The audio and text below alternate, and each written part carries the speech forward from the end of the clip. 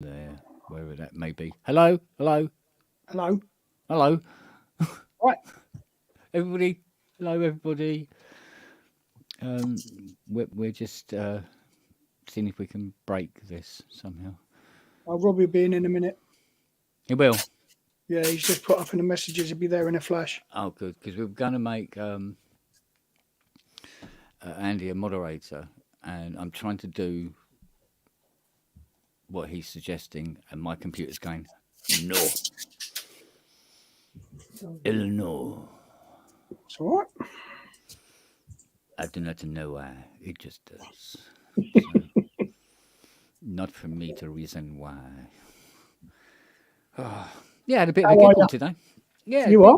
bit of a giggle today playing with those two VCS3s. I was going to Sorry, say AKSs. Sorry. that was a picture and a half, wasn't it? Yeah, I mean, I get lots in, but very rarely do I get one or two coming in roughly about the same time because they are still a bit rare on the ground, really. So, yeah, you just click on the three dots right of the neck and do add moderator. I'm swear blind I did that and it went, no. Let's try that. No, it says put user in timeout or block user. Oh, he's just killed. He's just killed himself. Kent's just knocked himself out. He put himself in timeout. That's He crazy. put himself in timeout with soppy sod. Oh, What that's the great. fuck did I just do Put yourself then? in time. You gave yourself a timeout for bad behavior. See, this is why I'm not allowed to touch these things. Oh dear, Hayley. I'm gonna put light on. Good man. Right. Oh dear. Oh, yeah. Robbie's saying you can't do that anymore. Yeah, we just found out, mate. Oops. Oh, well. Well, if they're going to keep changing it all the time, I'll never learn. So there you go. Oh, wow, thank you. I had a lovely shave this afternoon because I really needed it bad. So I'm going around with the electric shaver, sitting on the settee, giving it all this. And Siri she does this thing where she lies beside me and just has her chin over my leg and rests her head. And when I'd finished, I looked down and she's like, oh, I've got a white dog. And it was amazing because what I was doing it subconsciously, but she was putting up with it. I'm holding her head and going, like that, getting the hair off her. And she's just sitting there taking it. You're a good girl, aren't you, Sis? Yeah? Come and say hi. Come and say hi to everybody. Say hello. Well, I've started shaving my head every day. Oh, yeah. Well, I had that issue with my knee, and I was buzzing my head every fortnight or something. Yeah. And found out I couldn't kneel down anymore. So I bought a fucking. It's like a face razor, but it's for your head. And I just do this every 2 days now, and it's just like, yes, I see. yeah. But That's the Benny Hill thing. You got to slap on the back of the head. that's it. Yeah, all this business. Yeah, Oh, wow. weird. So, yeah. No, I noticed that, I don't know, maybe it's just me, but as I get older, it seems to be, I grow stubble quicker now. And I still haven't caught up with it yet. I'm going, oh, wait a minute, didn't I shave yesterday? Bloody hell. So I was gonna grow a beard for a while, and then but it was took so long. I just got fed up because it was getting itchy, and I just went, Oh, that nah, itchy stuff is terrible. yeah, okay, nah, I'm not putting up with this. Yeah, Off it comes. I get to the itchy stage, and it comes off, and then it grows like a week or so. I'd shave once a week. Yeah, Yeah, I don't like shaving. Mind you, when they did my neck, they took the trim out. Oh God, I don't know, nearly 30 years ago, at my neck, and because of where the scar is, if I'm not careful, I'll just open it up. oof. So yeah, I have to be really bloody careful with it. I must admit, Wagyu's picked up on a point that did occur to me, which is no hair helps with kneeling. Never knew that. Because when you said, I had that problem with my knee and everything, I'm going, what?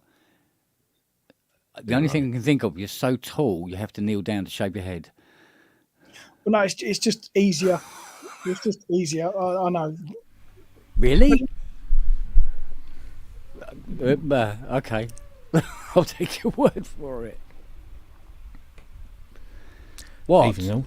What? All right, dear. You got Yeah, purple sorry. hair Then again. you caught me on the hop. You see, I didn't think. I thought, no, you won't be doing No, that I'd tonight. like to see you hopping. No, yeah, not very good. And then my cameras weren't working. Oh. Now they're working, but yeah. So how do you make people a moderator, Robbie? Pray tell. You have to go into the channel settings and then go to the settings.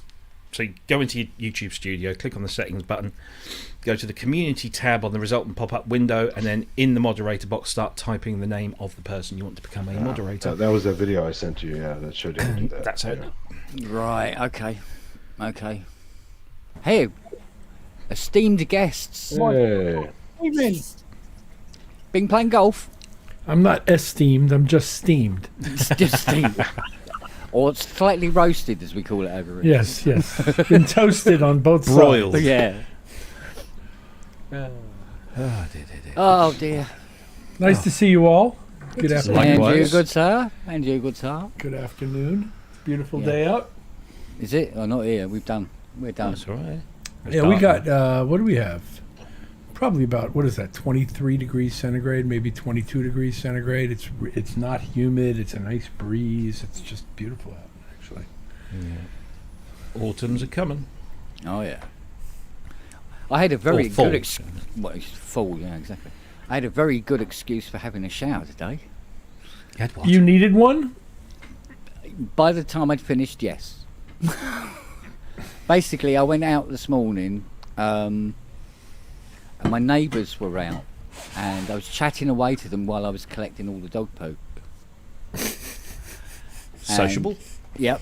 And as anybody who knows me will know that I haven't worn shoes for 2.5 years, and I managed to find quite a squelchy one and get it in between my toes.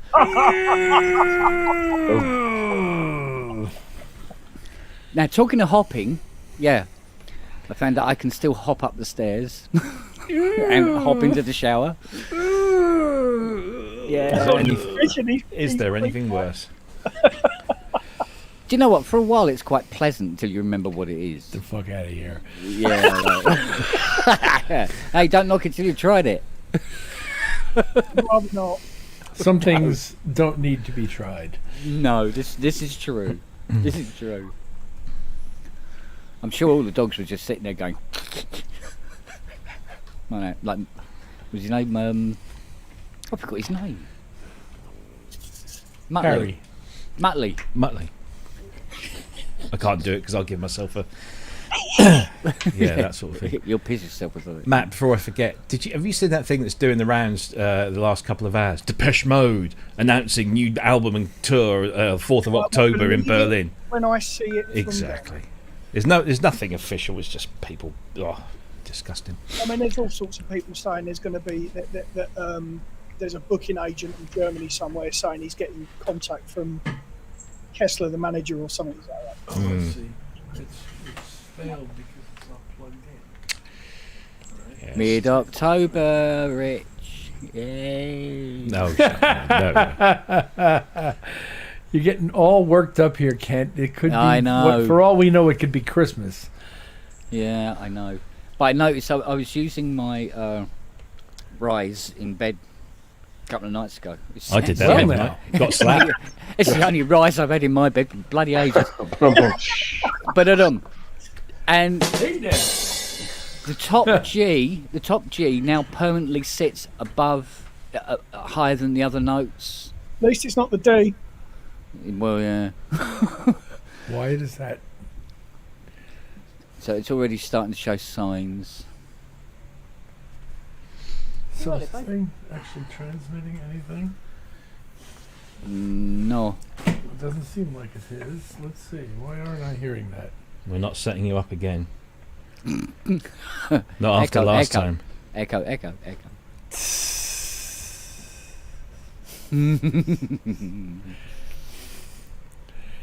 Yeah, it appears to be receiving Bluetooth, and this thing doesn't seem to be showing any input.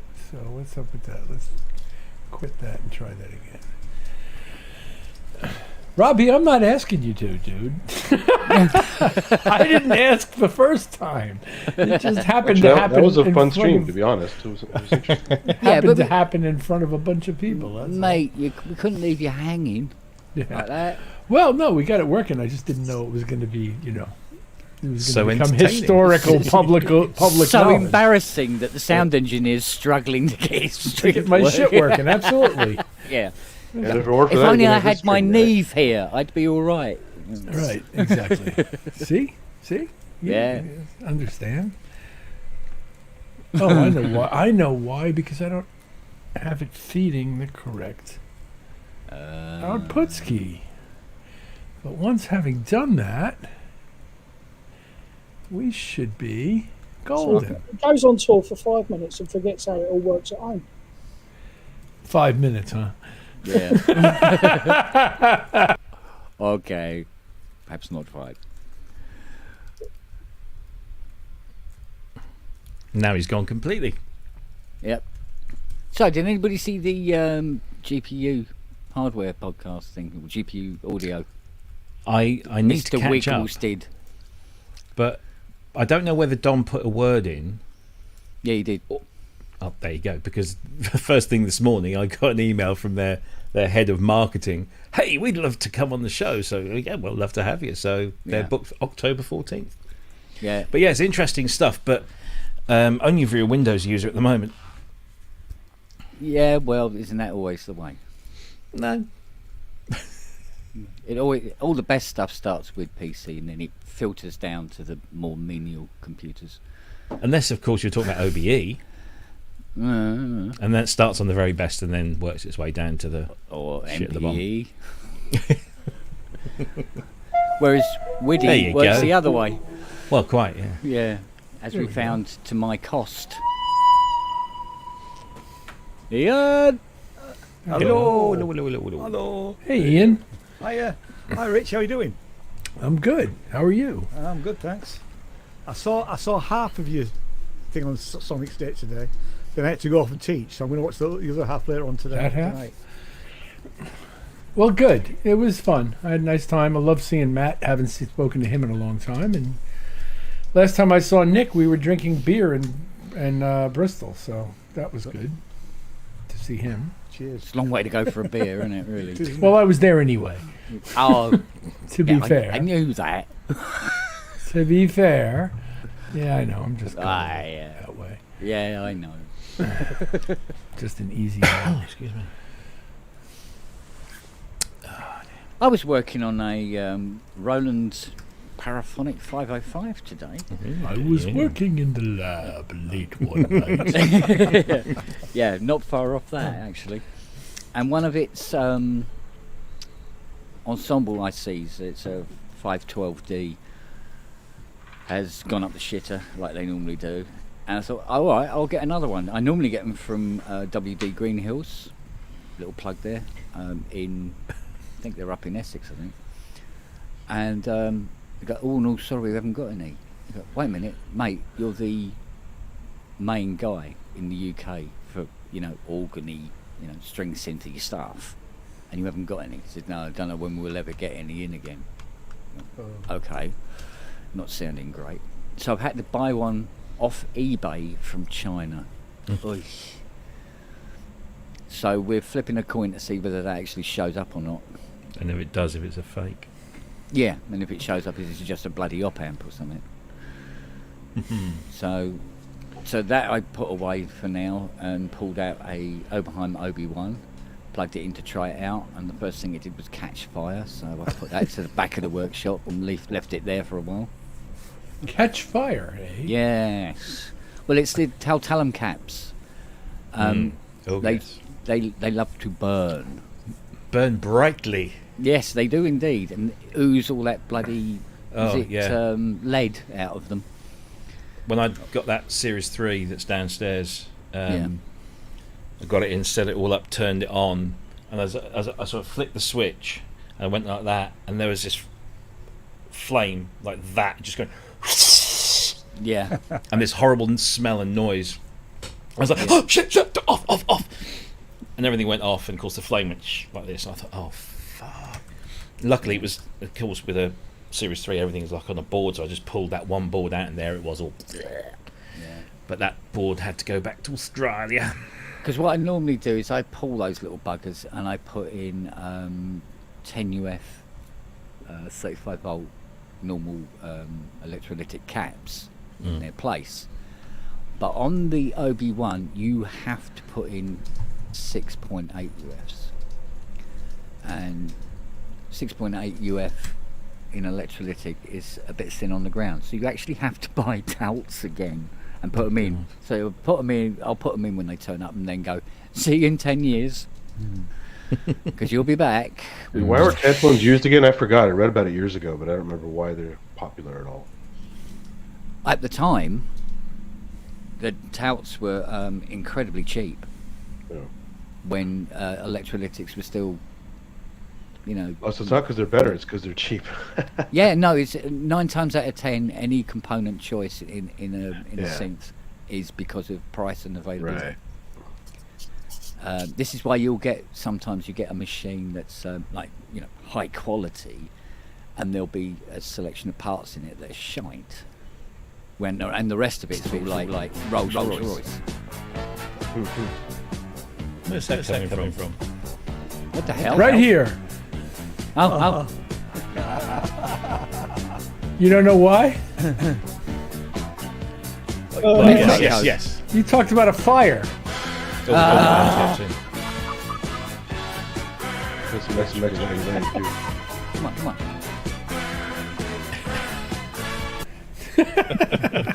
I was going then. Oh, there's an echo. I just had to do it. I'm sorry. You talk about a fire. Rich in the has shop. got an echo. No, Back-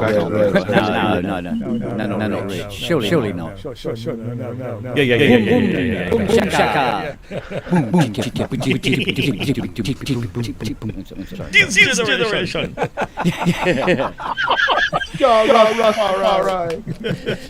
Yeah, man. Tons of fun with this. Unfortunately, you can't turn it off. Okay. What have I done? Boom. Boom shakalaka. Yeah. I see. I've done this. That's what I've done. Not echo cancer. Echo. Ah. Oh. Yeah. Oh, isn't it boring now? Oh. Put it back on. Which?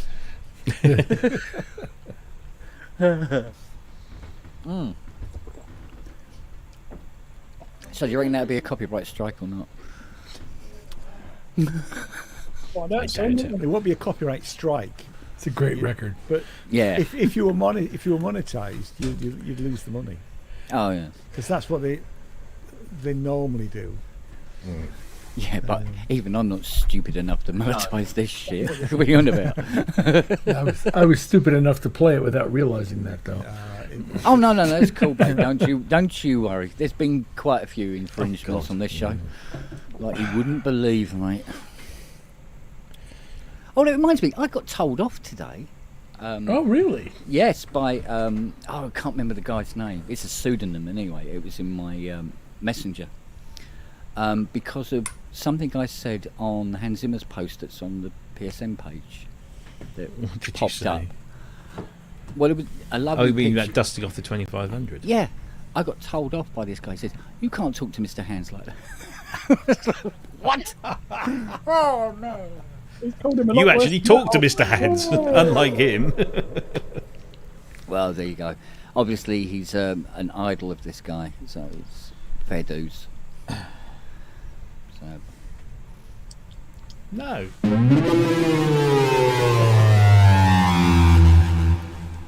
Oh, hello, we're having a fall off. Burn, baby, burn. That's like someone getting mad about saying Frank Ellis. You know? Yeah. Yeah. Yeah. Oh man. It's my job to discredit Frank Ellis. Who? I've made a bit of a thing out of it. Yeah. Well, that's been following you around, mate. I tell you. Like a lost puppy. People waiting for me to see Blade Runner. Yeah. You got two now to catch up on. Oh gosh, I feel so delinquent. Rightly so. Oh dear. Well, we know what to buy you for Christmas, don't we? It damn sure better not be that. The DVD. You are going to get about 8 million copies. All 5 different cuts. Yeah. Oh yeah, you got to That's start gotta off be with it, yeah. you got to start off with the Original. narrated version. You've got to start off with the original. The theatrical, yeah. Might be Yeah. time to start a GoFundMe page for who wants to buy that piece of shit. And then I'll get you a CS80 and a 480 XL, and you'll be at home, mate. Trust me, you'll be fine. Well, a CS80 would help things considerably because I could make a lot of money on that bad Yeah, you boy. could sell it on, couldn't you? He said, longingly looking at the touch digital controller again and thinking, that could be an Oberheim. I'll tell you what, mate. Why don't you put that up for grabs, for Christ's sake? I mean, I know it's stopping dust from going on the carpet, but you might as well. It's not doing you It's any actually, favours. it's actually supporting a beautiful piece of fabric from Pakistan that I was given as a gift. So it's, Yeah. Don't you use it with Imposter 2, Rich? I did Oh, no. when I used About Imposter 10 years 2 ago. the last time. Yeah, about 10 years ago, maybe something like that. And you weren't even getting the full benefit of it anyway because you use Mac, you idiot. While You we're on the should- subject of me being an idiot, Yeah. I noticed recently that Moog is saying that if you have registered versions of their Mini Moog in iOS, that you can download the desktop version. Yes. So far, that has not been the case for me. But have In you fact- clicked all the way through? When you It's say what- "have I clicked all the way through," I'm not sure what that means. So are you trying to buy it on the Mac App Store, and it's telling you that it still wants to charge you? $24.99, right? So click through. Just Go through. go through every time it says, do you want to buy this yet? Go through, and then at the very end it says, oh, you already own this, it's for free, have it, providing that you are buying it on the same Apple account that you bought it on the On the doodah. iPad. Yeah. Because Well, interestingly now, look at this. Results for Minimoog Model D, and I get a download link for... Oh, maybe they fixed it. So is it going to download now the iOS app to my Mac OS device? Is that what this is doing? It downloads the app, which you can then use as a standalone, but then you need to go to the Moog website onto the Mini Moog Model D app page and download the wrapper so you can use it as a VST or an audio unit. That's the only other awkward stipulation. Is it me or is that rather convoluted? it is convoluted. It is. Yeah. I mean, Usually with an app that you've bought in iOS where they've then released a universal version, it just appears with a Just little works. download Yeah. link. I think the Model 15 just worked. Yeah, and the Animoog Z as Yeah, well. Yeah. But I mean, thanks to you, Rob, that I 'cause just I would found have it. not gone all the way through. I was like, oh, do I do it? Oh, because you know, Yeah. I'm tight. Yeah, I don't want to pay another 25 quid or whatever it is. Me neither. And I was like, no. And then I went onto the Moog Rich, you're website. muted. Rich. Yeah, I haven't got a drink. Oh, I have. Oh, I have. Go on then, you take a drink for me. I'll take it for you. There you go. Take one for the team. There's one for Rob. Yeah, thank you. And he's still muted. Oh god, we're going to get horribly drunk tonight. What, on my coffee? I don't think See, so. this I is think- turned I into think the it's audio fine. stream all over again. See? Yeah, when I launched the Minimoog, it shut off my microphone for some reason. But in any case, so I pulled down Model D, and I think I just pulled down Model 15. Now, where would I find that? Let's see. Let's see. And It's again, right where you likewise. think it should be. Now it's also going to pull my microphone, but let's see what happens. But also with Minimoog. Sorry. Okay, if I don't allow it to access the microphone, will it play? That's the question. This guide will help me get started. But Okay. yeah, if you go to the Moog website, and similarly as you did with the Model D, you go to the Moog 15 page, and then the Animoog Z page. If you've got Animoog Z, you can download the VST and audio unit wrappers to use as a plugin. Where do I go to do that? On their website page? Yeah, go to the Moog Inc. website, and then just look for. Sorry, yes, we've just scored. Thank you.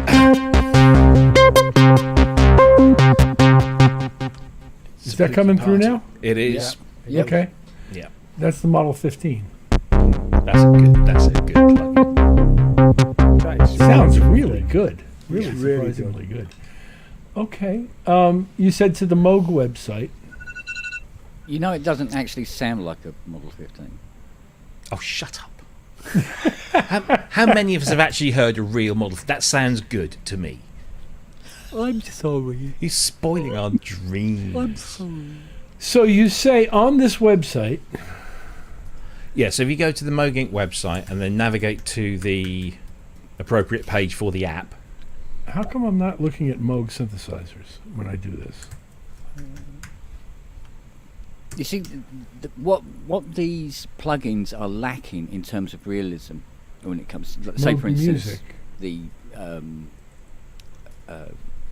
15, for instance, is that because you don't have to wait 15 minutes for all the VCOs to actually get somewhere in the same sort of range of tune, and there's hiss and noise and crackles, and you know, things don't always line up properly, and you know, you're on your knees and you're swearing a lot, and you miss this part of the experience. The ritual. Yeah. This is a really weird website because it doesn't scroll up and down, it scrolls sideways. It's awful. I hate it. It's really, really kind of confusing. Come in.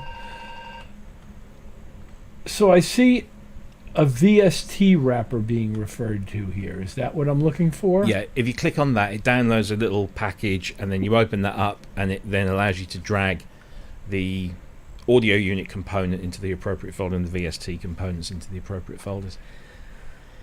And then once you fire up whatever door you're in, Bob's your uncle. yep, Robert's your mother's brother. So And I was surprised. I initially thought that all of these were Mac Silicon only, but they're not. You can actually use them on the Intel stuff as long as you're running Big Sur, I think. Oh, okay. So you don't actually need a Oh. I mean, an and Apple Silicon. I've said it before. I think I said it last week, but Korg need to be doing the same thing. Yes. I know that they've just done something with where you can buy the Op6 and the Wave State VSTs for £7 a month or forget that shit. I mean, they need to be doing something for people that have already bought their iPad apps. Yeah. You know? Mm. They've got a funny model of Korg. I mean, I love their stuff. I love their plugins. They are really good. But it's the pricing of those individual. Even if you buy, I've told this before. When I I wanted to get all the collection, and all I'd bought previously was the M1 and the Wave Station because they're the only two I really wanted at the time. So I'd pay full price for both of those, and then I thought, no, I want to upgrade and get the whole collection, so I get the all that stuff. And I go onto their website and it says, oh, because you get a discount, and it was just like it was nothing. It was really paltry. And then I scrolled down and it said, oh, because you own M1 LE, which I got free with something in here, I can't remember what. I got a massive discount for owning a free thing, and yet for the two paid things I got, it's really weird. So eventually I pulled the trigger, got the whole lot, but I'm dreading the next time they add something in because it's going to cost me again. But they are really good plugins. That's the I thing. mean, I just use them on the iPad, and I bought them on the iPad because like normally 25 quid, something like that. I think. But they did a special where you can get them anything for half price. It was maybe a Christmas thing or something. Yeah, like I saw that. Yeah, and I bought them all then, you know. Although they were supposed to send me some free codes as a dealer, but they never turned up, so I ended up just buying them, you know. yeah. And I don't use them a lot, but you know, it's Well, nice I I mean, because I used to have an M3R with all the cards, Oh right, yeah. which obviously it's just an M1 without a keyboard. I mean, I just once I got all the cards with the iPad app, I sold it all. There was no point keeping it. Yeah. It was just taking up rack space. I bought the iPoly 6, Yeah, the IMS 20, Yeah, don't need those. I've got them in the Kronos, but I bought them anyway. and I think I bought. What else have I got? I got the Gorillas Electribe, I didn't bother with the Electribes, but and I think I got another one. Yeah, The Electribes are good on there. Yeah, they're nice. Are they? Yeah, but they are. But unfortunately, I didn't go with. I didn't sort of last with the iPad. I bought the original iPad, and then I got a second one, which was I can't remember which one it was. Both with the 30-pin connector, so they're quite old. The M1 and the Wave Station are great because you get like mega card stacks in there. Yeah, you Huge do. libraries, So and you can see the waveforms, and it's really cool. Yeah. Got the M1, Wave Station, sorry, Odyssey. The Odyssey's okay, but it's hard to use. The sliders, it's not, you know, Gadget, and the Monopoly. I liked it when they did a wrapper of the Monopoly and turned it into Monopoly for I think it was for a couple of months. Yeah, And I wish and then it just disappeared, and I wanted to keep it. It was great. Yeah. Well, I got a module, but module's the cut down version. Yeah, 'cause that's the other thing. I bought Poly 6 and the Mono Poly as Reason Rack extensions as well. So I paid full price for those and full price for the M1 and the Wave Station, and yet the biggest discount I got was from the freebie that I got thrown in with some controller or something stupid. So it was ridiculous, but hey, I got them in the end, and I think their 700 is a great plug-in, and the Prophecy, certainly since the update, is a lot more, lot closer to the original than the original. I'd like to see a Z1. That'd be nice. That'd be good, yeah. Those are all good tools, but you know the best ones are the ones that exploit the touch interface, like TC11 and Apparillo and things like that. Those are amazing apps. I just I kind of think fell out of love with iPad stuff. I think the Model 15 on the iPad is great because It's very good, yeah. The way you can move it around, and it seems much more intuitive than the Korg apps. I was all about them when that first, because when I got my iPad, it was because we were developing the Fairlight app, so I had to have one, and it was all right then. But then it just Well, until after it's a proper laptop touchscreen, it's still the best game in town for that kind of action. oh So. yeah. Yeah.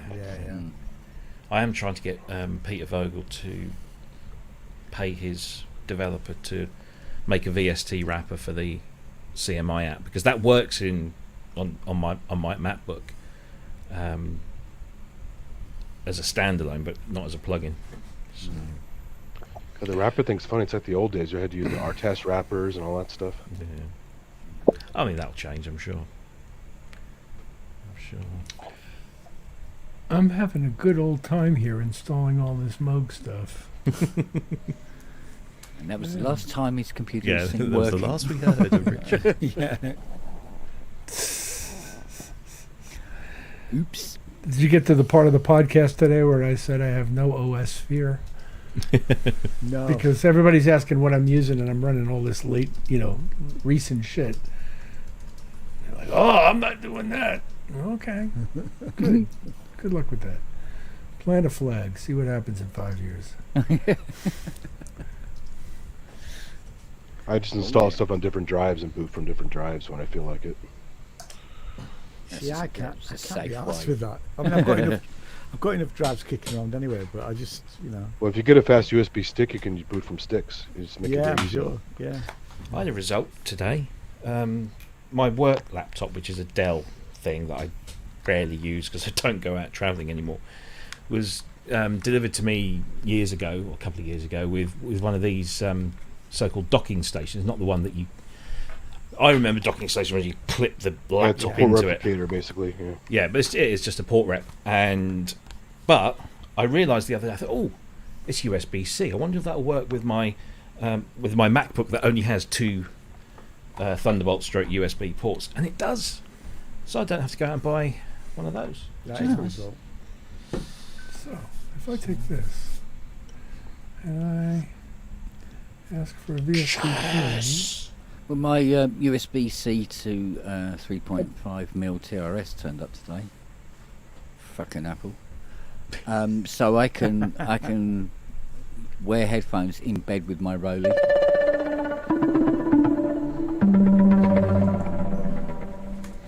Steady. sorry, Sounds good. that would be Animoog running as That's a VST3. That'd be good. Yeah, how does that work with the Rolly? 'Cause does it respond when you move your finger up the key? Does it do the same on the Animo? Yep. Wouldn't do, would it? Well, it doesn't actually change anything, but No. I would have thought It's it would. not. It's right, not aw- doing right away, NPA. where can I get to the bend range? Because it's not right. Settings. Yeah, because I think some of the dimensions on the Rolly are very specific program messages. Well, you'd have to map them to make them work here. Yeah, but because most plugins you can't map it. It won't have it because you can't give them a CC number because they haven't got CCs, which is Ah. something they could have done, I suppose.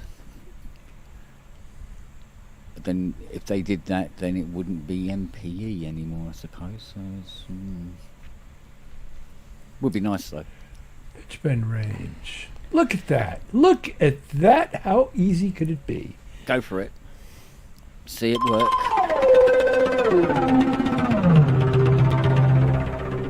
Yeah. Woohoo! So the glide you can, the poly aftertouch can be applied. The release off won't.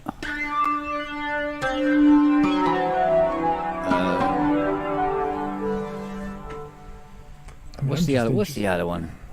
The key forward one. I forget which dimension is that? I see. Do they call that slide? That one doesn't map. I see. I'm just interested in the fact that I'm playing it. And here comes model 15.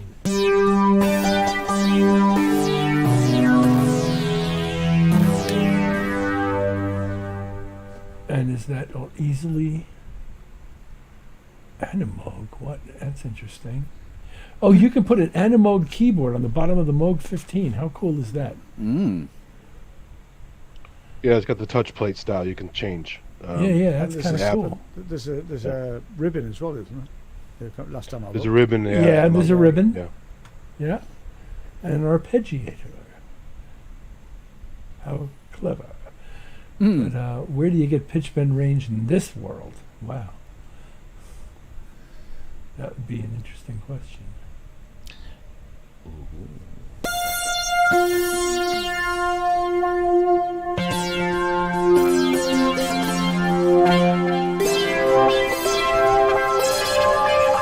So it actually plays polyphonically. How cool is that? Yeah, is it all the realism you need? And then some. And then some. But where would you adjust pitch bend range on a Moog 15?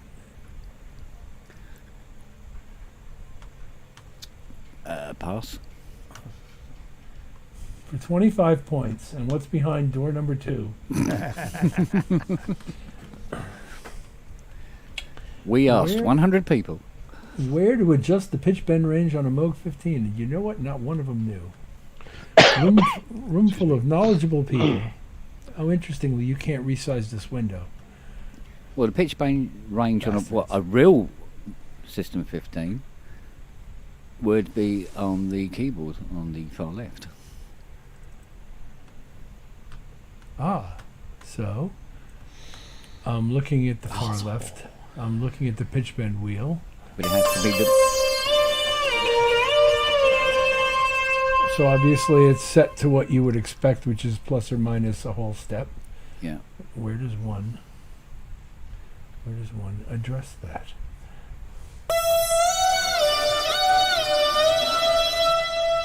Where does one go? The pitch bend range on a Moog 15. Because what I did do is I put to Dom with GPU audio about making Anaglyph as a software. Yeah, I synth heard that. I heard that conversation. instead of. The more I think about it, the more that makes sense. Do you know? To be honest. Why does that make more sense to you than doing it in the traditional way? Because Just out of curiosity. there is no shortage of numbers. I can order numbers in as many as I want, and I can have the numbers on my desk momentarily, as opposed to components or anything else that would make it work. No, I'm not talking about why doing it in software makes sense. I'm talking about why specifically pointed at a GPU rather than a CPU. Because hey babe, because a GPU's got the nuts to push something that big. Cojones. We're talking cojones here. We're talking cycles and big hairy testicles, basically. Yeah. And just as you say that, Mr. Unwin appears Yeah, with his infeasibly large testicles. You have Have no a look idea at- about the size of my testicles. you're on a Mac, aren't you? You're absolutely right about that, Mr. Unwin, and I'm proud to say I don't. I can assure you that one thing that is big about me is my bollocks. Is this why every time you come on, you're still in this strip joint down the road from you? So, That's why he's reclined, because he's airing his opinions, isn't Yeah. he? all right, He- Mr. Big Nuts, where does one adjust the pitch bend range of a Model 15 Moog? If you're going to, you know what it says, you're on a Mac, aren't you? I am on a Mac. Yeah. Oh, I So- see. I see. Ian is claiming that persona. Is he? No. I'm just saying, but have a look at preferences, because I think preferences might be able to tell you. Well, the thing is, I'm running it within a host. It's wrapped and within a host. I'm not running it Okay. standalone. It's standalone. Right. But I wonder if I did do it standalone, if that would make it I'm gonna have a different. look myself. Yeah. What was it? Model 15. Yeah. Model 15. And I want to We've got jack up configuration. the pitch bend range so I can play it from here. Oh, you were That's- getting a little bit CS80-ish there. It does sound pretty good, I gotta say.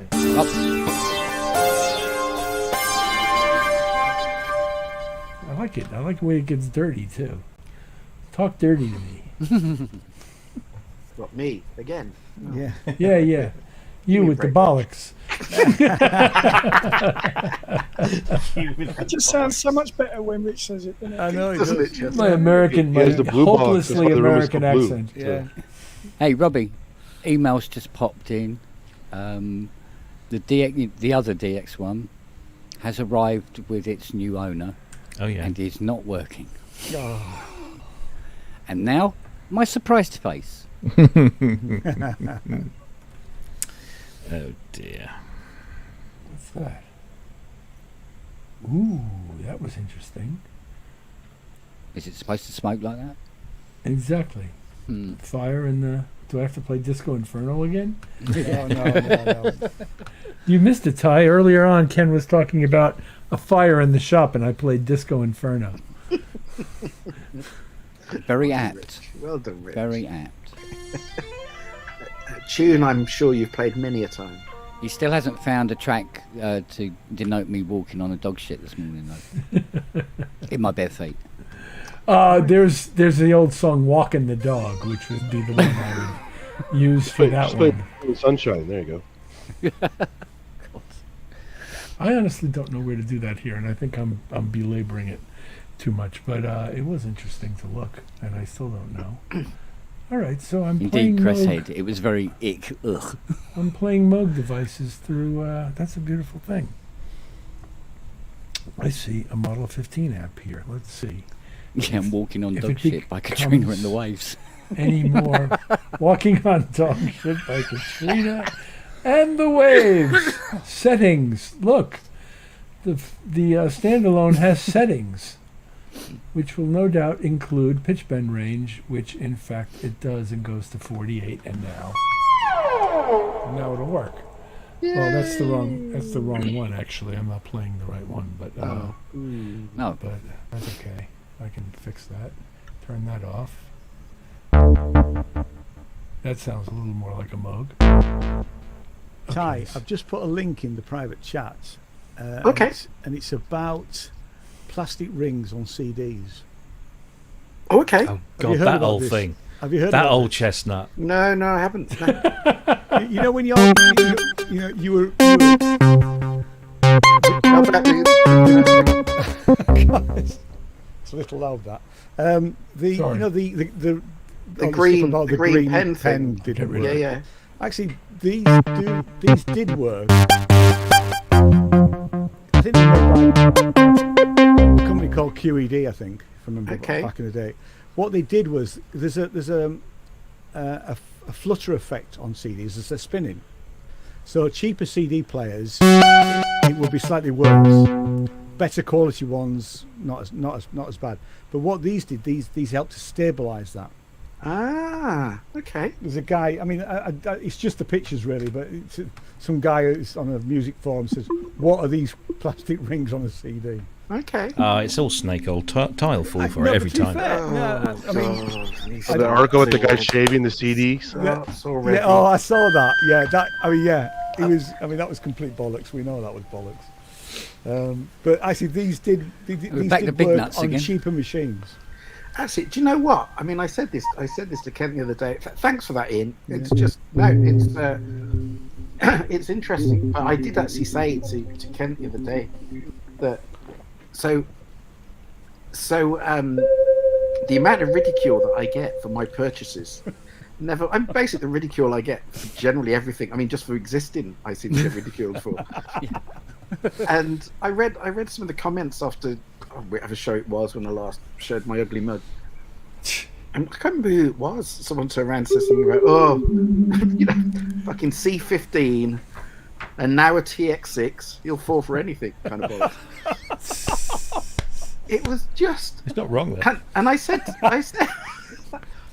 to Kent, honestly, over the last few days, because of work, I mean, Kent knows all this, don't even go into the whole work situation, because as farcical as it was 2 weeks ago, or 4 weeks ago, or fucking 6 weeks ago, it's even more farcical now. It is literally beyond belief. But anyway, so I'm not going to go into any of that shit. It's got its But own it backing means- track now. But it means that over the last few days, Ding, ding, ding, ding, ding, ding, ding, ding, I've had ding, chance ding, ding. to look at some of this, and so I spent a lot of time with the TX6 and the OP1, and also on the C15. And fuck me, No thanks. I mean, yeah, the TX6 is great. It is great. It is great. But honestly, because look, the C15. Anyone that remembers my first comments on this, I made when it was shown at some show back in whenever it was, and I was on the Sonic State one where they came back from NAMM, basically going, there's the C15, with me going, what? What kind of fucking idiot would fall for that kind of shit? It's got no MIDI, it hasn't got this, it hasn't got that, it hasn't got this. Yep. And I was the first to make my opinion really vocal about it. Yeah. And then I can't remember how or why or whatever, but I ended up getting one. And I was the first to go back on Sonic State going, look, I am the first to sit here and go, I was absolutely wrong. So wrong. And it's one of those instruments that still now is just so unbelievably misunderstood. It's an amazing instrument. It So is. expressive. Oh my God, it is Yeah. incredible. And for the last few days, I've been messing with the TX6, which I still stand by the fact is fucking amazing. But the C15, and what happened was they've shipped it back to me, and they filled all of the back. The problem was with it when you first got it, it's a completely different kind of programming technique than anything you're used to, and you really have to get your head into that zone. And there weren't that many decent presets. There was a load of very average or shit presets. There wasn't much good. Now, because a lot of people have had it for a long time, when it came back to me, they'd filled the whole machine with all of the banks and all the presets.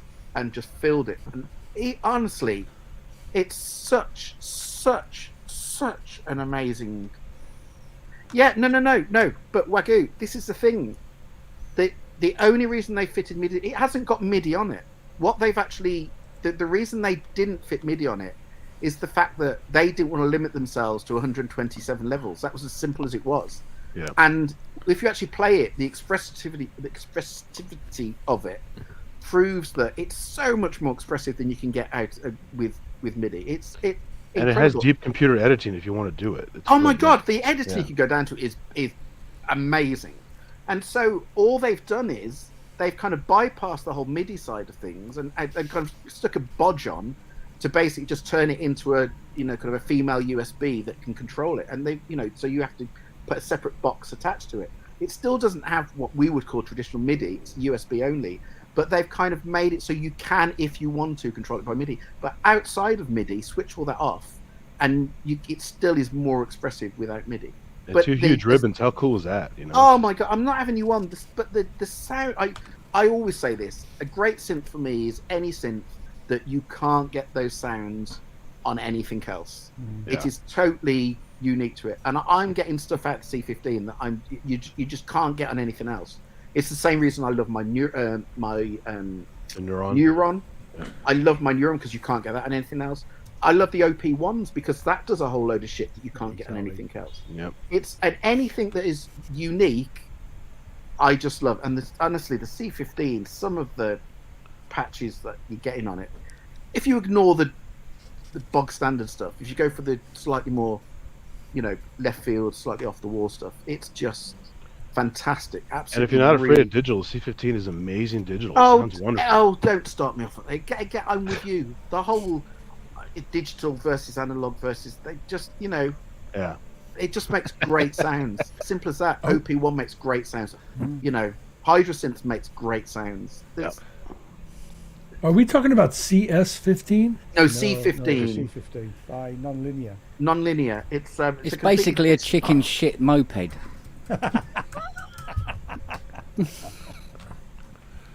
Don't wind him up. Don't wind him up. The creator's famous for some other software. I forgot the name of the software, but he's kind of a famous guy. He set up Native Instruments. Oh, it's this thing. I see. Yeah, he did. He founded Native Instruments. Is he the founder? Okay, that was it. Yeah. Was it called Contour 2 or was it something like that? It says right here he founded Native Instruments. Yeah. Yeah, and he's gone on to make this hardware synth, which for a long time had no It's a lovely MIDI. thing. I remember when this thing came out. Yeah, it's a performance synth, but it's just what's great about it is it's only like a 2-operator FM synth that we can all laugh about, but then there's a whole load of comb filtering that goes into there's a whole load of comb filtering that kind of goes into it, and it's the fact that you can kind of feed back anything into anywhere within the whole chain.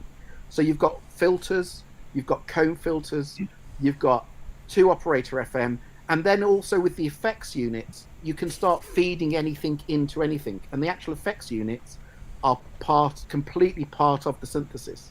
So if you suddenly want to start going, okay, well, I want the feedback from the reverb going into a comb filter, which is then being triggered by operator 2 and all this, it's totally doable. It's totally doable. It's just phenomenal synth, and it'll never. It is genuinely one of those that in years to come down the line, suddenly people will look back once they stop making it, because this is always the way. Once the company have gone under and no one can, they'll suddenly go, fucking hell, where were we when it was around? Because it's a fantastic. They should have come and talked to me, because the controller behind Richard there is more than 127 levels, and it's MIDI. I think it's 147. Well, they make some claim it's something like, I think it's 1,000 and whatever it is. I can't remember the figure, but I think it's 1,024 steps parameter wise. I can't remember. He did tell me. I think I remember. So this was a synth that when you buy it, you get a 4-hour session with the guy who basically talks you through personally. He's on a Skype call and he's talking you through the entire synthesis engine and how to use it and all this kind of thing, and that you have complete access to him at any time. I could call him now and turn around and go, this isn't working. He would talk me through exactly how to do stuff, Yeah. and you get that kind of service from it. But I mean, I have to turn around and be honest. It wasn't the most riveting 4 hours of my life. Only Really? the fact that he's an amazing technical brain, and Yeah. so he would go into detail that me as a musician, I'm there thinking Didn't need to know. I didn't need to know that, but he would tell you everything, Yeah. and so it wasn't riveting. But I have to say, even though it's just on these first 4 hours, and I'm messing with this thing. And I just coming up with stuff, turning around and going, okay, all I'm bothered about at this moment in time is how do I save a sound? Because every time we were changing anything, it's just like, I want to save this. I want to save this. It's phenomenal synth. And I like their retail.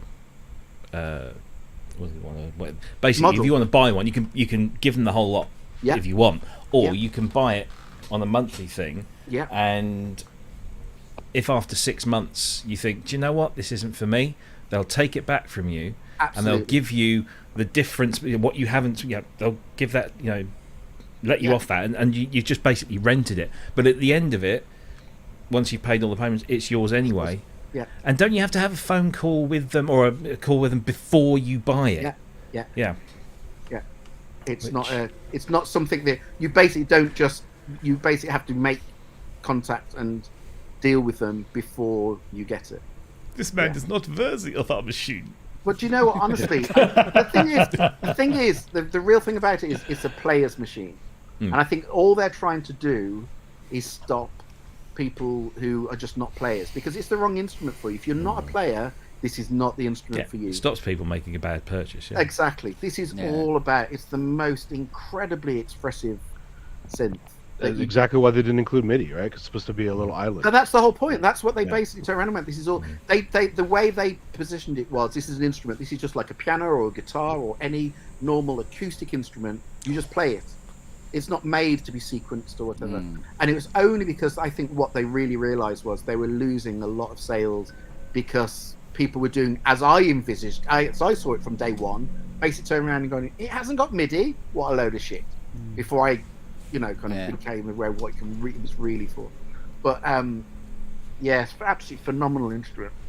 Put it like this: anyone that knows my setup, which I know Kent does and I know Robbie does. Basically, in this studio, I've got a very limited amount of hardware synth, and each synth has to completely earn its place to be in this studio rather than all the pile of shit in the others.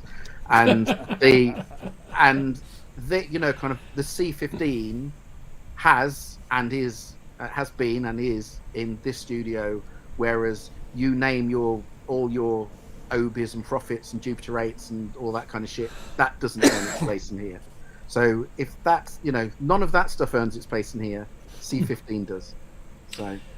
So I'm looking at something they call MIDI Bridge, which apparently gets MIDI in and out of this thing. Absolutely. So this is the little box that they did as an add-on. Yes. And what it does is turn the one USB into a female USB, and it's got all the fancy gubbins. So basically, it's kind of almost like a kind of MIDI to USB converter specifically for this instrument. And what it does is it translates what it's throwing out, which was never meant to be MIDI, and it's throwing that out and converting it so you can have MIDI. Although obviously the NPRN stepping will be more limited. Hepton MIDI bridge, yeah. Well, it says, as we wanted to offer a similar level of accuracy via MIDI as the C15 does internally. It's similar, though. The MIDI implementation provides a high resolution mode that increases the resolution from 7 bits to 14 bits, which gets you up to 16,000 steps. Okay. Well, if that's what you're reading, I still don't think it's quite what the machine has internally. Yeah, all right. But it's as near as damn it. Yeah, all right, good. Yeah, cool. But it's honestly, it's just.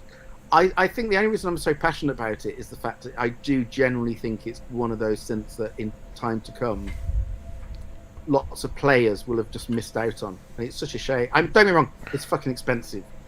You know. Yeah. How much is it? It's 4,400 euros in the black. Slightly more in cherry wood. Cheaper than an OBX8. Yeah. I tell you what, it's cheaper than that bloody Oscar. that's going up for grabs at 5,800. That's the normal. That's the normal for an Oscar these days. Yeah, but that's what I can't understand. Why? Where did they get that figure from? The Oscars are such a pile of shit. Yeah, exactly. That's exactly where they got it from, Robbie. It's it's been that way for a couple of years. That's what Oscars have been. They've been I around don't for get a that. while. I don't see the desirability of it at all. I know Dave does and people like that, but Well, Dave's version is great. Dave's version is great, but the actual the original thing. hardware one. I mean, every time I've had to repair one, it's just sort of like, oh, can I just throw this in the bin? If only someone made a hardware controller for Dave's version, it'd be.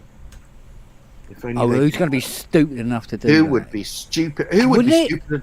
Who would be Who? stupid enough? Who would be stupid enough? Who would be stupid enough to buy one? Who would be stupid enough to wank away £28,000 on a credit card at 34%?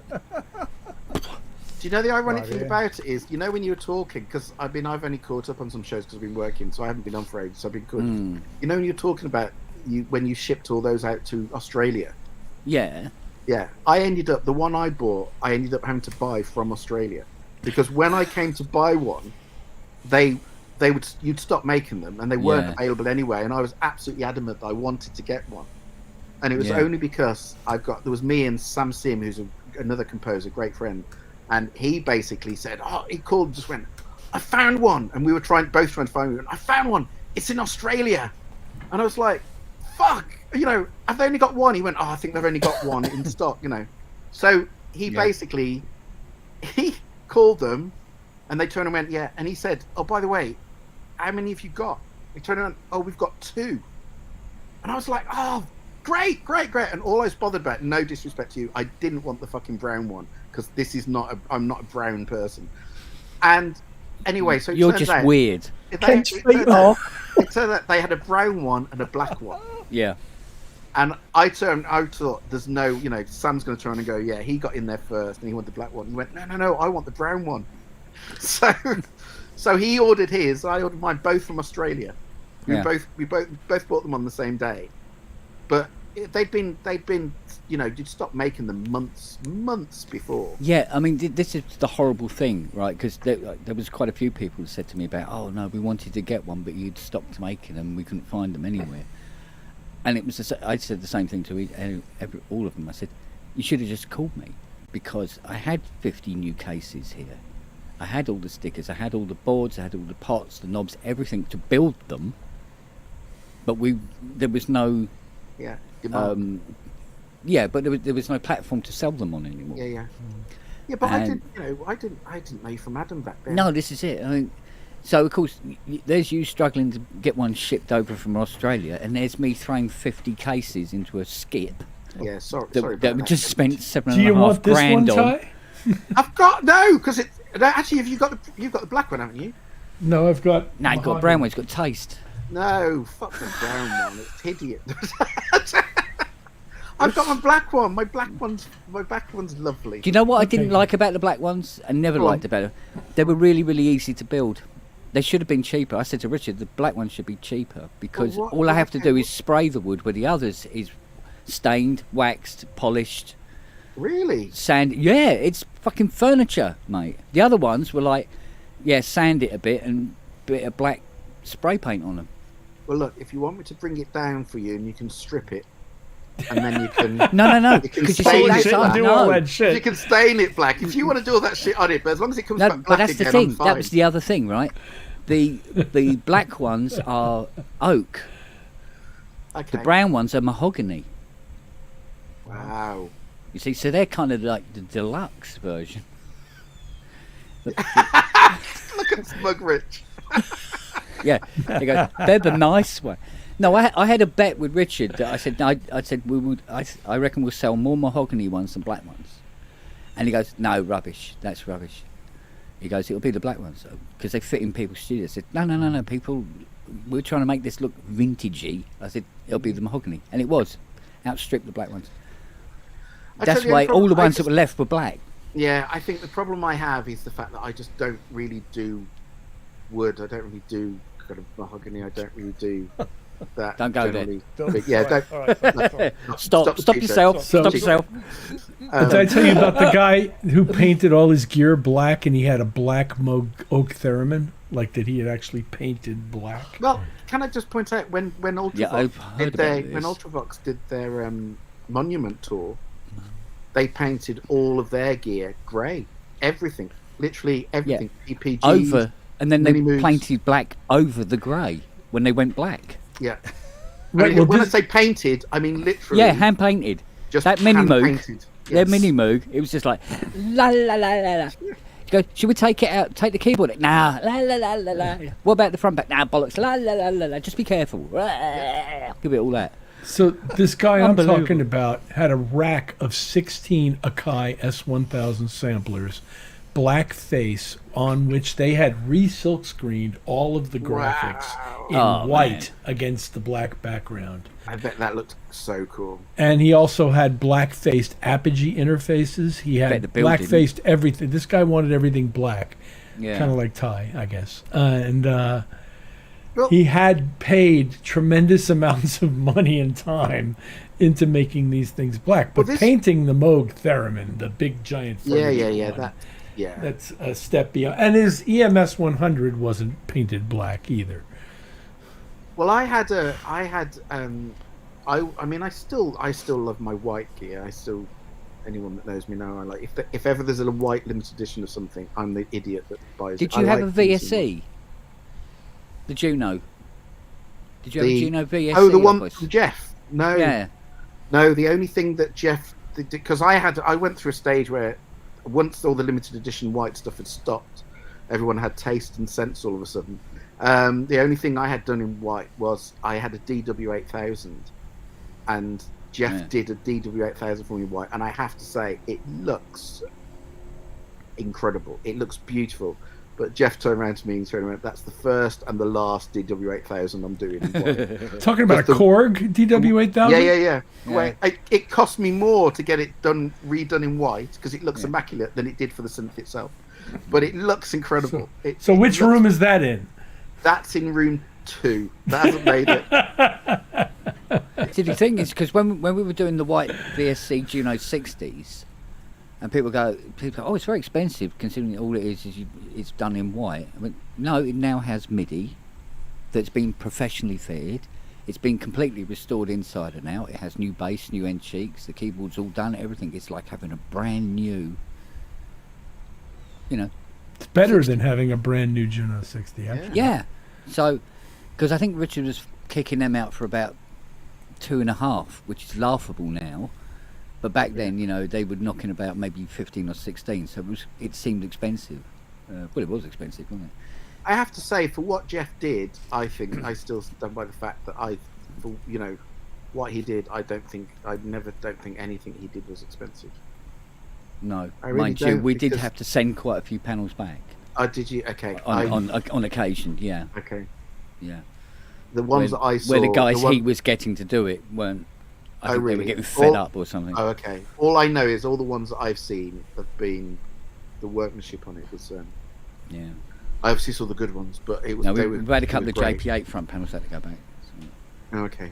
Because somebody asked us to do a white JP8, and we said no, we're not doing that to a JP8. Yeah. He goes, but I don't care. No, I'm not doing that to a JP8. It would look fucking horrible. I keep getting asked about black Fairlights because people see them, like Larry Fast had a black Fairlight keyboard, and Yeah. they never came out of the factory black. Mm. The black ones were only done by the American distributor, and they would generally only paint the keyboard black, not the mainframe. Yeah. So they paint that all black, which I think just looks awful. But there was one Series 3 that actually came out of the factory. It wasn't black, it was like Grey, wasn't like it? a gunmetal Yeah. grey, but like a dull gunmetal grey. Yeah. And that was bought by none other than Pete Waterman, and was the Series 3 that did all of those PWL strings and everything on Yeah. Never Gonna Give You Up and all that.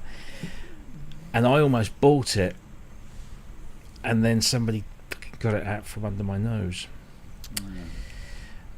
So it's in, but it's it's in Liverpool, and apparently it's being restored. But there was lots of bits missing, and it was an old revision, so it would have needed a lot of work to get it up to spec. But yeah, it's the only one that ever came out of the out of Sydney that wasn't either hospital beige or that slight off white.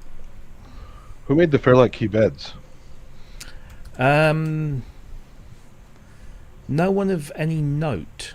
Is it local, like an Australian I company? see what No. you've done there. No, yeah, they. So it was. Is it Pratt Reed that has the little springs Yeah. that go between the buttons? Yeah, so it was them. That was the kind of okay. build quality. Yeah.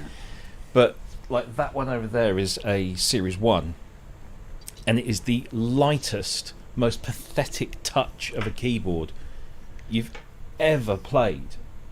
And I think shit they- was a word you used for me when you described it to me. well, yeah, but it's awful. And you think people were paying £25,000 for one of those. Obviously, the whole system, but the one thing they cheaped out on was the keyboard. So it wasn't long before they brought out the next one, which is the Series 2, which had the waterfall keys on it. Yeah. For some reason, I don't know why. It's not like they were trying to be organs or anything. And then eventually with the Series 3 they started to put in FATAR, and there are a handful of properly weighted hammer action versions which are very, very nice. I know somebody who's got one and it is very nice to play, but they're very rare. Yeah. Well, it's like with old that photograph of Hans's 2500. Photographs really do not show off the amount of fucking work that went into that machine. That's a £17,000 facelift on that. And it still looks like an ARC 2500, doesn't it? Yeah, but that's maybe the point. God, just Yeah. think if I had a £17,000 facelift. Yeah, because all the You'd still panels, need another 17. all the panels of all those modules. for the other side. And you get Yeah. half the job done.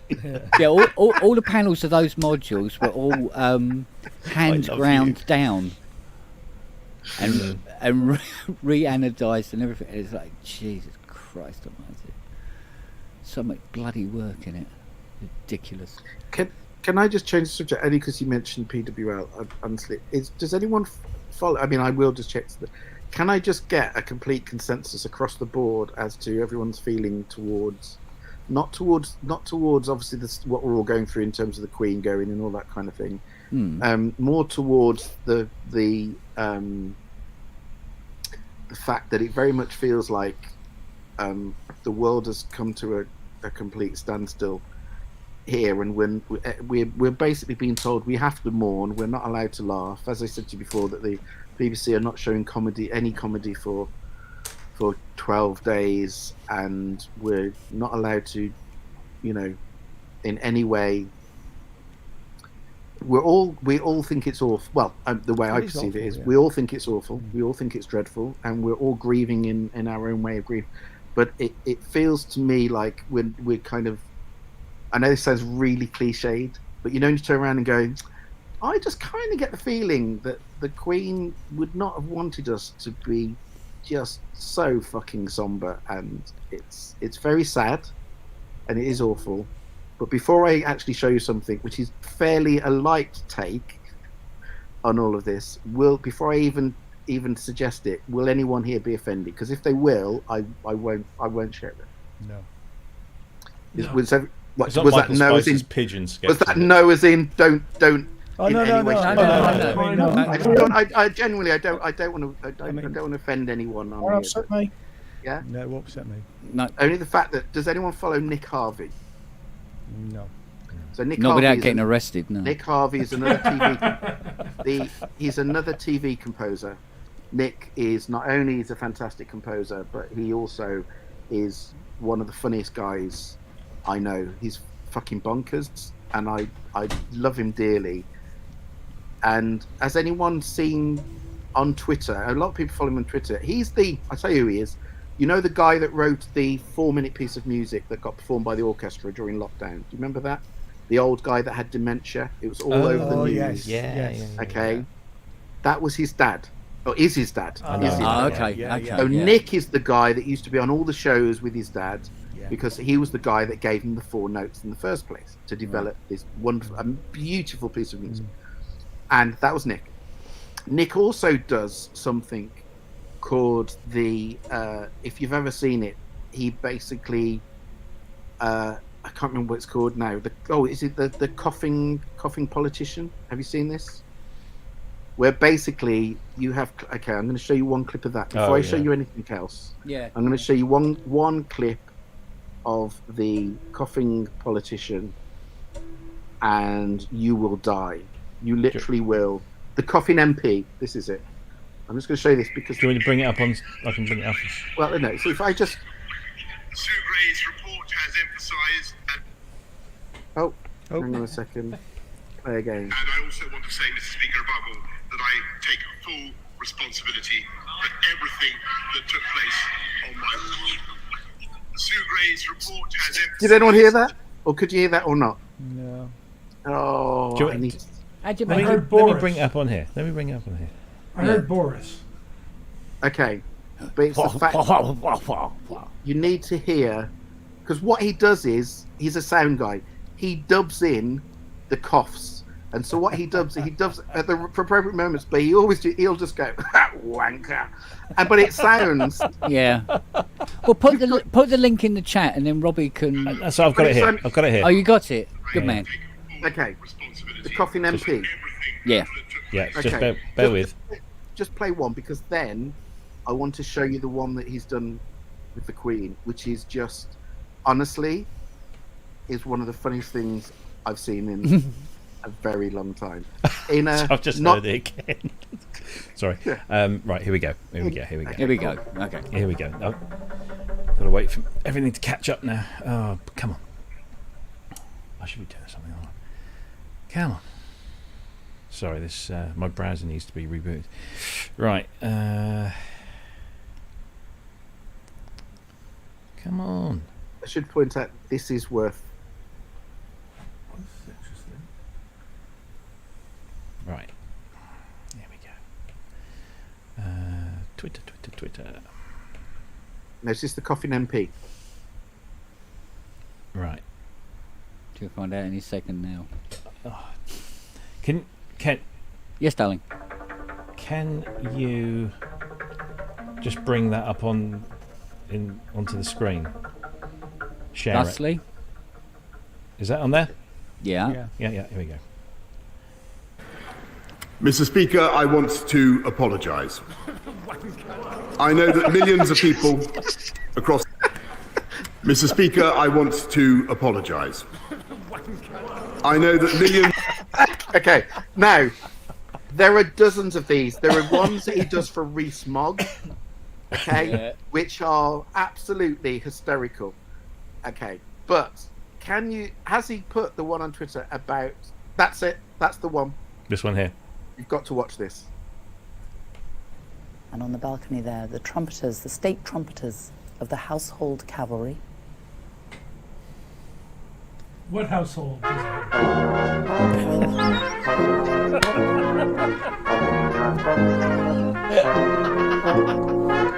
Right to the end. Right to the end.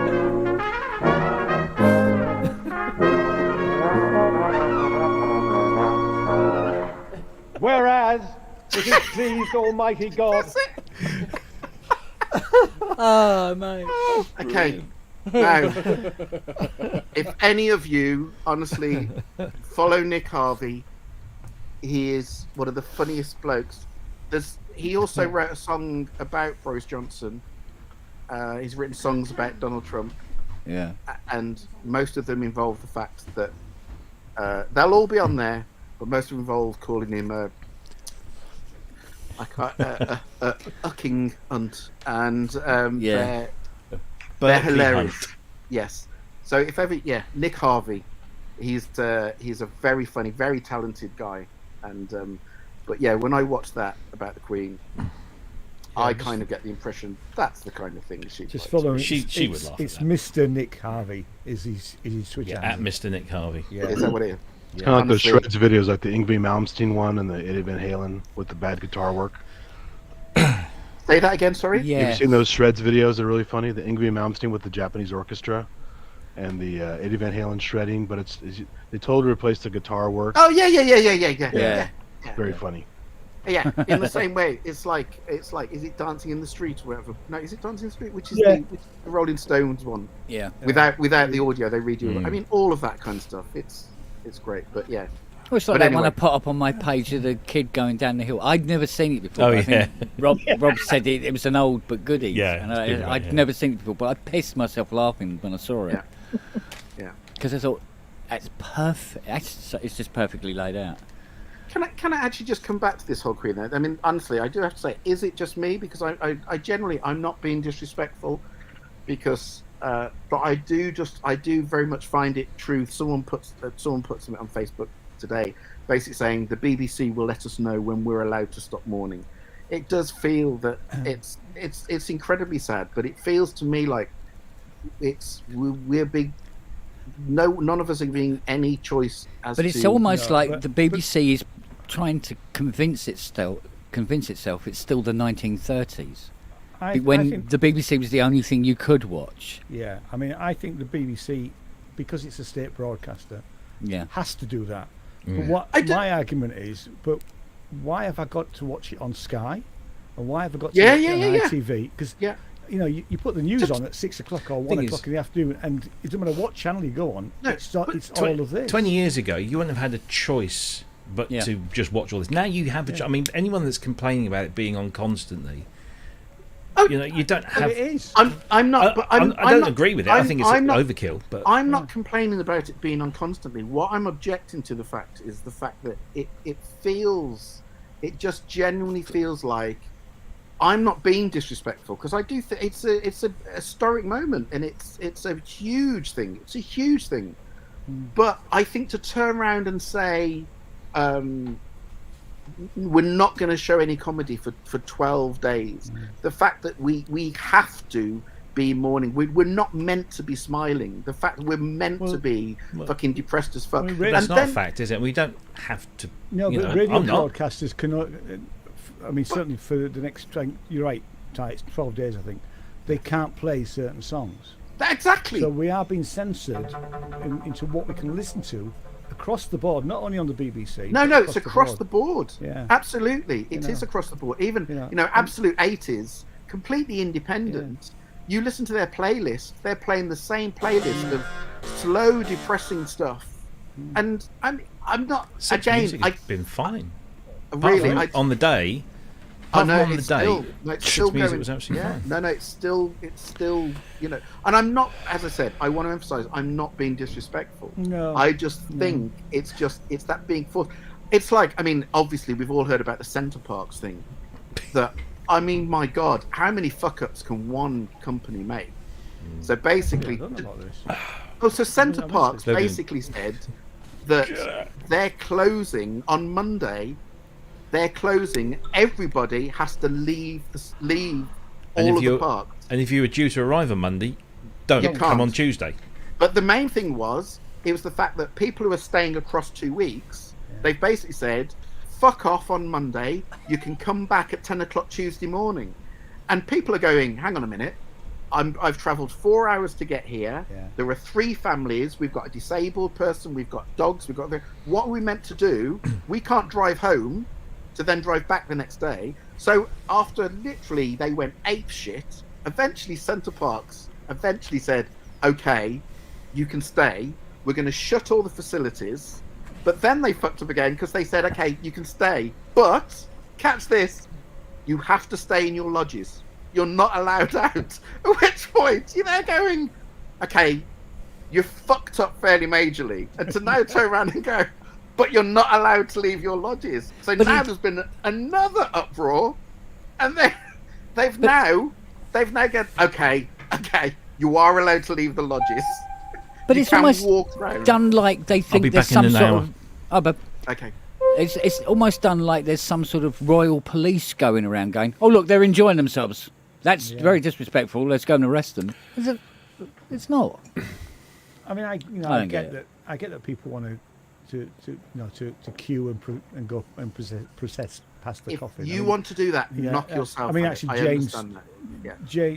Janie's a royalist, and Yeah. I'm not. But Yeah. and she's toying with the idea of going down to London.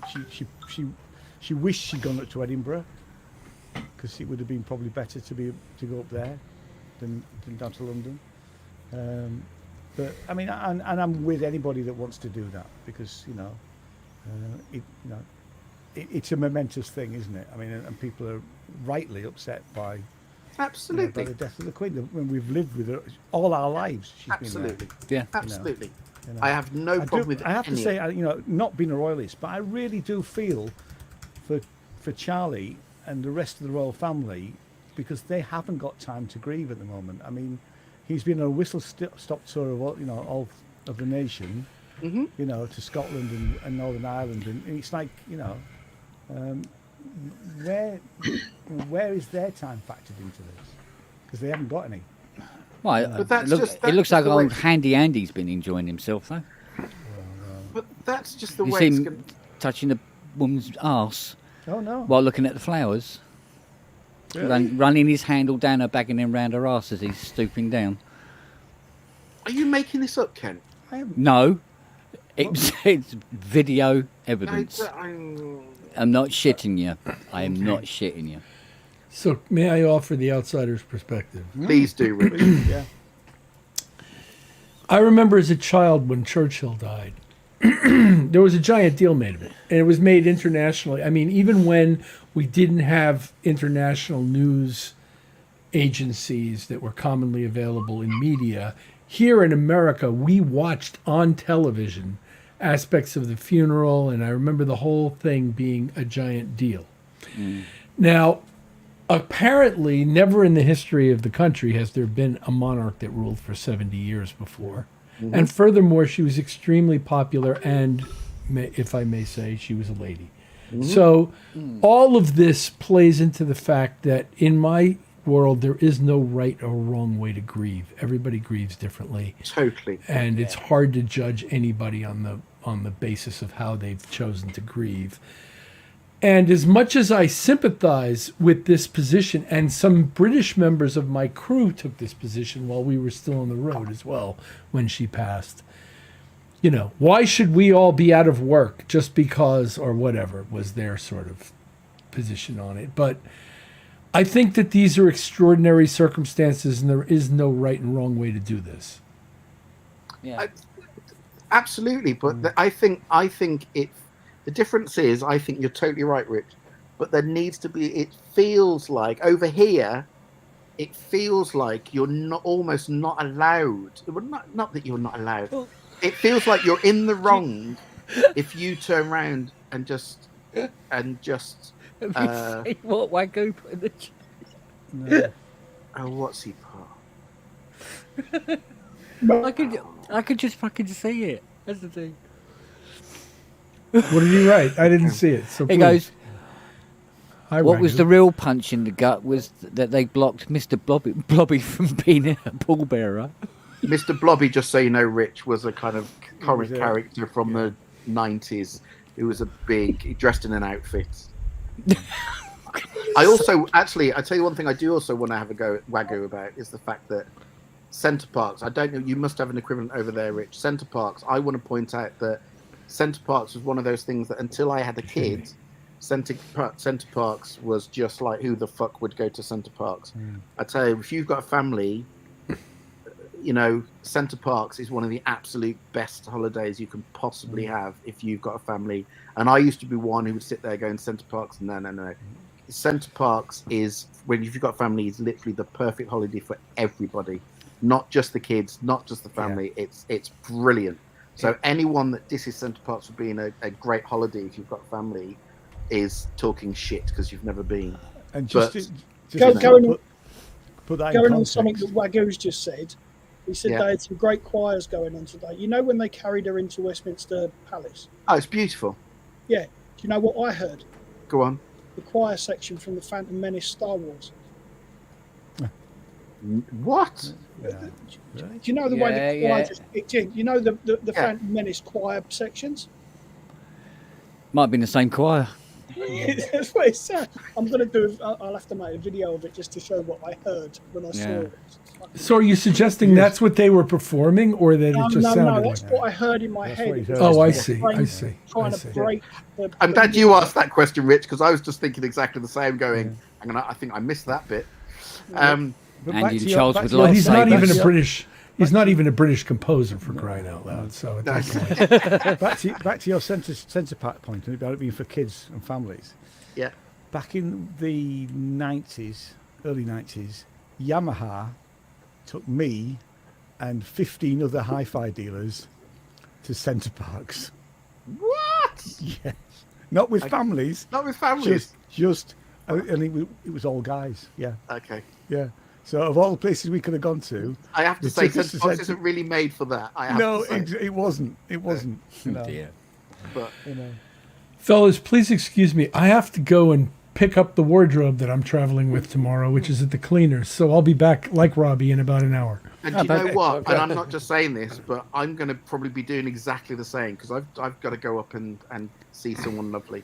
So Andy, it's nothing personal, buddy. I've not even said anything yet. Andy, it's nothing personal. I swear. It's fine, Richard. It's Right, fine. I'll see you later. I've been all off, mate. Bye. Andy, it It is is. personal. Yeah, I know. It's on our time. Yeah. No, Ty has to go because it's on the Rhinoceros hour. skin me. It's on the hour. I'll catch you guys in a bit. I will Yeah, do. I'll see you cheers. later. Bye, babe. Cheers. Guys. See you guys. God, it must be a bit brutal having to take a wardrobe with you on tour.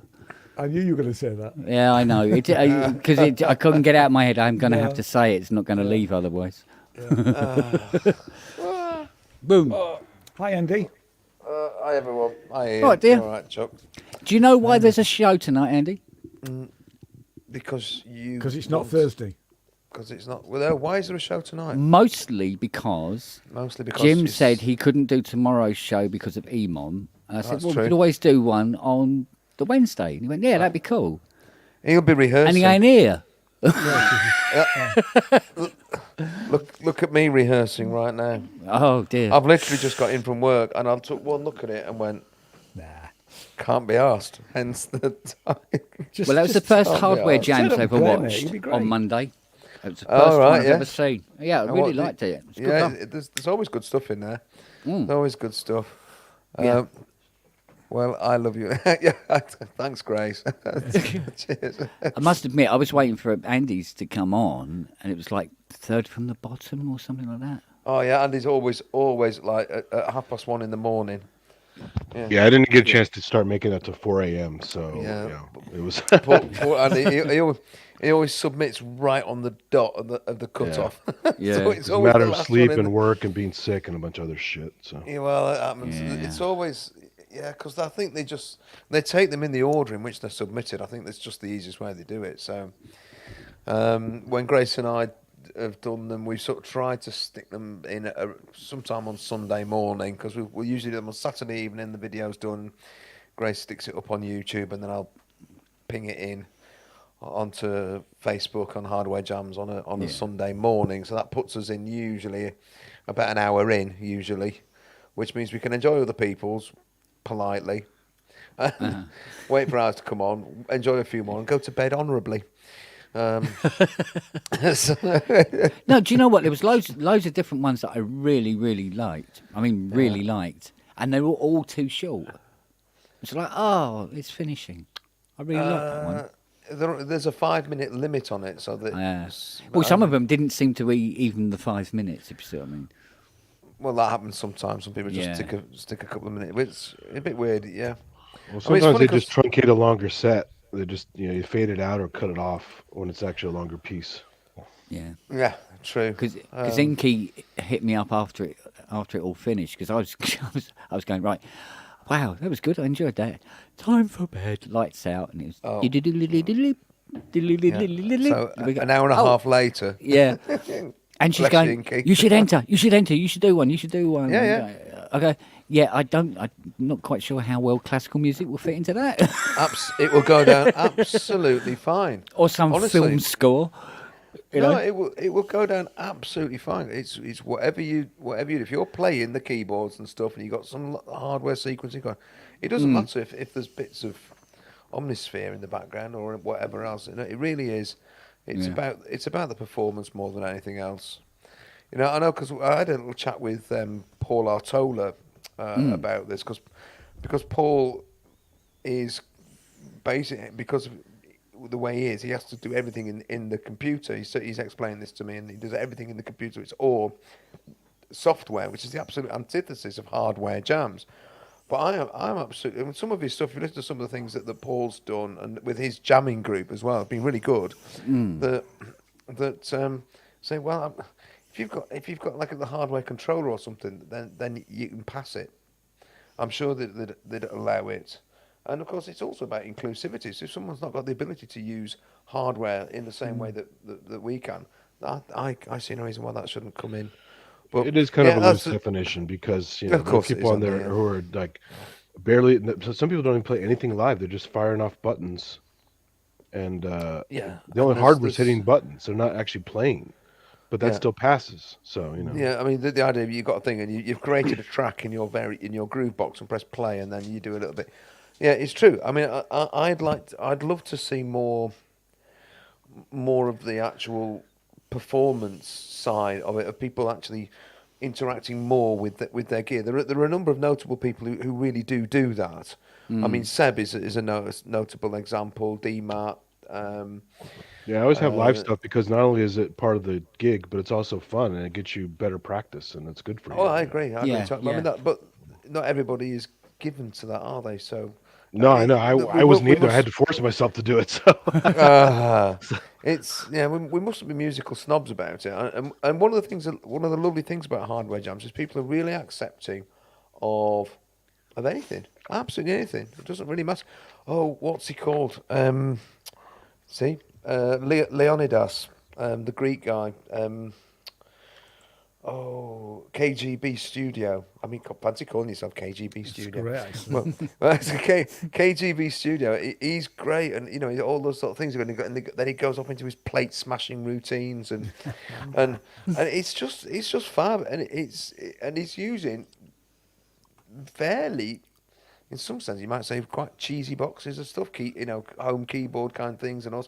But it's so entertaining. It's always entertaining. You go, oh, good, it's KGB now. Off we go. It's gonna be a laugh. Oh, Paul's in the chat. Sorry, Paul, I wasn't talking behind your back. I promise. Hiya, Paul. Well, yeah. I mean, so the thing is, I watched one of the shows anyway, and I'm going, oh yeah, this is interesting, and because I love seeing what other people are doing as well. And you know, it's in a way it's good to see that other people are doing stuff in a certain way that you go, yeah, that's how I do it as well. So I don't feel so alienated about it because I always think I always go about this in such a weird fucking way. It's ridiculous, but. So where's the link? How do you know? It's Facebook group. Join the group. Join Hardware Jam's Facebook group. I've joined the group, but I didn't know there was. So is that where you see it?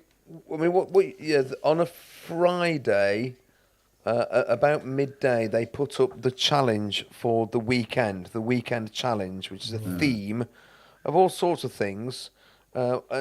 It's very, very varied and it's very open-ended, really, if truth be told. And you go on there, you look at the theme, and then there's a thread in the chat. A thread within in the weekend challenge, and you just post it in there. I mean, all I do with our jams, which Grace and I do, is I just say, from Grace and Andy, or Andy and Grace Hardware Jam Challenge, and then put the YouTube link in to either Grace's channel or my channel, and they stream it back from there. Oh, okay. I think they create a database and a playlist which just links them through. They're streaming it through. They're not streaming it through Twitch or anything. They're just streaming it through Facebook. It's no. Well, they do No, stream it's it to YouTube or SoundCloud usually. Oh, is it? Mostly It's- YouTube. I think it is streamed to Facebook though, isn't it? I've never watched it on I Facebook. don't It's- think they it's- do Facebook at all. They don't even want to use Facebook links. So. Oh right, so That's it's why I'm all. not seeing it then.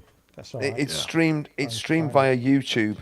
It's hardware jams on YouTube is really the So main it's place funny where to people You Go interact for on Facebook and you watch and Right. submit it. on. Got it, YouTube. got it. Yeah. YouTube is just like the watch back. So But the last challenge was super simple. All you had to do was use some kind of 909 kit, either samples exactly. or a drum Yeah. machine or Yeah. whatever, and do whatever the hell you want with it. yeah, it's like we don't do that anyway. That was really Yeah, awesome. fair enough. Sometimes they're really strict with certain things, like you have to pick a scale, or you have to use this sample set only, and it's not a standard drum kit or whatever. You know. I've only. You're late. Yeah. No. Yeah, no. Have you got Hi, a note- Jim. Have you got a Hello. note from your mum, Jim? Afraid not. Oh God. Is it all set up? I like making life hard for myself. hence this. Yeah.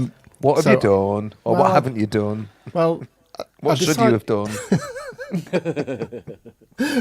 decided to try and play tomorrow night at the EMOM and do an ambient set. So Been yeah, there. yeah, Gave that so, one up. So you know, I've done it before with just the Digitone, but I'm like, I'm going to do some live guitar on this, and I'm just like, oh God, I'm literally building a pedal board through there right now. Jim, you're going to I'm be just banned like- from your own EMOM if you carry on like that. Yeah, quite possibly.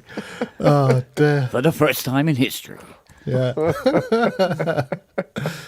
But no, it's not too guitar-y, don't worry. It's just sort of a whole ambient thing. Well, actually, no, hang on a minute. Remember that lad who followed me at the first one, who was jumping about like a Oh, yeah. lunatic with his guitar and stuff?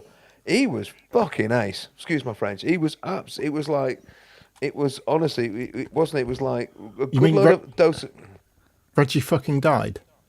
Is that who you mean? Was that Reggie? Reggie died. Reggie fucking died, Reggie yeah. fucking died. Yeah. Yeah. He was Also French. absolutely gr- Yeah. Right, he was absolutely great, and Yeah. honestly, it was like I mean, okay, Rage Against the Machine and Nine Inch Nails is not that big a jump, but smash them both together. It was great. It was great, wasn't it? It was proper out there.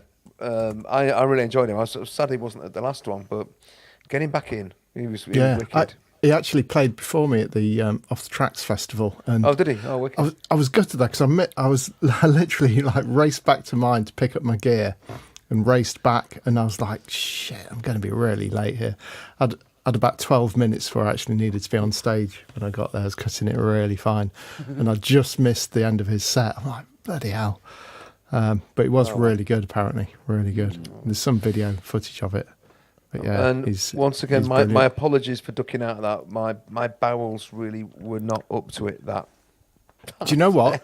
Best festival toilets ever. Didn't even run out of. Didn't even run out of just for the toilet roll. pleasure. Yeah, honestly, it wasn't like no Oh, Jim, never portaloos, mind. not a single portaloo. They were all like fixed brick toilets with like What? Royal Yeah. Dalton toilets. yeah, with hand dryers and toilet roll. It's the most Brick civilised houses. festival I've ever been to. It's So where brilliant. was it? It's Off the Tracks, so it's at Castle Donington. It's at Right.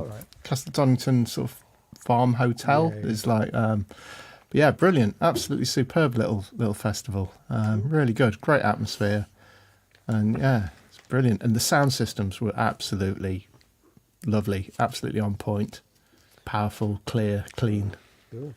really nice. Good. Oh well, now I know where to look and find out what the subject is. I might have a crack at this weekend. Yeah. Go for Do it, Kent. honestly, Kent, really do it. 'Cause It's- what it is I'm terrible, but if I have a reason Yeah. to go upstairs That- and go and play some stuff, I will. But That's- if I that's- haven't, I don't. One of the things that Hardware Jams does provide, it provides you a reason and a direction, no matter how loose it might be. Yeah. Yeah. And It's you always can good to have interpret rules. these. You can interpret that. Yeah. No, I like that. I like that idea. Actually, I want to pick your brains, guys. Have you ever heard of a time frog? Have we got any? Shouldn't take Anybody ever heard of a time frog? Time frog? Yeah. No. It's a sequencer controller thing. I only found out the other day because a guy's trying to sell me one. I'm going to stick a bit. Oh dear. I know, yeah. Saw that one come in. Does he have magic beans as well? I know. Magic. 3 magic beans. I just wondered if anybody. They were made by a company called Undead Instruments. So It's getting worse. I know, who I think have gone bust. Funnily enough. Right. Don't say. Was there a shortage of frogs? Clues in the name. Yeah. Or undead. Apparently, because on Mod Wiggler there was a whole stream of what people were saying about this thing going back to 2014, and people were saying the manual is unreadable. The guy is French, so the manual's unreadable. Unless you speak from French. a controller point of view, it's really, really hard to even get your head around it. You know. Right. And a guy who lives fairly close to me is trying to sell one. I am interested, but not at the not. And it's called a what again? A frog? Time frog. A Time Frog 3. Apparently What's it? Frog. And what's it actually do? It's a controller sort of MIDI controller stroke sequencer. Apparently. It's a more French version of the time tosser. I would say it's kind of funny they call it time frog if it's French because that's kind of a slang term. isn't it? Well, yeah, Yeah, frog. exactly. The frog is. Yeah. Is it sort of like in the same sort of genre as something like like the Klingon toilet seat? Hang on. Don't stop it, Kent. I don't know. No, I can't remember what it was called, but they used to nickname it the Klingon toilet seat. Yeah, and it had those funny little round chrome buttons on it. I don't think I ever And saw it was kind of a weirdy This is weird. sequencer. Yeah, apparently Yeah, this I is mean really really weird. it was kind of a weird shape. Well, Klingon toilet seat shape, basically. But It'll go it's well with actually, my it was an experimental actual stuff. thing. Yeah, but I If- can't if for I the could- life of me remember what it's called. If I could get my head around it. But it's that kind of thing by the sounds of it. The conversation we're having at the moment is, yes, I'm interested, but you need to have, literally, he needs to halve his price. But he wants to. Okay, right. It's because I mean, for me, it's a punt. Because What's it called again? What's the product name? It's called the company were Undead Instruments, and their website is still there, but it says there's nothing on the website, so it looks to me like they've gone. And It's called a Time Frog 3. Oh. And I found one on Revo which went for $350. I suppose it leaps into the future. I just wondered if anybody had come across them because With I'd your never money. heard of it. No. Yes, it leaps out the window with your hard-earned cash. Bye. I mean, just because no one's heard of it doesn't mean to say that it's no Oh, I good. know. But I know. on the other hand, But- you might say, No, exactly. It is definitely a punt for me. It's got to be a couple of £100 no more. Because I'm just going to have a Need to look buy and it. see if there's any reference to the Klingon toilet seat sequencer. I don't, because I don't know. I want to know about that one. Klingon toilet seat. Yeah. Oh yeah, I've seen that time frog before with the hard disk platter controller. Yeah. Yeah. Oh, look, you can actually buy Klingon toilet seats. Actual toilet seats with the Klingon emblem on it. It says kapla when you finish. That's the sound it makes. Yeah, kaplak. Yeah. Maltz, check this out. Little baby Klingon. Yeah, I have Klingons. Well, that was the Oh, old there it is. terrible There it joke about is. The I found Klingon it. circling your anus, right? Is it the? Yes, stop it. Can you share that then, Ken, if you know what button to push? Where's Robbie when you need him? I'm on the wrong computer. Yeah, no, this is it. It's called the Notron. Notron? Notron. Try that. Tron. Notron. Toilet seat. Yeah, the Klingon toilet seat. I don't know what its proper name is, but it's definitely a Notron. Oh, that thing. Yeah. I'm Oh getting no. Norton Yes. Commandos. That's right. Yeah. No, I remember that. That was from the 1980s, late. Oh. Oh, I'm gonna know. Hey, no, I like No, it had MIDI. It had MIDI, but it had this ability to be It was so completely expensive. random. Completely random. Yeah. Actually, I think the Time Frog's got that. Yeah. Yeah. I had to repair one of these, and it's According like, to Wikipedia, it was used by Björk and Peter Gabriel and Howie B. Howie These B. are two models. Awesome. The Mark 1 available between 1996 and 98. And then the later one from about 2001. It literally does look like a Klingon. yeah, exactly. And it's more famous. It's more people will call it that than the Notron. Yeah, the Klingon toilet seat. It's brilliant. It's I love it. Yeah, and it always stuck. If you I think it glance was at- a review in Sound on Sound actually said, "Oh, it looks like a Klingon toilet seat," and it stuck. Yeah. If you look You know? very quickly at the logo, it looks like it says bottom. Yeah. what? Or Norton. And you go, "That's not a motorbike." It says Norton. But I had a guy drop off one, and he said it's kind of all working. He said, but one of the channels isn't. Can you see what you could do? And he says, "Oh, and there's a knob missing. Do you think you'd be able to find one of those knobs anywhere?" And I'm going, no, as square in one as well. ever. So, Yeah, it's just one of those weird step sequences like the Nemo or whatever. Yeah. Just yeah. I like the square blue one. Seen that one? No. Oh, I don't know. I'll pop, yeah, I found that Oh, in yeah. search too. pop it in Yeah. the chat. In the The Mark II. yeah, that it looks really cool. There it is on the.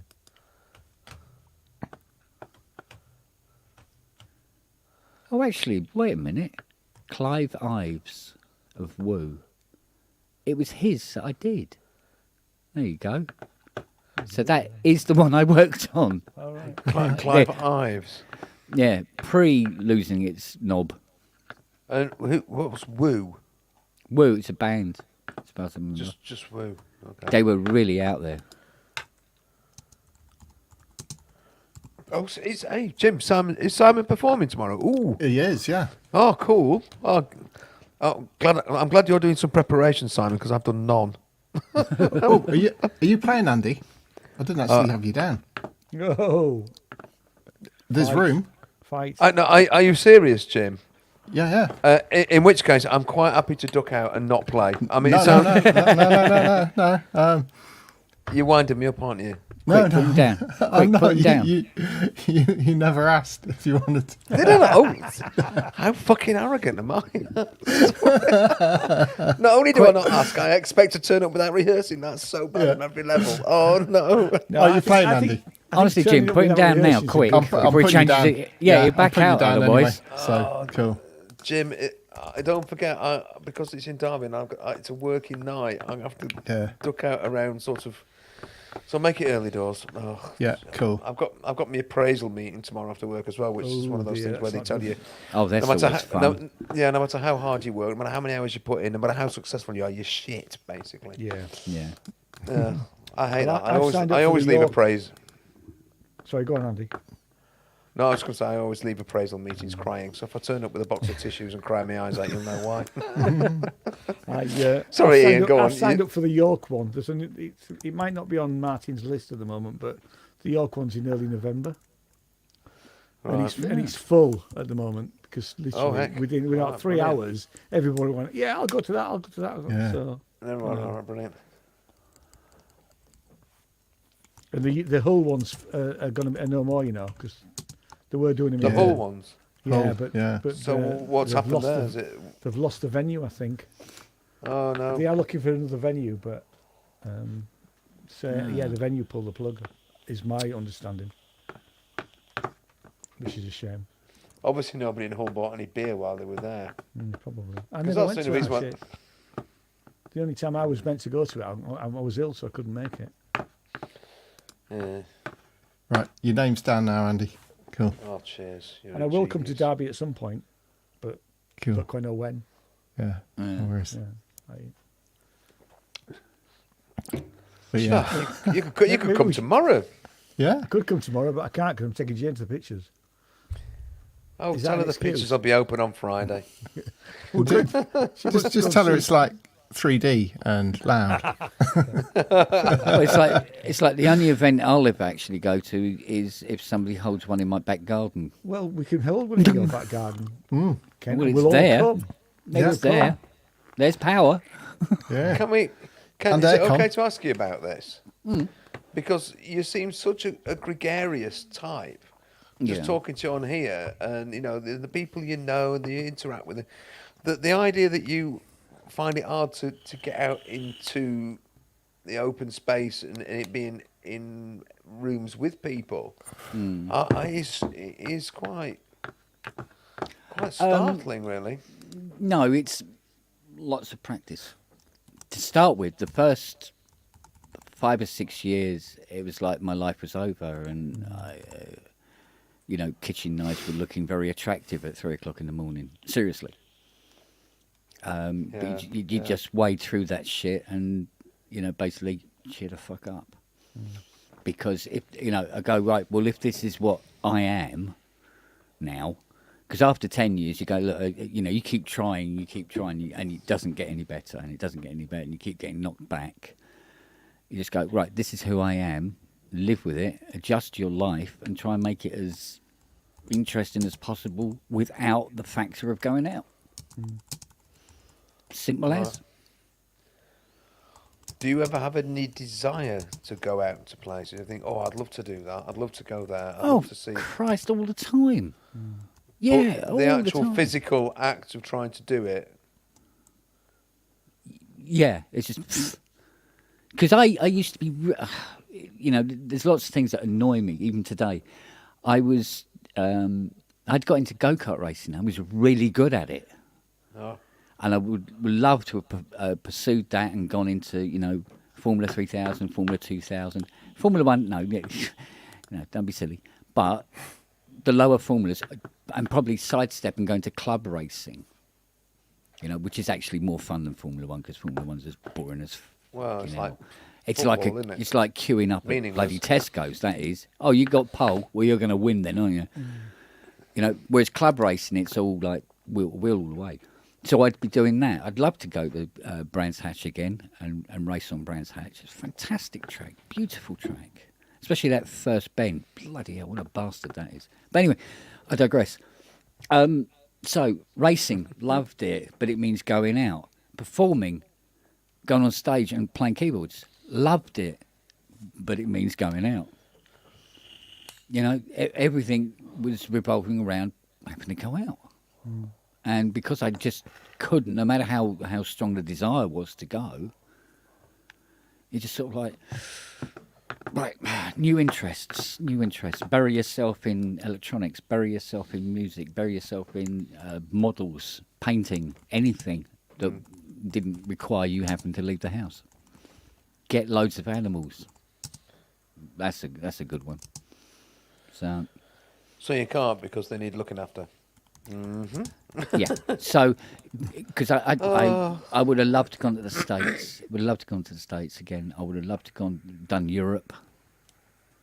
And just go around Australia as well. I know loads and loads of people. I think we've got a little some family out there. Mind you, I think if I turned up at the front doorstep, they go, "Who the fuck are you, mate?" They go, "Yeah, whose cousin?"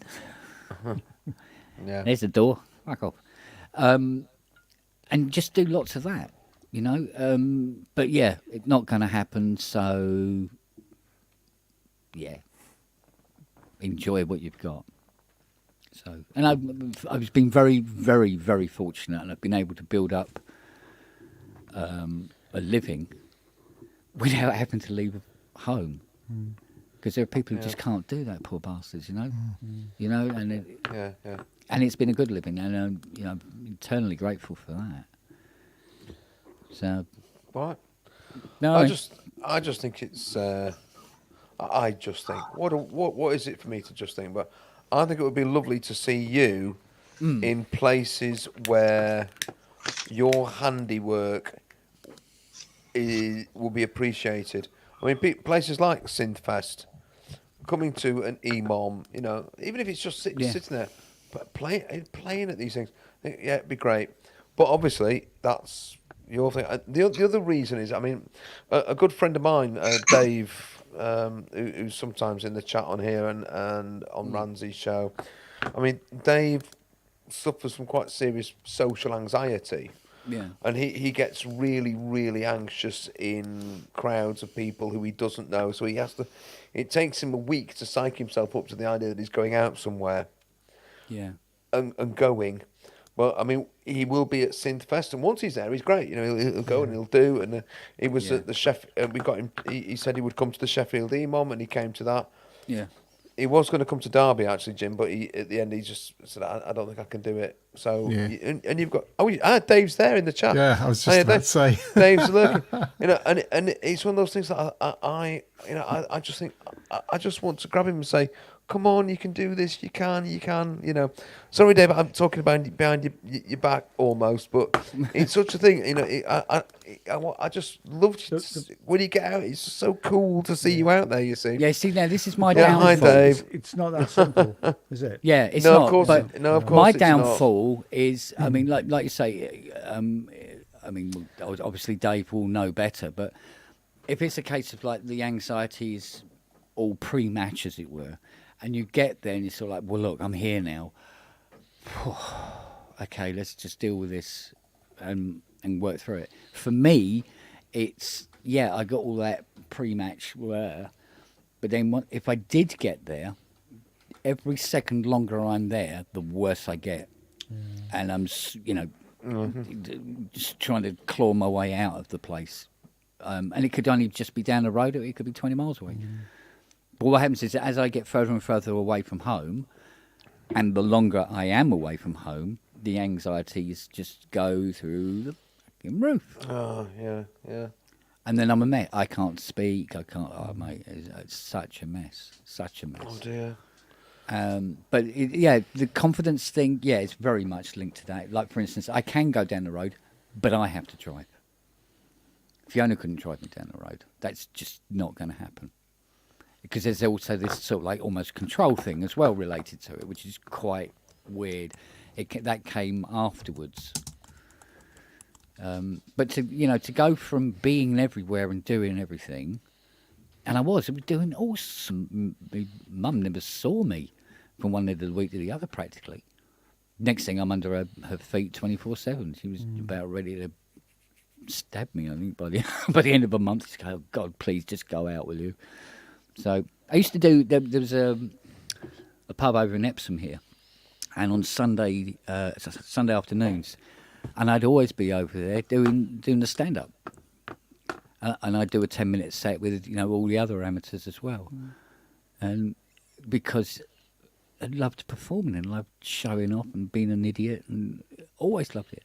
And like you say, it seems so alien to somebody who doesn't go out anywhere and sort of like all curled up in a little shell. But what's happened over time is that shell thing's still there, but I kind of sit on the outside of it going, "Yay, look at me, I've got my dick hanging out, hey," like kind of thing. Pardon? Yeah, most of the time anyway. Yeah. Not this time of year, it gets a bit chilly, no. But you're just doing a Joey Sadovich, aren't you, really? Yeah, exactly. So, oh, you did stand up. Yeah, makes total sense. Yeah, my set was, oh God, I know it's too long ago now. But yeah, it was very sort of, it was a bit like, what's his face? Oh Christ, I can't remember his name, for Christ's sake. Don't say Chubby Brown. No, it wasn't like that. It was, oh God, I can see him in my head. Oh Christ, why can't I remember his name? Bill Bailey. Oh yeah. It was more like that kind of stuff. And I'd incorporate stuff. We'd play silly things on the keyboards and stuff like that. Or in this case, a piano, which didn't always come across well. But yeah, being answer to your question, yeah, I can't get anywhere. Right. But refuse to be, just a stone in the corner, as it were. At least while I'm here. Well, yeah, that's very open. Thank you. Yeah. You just get, you it always used to be hard to speak about it. I mean, I had this, the amount of psychoanalysts and psychiatric people that I've spoken with about it, and it's always the same questions and all the rest of it. Yeah, I mean, I with no real, what's the word? Magic bullet cure. It wasn't. There's never that, because it has to come from within. And I will be the first person to put my hand up and say, I don't think I'm strong enough. Sorry, I've tried, and it scares me, and I'd rather be here. Thank you. It's almost like you need. I've been through a lot of different types of therapy. It's almost like you need a behavioral therapist where you got to start like going right out the front door. Yeah, that's okay, and then 1 or 2 steps, maybe the next day or two. Yeah, and that's okay, and just it literally sometimes almost has to be the psychoanalyst type of structure isn't really going to work. No. Because it's almost like you've got to recondition. I'm speculating. Recondition your body to not react a certain way when an event happens, right? I mean, it's a psychological thing. I mean, it's I mean, I've said before on here, you know, I'm a guy that's had an eating disorder since the age of 4, and I haven't got bulimia or any of that sort of stuff, but I have a very restricted diet. Now, and like you, Ken, I at one point, when Jane and I started dating, she asked me round for a meal. I went, I can't come, because there'd be nothing for me to eat. Yeah. And at that point, I was eating dry bread and crackers and stuff like that. It's a lot better now. I can go, we can go out for a curry when I'm in Sheffield and stuff like that. Yeah. But I went to a. It's a date, Ian. I'll put it in the diary. Yeah, we'll go that. I went to when we were going to start a family. We had a long conversation about the fact is, what if when we've got kids, they have the same eating disorder purely by seeing daddy not eat what mummy's eating. And I went to I think it was a psychiatrist or anyway. There was no name for it then. It's called ARFID now. It didn't have a name, And the guy I saw, I went to him for about 3 months, and he was brilliant. And we tried things like me trying, peas on a plate, literally eating 3 peas on a plate. That was a success. Yeah. And I got to the point where actually I can now eat foods that I don't like. Yeah. Which is something that never happened before. Yeah. Like, I don't really like pizzas. There's too much cheese on them. But I could eat a pizza if I was really pushed. I choose not to now. Yeah. There's usually something else on the menu that I can have. I don't tend to eat things in sauces, Yeah. And I mean, we've got no idea where it started. I was apparently up until the age of 4. I ate everything that was in front of me. Big family meal. Don't know what happened. Just wouldn't eat my tea, and that's it really. Yeah. And it escalated from there. So I'm at a point now where I can go out I can't go for a Chinese meal because there'll be nothing on the menu. Yeah. But I could go to. There's usually something in an Indian restaurant. There's always something in an Indian restaurant, or it could go for pizza. And most sort of, shall we say, European food I can eat, and obviously Indian, Yeah. But I have no idea why. But it's a psychological response, when I'm put in a situation where I've got to. I was invited to something when we had the shop here. I was invited to this big dinner, and we didn't actually know there was going to be a meal. Turn up at this this evening to find that we're on the top table for this thing. It's a fixed menu, and it's my worst nightmare because it's fish, which I don't eat, and it's fish in a sauce with vegetables. Yeah. And I don't eat any of it. Yeah. Yeah. And I'm thinking I've got to somehow get through this. But I can't say anything to the guy sat next to me who's the president of this thing. Yeah. And what we did, Jane ate my fish. I managed to eat some of the vegetables. And it becomes a goal-orientated thing there. I managed to eat a carrot then. Yeah. And things like that. We sound stupid. I know. No, it doesn't. It doesn't. It's so believable. Yeah. Because these things, most people hide them. Let's be honest. Exactly. And for years, literally, I did. Yeah, up until my mid-20s when I met Jane, the only person that knew were my mum and dad. Yeah. Because I'd go down the pub with my mates. If we were going to go for a meal later on, I'd go, oh, no, I've got to go home. Yeah. You know? Yeah. Yeah, no, I mean, I'll come and sit in the restaurant with you. That's what yeah, I used well, to it's do. like I had people I'd become friends with, and it would be like maybe 3 or 4 years before they twigged that I didn't go out, because there was always, I had a huge list ready of excuses of why I wasn't going to be able to go to the pub or go to the restaurant or go do this, go do that. Yeah. Yeah, and is that written on the back of hands? Yeah. See, that's another thing. I got offered, it's like the phone rings, you pick it up. It's Hans Zimmer. Hey, how would you like to come and work at Remote Control in California?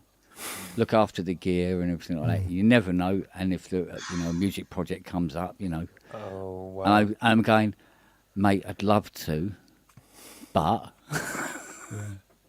And even when I told him about it, and he was going, "Oh, I'd never guessed, not in a million years." I went, "Yeah." So sorry, you have to ship them over here. No, bless him, he did. But I can relate to that. I mean, in the sense of certainly not apples to apples, but I used to avoid a lot of events, and to this day it really still hurts. Right, my friends are all going somewhere. I make up excuses, and it really was tormenting for a long time. And that's why even in my job now, I turned it around to joking about making lemonade out of lemons. So whenever we have a problem, we got to make lemonade out of this, right? Yeah. And it's really what I found was it was more about my life and how I had figured out a way to make lemonade. Through a lot of really ridiculous and tough events. And it's not that I'm something special, but it was how I coped, and it was a really healthy way. Yeah. And some of the things I never really could totally get over, and I went to different, but it's a really important, then I had to let go, like you are kind of, Ken, I had to let go of certain, what I could have been in this, you know what I mean? Like what I could have been versus what I am. And what is still how I can still have joy and pleasure in my life every day. Yeah. And within that, ironically, I became a much more open, honest person, let's say, with my wife and people around me. And I actually think ultimately there was a lot of good that came of it, because I became a very transparent person. I didn't really have anything left to hide anymore. At this point, I was like, I don't know what you could do to me, that's really going to knock me too hard. So I just kind of listen, my fears are more, but to hear you, it's tough. And I do, God, if there was anything I could do or to help in any little way, it would be wonderful. But I know it's tough, and it's, but yeah, I know. It's it's one of those things where you kind of hope that this time round I might cure myself, or you're speaking to a therapist and you go, maybe this time this will something will happen with this, and you make a little progress, but ultimately I end up back where I started. And I think, and it took me a few years to admit this to myself, but I think deep down I want to be like this. Do you know what I mean? No, I do. There's some sort of value that is you're connected like to. a protectionism where I go, I don't want to put myself through this shit anymore. Can I just be me here? Thank you. Yeah. And just hide here, I'll and just I'll stay be safe. fine. Yeah. Which I think we all do, right? We In do. our I own, do that. Absolutely. I think we all do it. You know. It just manifests differently, right? Yeah. I can remember my mum saying, God bless her, she said to me, she goes, if you had been a thick dumbass, you would have had to go out there and do it. But because you're able to figure out ways, you learn how to do something and make a living out of it, and you don't have to. Yeah. She goes, if you were as thick as two short planks, you'd be out there being a brickie or something like that. You got no choice in the matter. Well, it's like a lot of things. Yeah. Your disability can often be the reason for your success. Like sort of say Richard Branson and dyslexia, etc. Yeah. So like for instance, there's a lot of top CEOs who developed such good soft skills because they were dyslexic.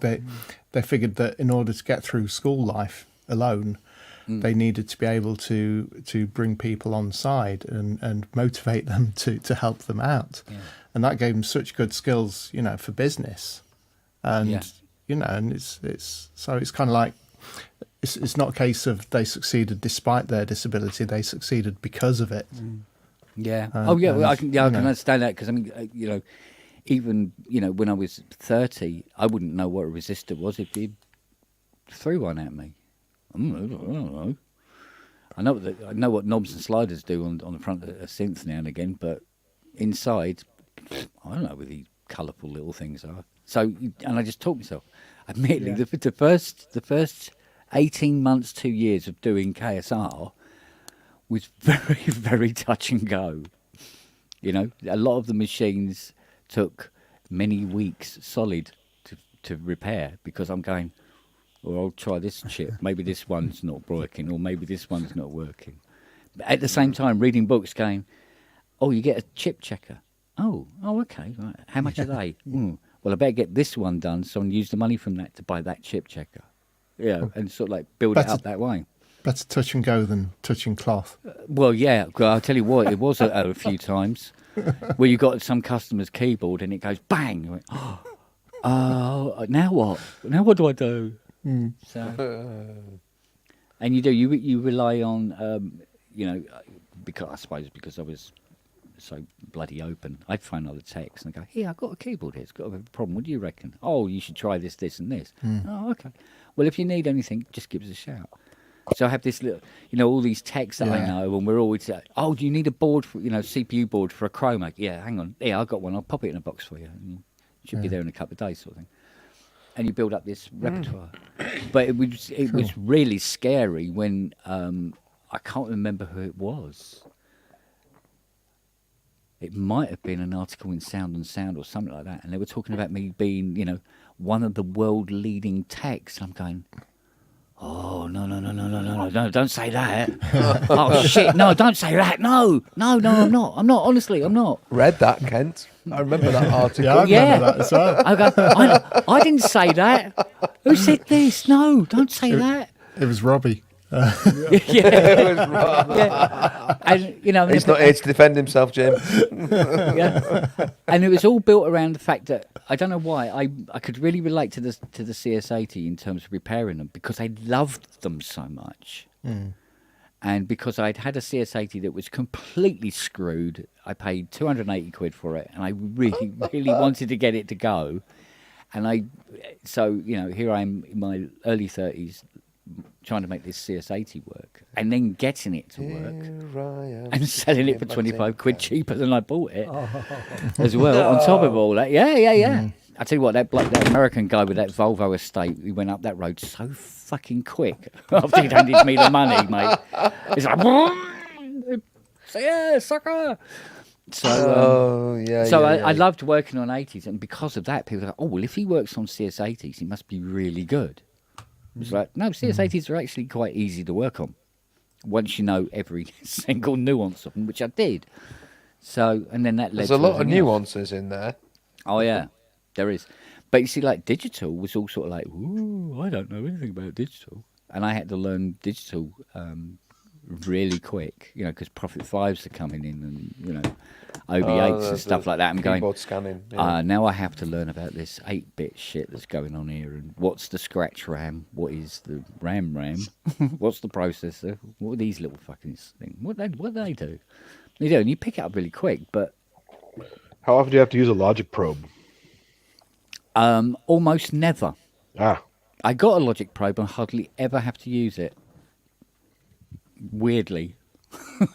Because especially if you've got things like for instance, if you've got a memory moog and you've got a computer fault, you just pop the chips out of the sockets, put them into the chip checker, and it goes, no, that's fucked. Okay, right, replace that one. Okay, right. A lot of it is very much like that. Sometimes it does get down to the brass tacks stuff, and you really do have to, know certain things. But very rarely does that actually happen. Most keyboards fail in a very orderly way, shall we say. But oscilloscope is still standard fare, or not really? Yeah, oh God, yeah, the scope is, you got to have one. If you're not using a scope, you're just Flying going to blind. be in trouble, yeah. I mean, if you're looking for a square wave from a VCO, you need that scope, and then you're tracing it through the circuit, and you go, oh, hang on a minute, it's not coming out the other side of this switching IC. Bye-bye. Oh, there you go, it's all working. So, yeah, it's like a you make it game sound of Cluedo. so easy, but It technically is. It technically is. And one of the reasons that it is kind of easy in its own way, once you are not blinded by all those components. You open the lid and you go, ah! Yeah, there's just lots of it, isn't there? Because even, say, an OB8 is broken down like a modular would be. So you'll have, there'll be two big boards, but it's 4 voices on each board. You'll and figure there's out two which... VCOs, and there's the filters, and there's the VCO. And it's just been, all the panels have been squished together. That's all it is. But you still repair them, and the schematics are laid out in much the same way as it would be a modular. Yeah. Just So follow you your just way through. concentrate, you just concentrate on the bit you need to, like if you've got no filter happening on VCO2, voice 2 of an OB8, you go to voice 2 on the board, you go to where the filter is the signal coming into the IC, or is that little shitter coming out the other side or not? And if it's not, point it out, and a new 3320, Bob's your auntie. Mm-hmm. And 9 times out of 10, that's what it's all about. And a little bit of calibrating and stuff like that. So. I'm going to duck out for an hour. I'll be back in Oh, about an darling. hour. Okay. See you all. See Right, you later, guys. take care, Ian. Cheers. See you Bye-bye. soon. Yeah. Just explained synth repair. 20 minutes, and you go, yeah, get a screwdriver. You're off, mate. There you go. That's where Ian's gone. Yeah. He's gone set up his own business doing that now.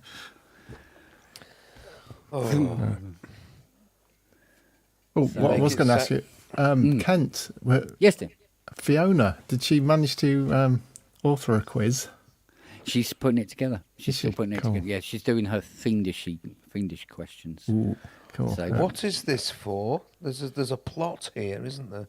The resurrection of Fiona's the resurrection of the quiz. Yeah. Oh, good, because that was bloody great. quiz. It was, wasn't it? She loves her. She loves her Only Connect. Yeah, we. Oh, when's that start? Is that tomorrow night? Better not be. Yeah, hopefully she'll have it sorted. The first one will be tomorrow night. Oh, No, it can't be. No, we're not going to be here. Postpone it. Tell it. We can't. We'll be up to our fucking arseholes in. Well, I suppose we could have a stuff. Saturday night one. We Might. can move it to Saturday night so there'd be more people available. Yeah. Well, she might have gone to bingo. Oh, sorry, Bingo? that was No, she wouldn't go to whatever. bingo. Wouldn't go to bingo if you paid her. Oh, good. I'm so glad about that. Actually, That's not her thing at all. no. God, can you imagine? I'm just trying to think what people do on a Saturday night. That's all. I doss around mostly. Yeah, exactly. I think you're doing hardware jams, aren't you? That's where your weekend Well, yeah. goes Well, most depending times. on it depends No. on what this week's Oh, yeah. subject ends up being. So- Here's a tip. Bugger what the subject. No, Inky's not in the chat, is she? No, that's okay. Right, right. So, just look at it and go, oh yeah, that means this, and I can do that. That's all you need to do. Yeah. Right.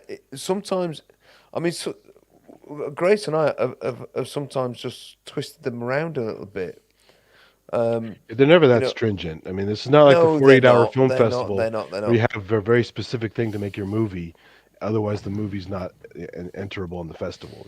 Yeah. Yeah.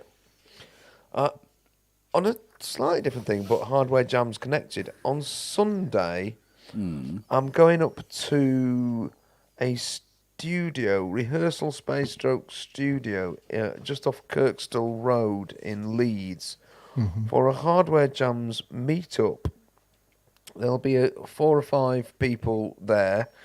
They'll be bringing various bits of equipment. And I don't know if you've seen on Hardware Jams, but a few what was it, last month or so, they released a series of videos that were done at a studio in either London or Brighton, can't remember which, where they just a number of guys and gals just turned up and jammed and did their thing, and they put these things out on Hardware Jams. It's really good.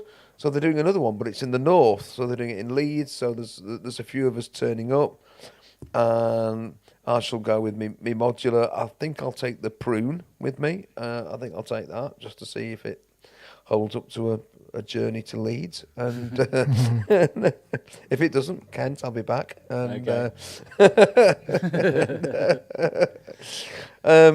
I just doing a thing. So it's from sort of 1 o'clock through till 7. I think we have to be out by 7 when the next batch of people will come in and do their thing.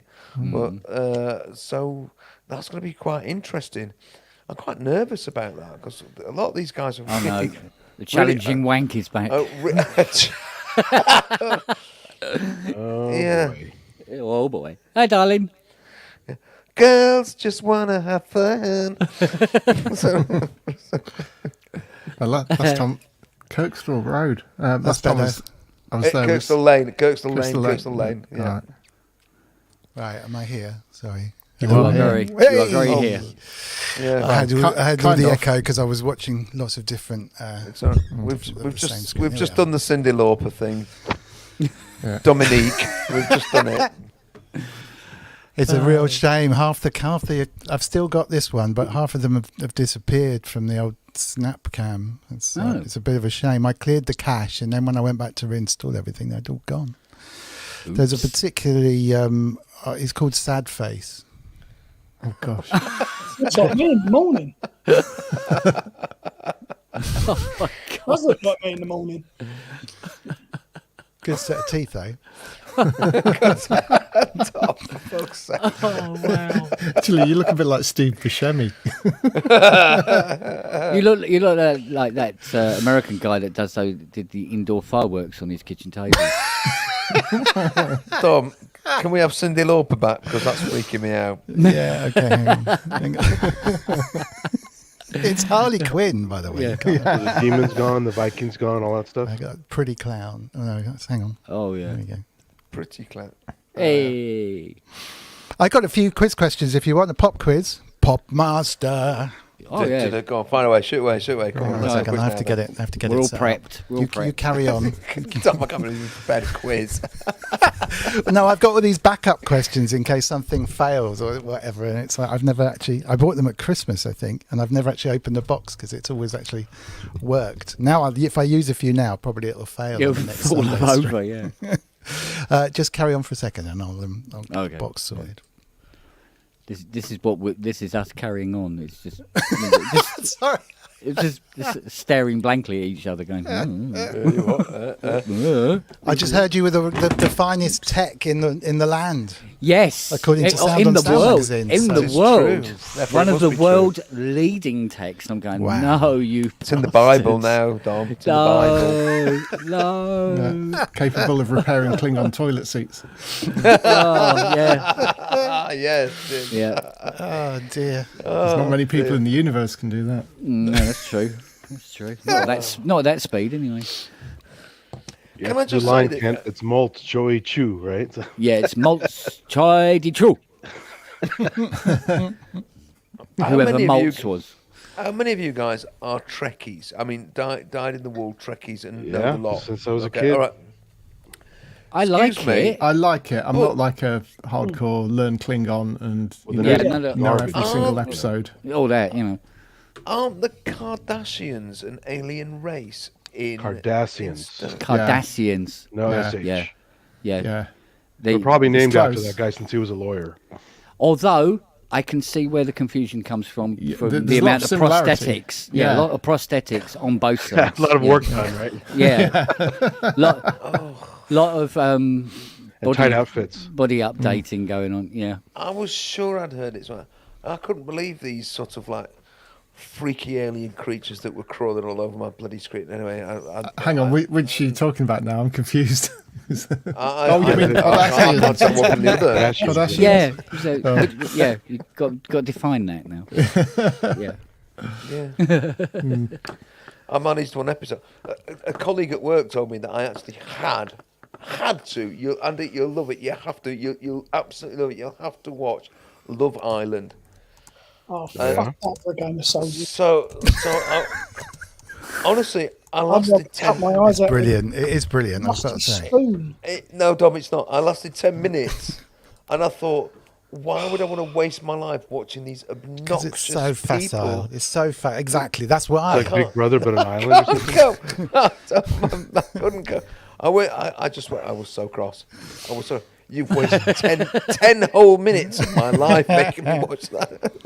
Me and Sophia watched the entire series like back to back when we'd started when it was already been on for about 2-3 weeks, so we had to catch up and keep on going through that. There was a lovely lady called Margaret who works with me, was an absolutely diehard fan as well. And if you watch it from the beginning, it is, because they are just ridiculously stereotypically kind of stupid and just absolutely ridiculous, but that's what kind of makes it entertaining. I mean, it's not The Wire or something like that, but No.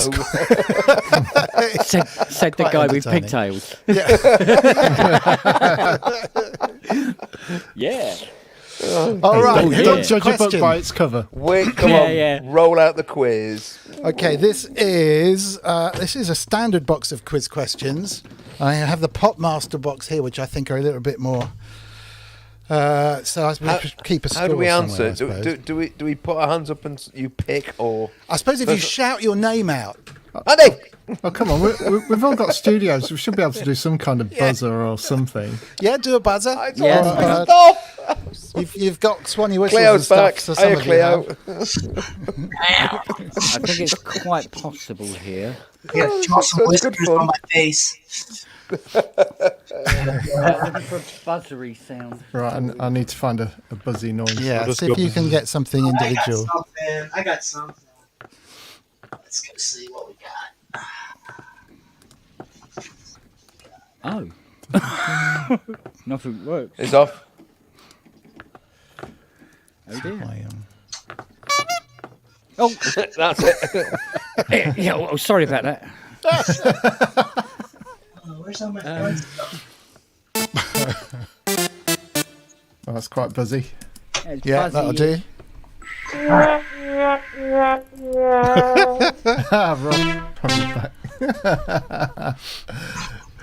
I think that's how you should announce yourself always, Robin. Oh, I should, Ken. yes.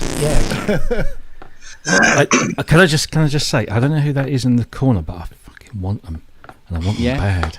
Really? Oh, leave your heterosexist crap out of this, you. Yeah. Oh, baby. Not, Hello again. Not very heterosexist at all, really, when you think about it. Quite the opposite. Oh, baby. Do you miss I'm not the the other one one? dressed as a girl. You missed the other one. The other one. Oh. That'll do. Yeah. Yeah. Oh, God. That's How's doing that it for one? me. That's the challenging wank. Oh,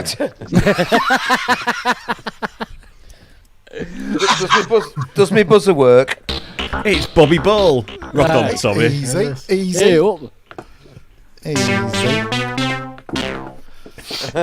Can't spawn. Can you tell me what's wrong?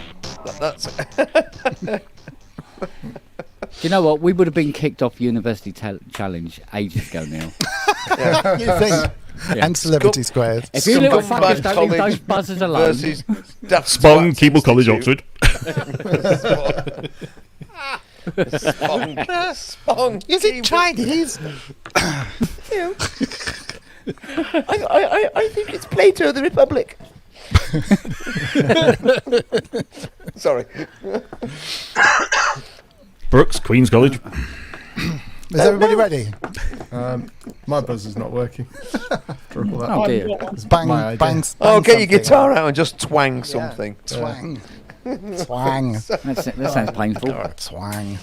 Yeah, twang your knicker. Mate, you can slap your head. What? Yeah. Actually. Yeah. Oh, That's Go. when you've got And a do Game this, you Boy go. console. You go, like that. Courtesy of Mr. Brooks here. So, Oh, yeah. there we go. Yeah. All right, are we ready? Yeah, we are. Is that you jamming on the piano there, Mr. Wiggly? No, both hands in the air here. All right, stand by, ready, studio. Ladies and gentlemen, presenting the quiz of all quizzes. So far. Ever. Today. Now. It's Bong. Okay, here's the first question. Oh, that wasn't meant to happen. What group? Was that? What group had a 1999 hit with the song "I Want It That Way"? I want it. Backstreet Boys. Well done, Mr. Hilton. Backstreet Boys. Who stopped this record? Not me. Is that your buzzer? Was that your buzzer, or That's was my that just buzzer, a yeah. comment? Oh, go for it, Backstreet Robbie. Boys.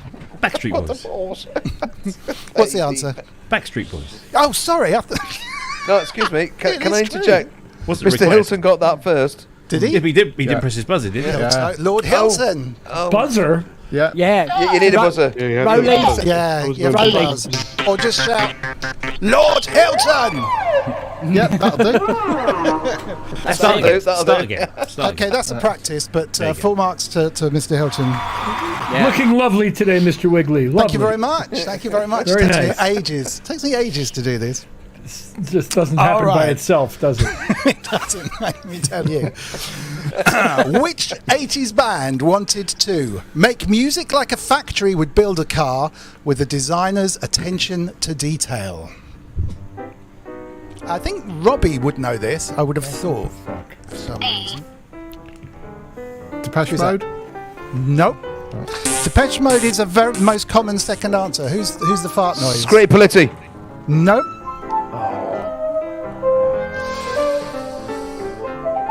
It's just a jam the most session. Rich has the most Horn elaborate production. buzzer of the lot. ABC. Yes, yes indeed. Well done.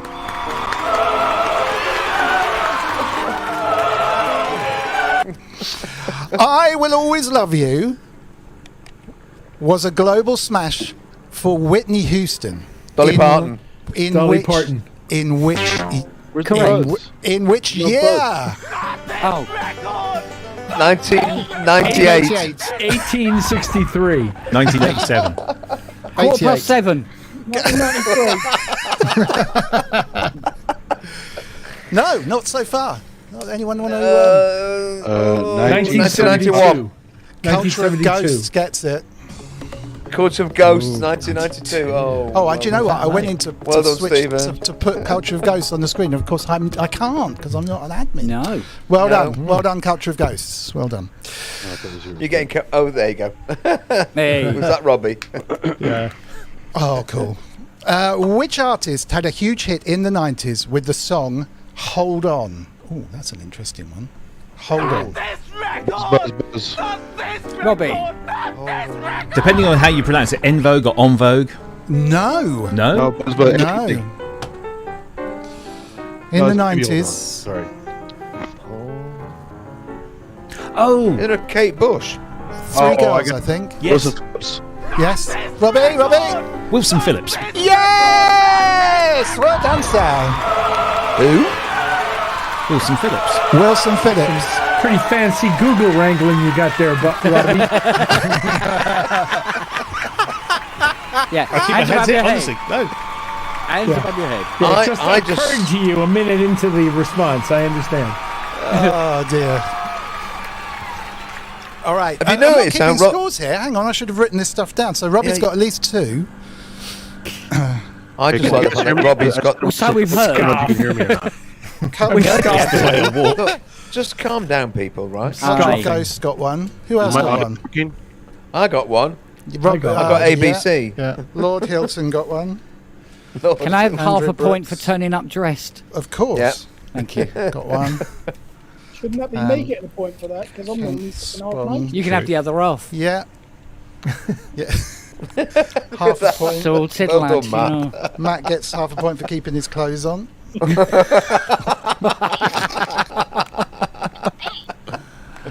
All right, It is here a we go. refreshing change. Who sang Tangled Up in Blue? Bob Dylan. Yes. That was Lord Hilton, wasn't it? Well done. Yes. sir. Yeah, straight in. Lord Hilton on 2, Robbie on 2. Oh, this is going to be an easy one too. I think I'll move that to the back. No. What is the title of Celine Dion's best-selling US album of 1993? Tedium ad nauseam. That's a new module, isn't it? From From noise engineering, yeah. Yes. Celine Dion, best-selling US album of 1993. I got that sinking feeling. No. Her greatest hits. No. I'd What never does heard this of thing to be do? honest. That's a great name Is for this an thing album. on? Yeah. I can't believe you bought this. Let's check the chat. Who's got it? Canada Forever? No. It's another go. Paul Artol should just win for that. Hey. Hey. All right. No. It was The Colour of My Love. Should my microphone vibrate? What is the colour of her love? Green, I think. It's the color of what's between Kent's toes. Oh. It's washed now, trust me. I think. That or this expression pedal will be on eBay tomorrow. What's that smell? What's that smell? That was the title of the album. What's that smell? Yeah. Yeah. What's that burning? I don't think anyone is going to get this. Did you say burning? Yeah. It's pretty acidic. Okie dokie, stand by. My Sacrifice was a 2001 hit for which band? My Sacrifice. Don't think Can you repeat the question? That. Yeah, My Sacrifice was a 2001 hit for which band? Now I can see the Google tapping going on there. Yes, exactly. Everybody try to look nonchalant while you're typing. Strawberry Switchblade. No, good guess though. Although I think 2001's a bit late for Strawberry Switchblade. Yeah, it is. It was at least 10 years earlier than that. Yeah, I think it was the Spongles' second album, wasn't it? Spongles' second album. It should have been. Nice call, Richard. We were flying. No, it was back then. Matt. It was Matt. All Matt's doing. Oh, was it, Matt? Oh, well done, Matt. No, it's jumped on it. The B-side with Henry the Horse. Did you give up? Yes. I quit. Well, I did yesterday. It was by a band called Creed. Of course. Which for a Yeah. bastard- Why, of course? Nobody's heard of it. No, Robbie. I Don't haven't. pretending. I actually had a Creed album. Did you? You fibber. It was on Chartreuse vinyl. You I think it might have just fibber. been for that song as well. Did it hold the window open? Wow. Yeah, for a box was of a Ridley's Cream Games Room album. pop music quiz, I think that's quite a hard question. Yeah. That was. They date quickly, though. So actually, no one's had a point recently. Oh. Or a buzzer. Or a buzzer. Oh yeah. Come to think of it. Oh, Wales. That's a great one. That is a good That's good. We can't compete with that, Richard. Damn, I didn't bring my rollie in. Triangle. That'll do. Triangle, no, yeah. Way to go, Jim. Were Creed like a metal band? Like, Yeah. There was sort of Soft- soft, kind of- softy metal, long hair, but not really with the. Lead. That's a soft metal. And the singer's a real douche too. Yes, he turned out to be a real douche. What a great word. Okay, eyes down. Rihanna's 2006 #1 hit SOS features a sample of a song from which group? And you all know this group, actually. Police? Although I don't know. No. Chic. Chic. No, Yeah. no. No. I don't know. Rihanna's 2006 #1 hit SOS features a ABBA, song. a sample of surely. a song. No, it wasn't a cover. It's Oh. just a sample. Sample. A sample of very, very famous duo, synth-based, not the Pet Shop Boys. Oh, soft cell. The system. Yes. Yeah. Yes, Andrew Brooks. Well done. That's just he said synth duo. I was just going to go through the list. Could have been Sparks, I suppose. Yeah. Could have been Sparks. Could have been OMD. Well, they were a bit more. Could have been Vangelis and another guy. John and Vangelis. John. Yeah. Yazoo says great. Yazoo, great one. Yeah. Could have been Erasure. Absolutely. Actually, we should leave it to Tamika and Derek. No one said Blancmange yet. Well, look, you just did. Oh yeah, I did. Yep, sorry, I shut up. See? They were good. Do you know what? I've started Like. listening to a bit of Blancmange recently. Yeah, Last why one not? was a dude. Is that Oh, there you go. Is that Blancmange? Is that With Blancmange? electronic sound this month. Electronic. I wish I was see them. stopped it. Blind Vision, that one, whatever it's. Good use Twins, of sitar thanks, type Keithy sounds in Watford. there, yeah. Yeah. Very good. All right, this is easier. Which Lauryn Hill was a member of which group? Fugees. Who said the Fugees first? I got It was Jim, I think. Yeah. Sorry, Robbie. I thought we're not pressing buttons. Are we not doing buzzers anymore? We're just like first one in. Yeah, because I was going to go Puricelli, King Charles Spaniel. Well, maybe you have to shout your name out or do your buzzer. Okay. Okay, no shouting out. Buzzers. So you can't shout out the Discipline, answer, discipline. otherwise we take a point away. All right. I'm on Buzzed up. -1 then. Yeah, get your cushion in the right place, Richard. Yeah. My buzzer. Oh, your buzzer. Sorry. Yeah, get your buzzer. Oh, we like the Rolly. We should all have cowbells. I bet he's got a cowbell, hasn't he? Oh, that's good. Oh no. There we go. That's a point. I've got my buzzer. It's a little dusty, but it's good. You got to go pull the dust. That'll do me. There you go, the kazoo. Actually, not kazoo, is it? It's a what's it? I've also got. Make me break out the ocarina. It's a 230 penny whistle. Got £2.30 then. Yeah. Oh yeah, imagine how Ty must feel not being able to join. Is he busy? Oh course he's no, busy. poor chap. Yeah. See if we can Because build he's up not competitive. build up some big scores. All right, names Oh, the please. clangers have arrived. Oh, sorry. Discipline, please, discipline. Is that just all right? I just wandered in and took over. Sorry. Is everyone all right with this Love quiz? it. Love it. We're used to it, Dom. Yeah, love it. Hello, right, let's do a quiz. Absolutely. Are you ready? We are. ready. No. Which Leanne Rimes song was used in Who? the 2000 movie Coyote Ugly? Which Leanne Rimes song was used in the 2000 movie Coyote Ugly? Which one? I know this one because is it Trevor Horn produced this one, didn't he? I think he might have done actually. Relax. Isn't it? I am. Tribes. Is it? Go I'm ahead, all out. No, it's not. I'm all out of love, is it? No, No. Oh, we're not supposed to shout out. We're supposed to. no, he did hit his buzzer. Synthetics. Synthetic. It's not Breathe, is it? No. Who let the dogs out? Nice one, Dave. Buster Sisters. It's a Spinal Tap song. Oh. Papa's got a brand new pig bag. Right, come on. No one's got that. No. These are hard.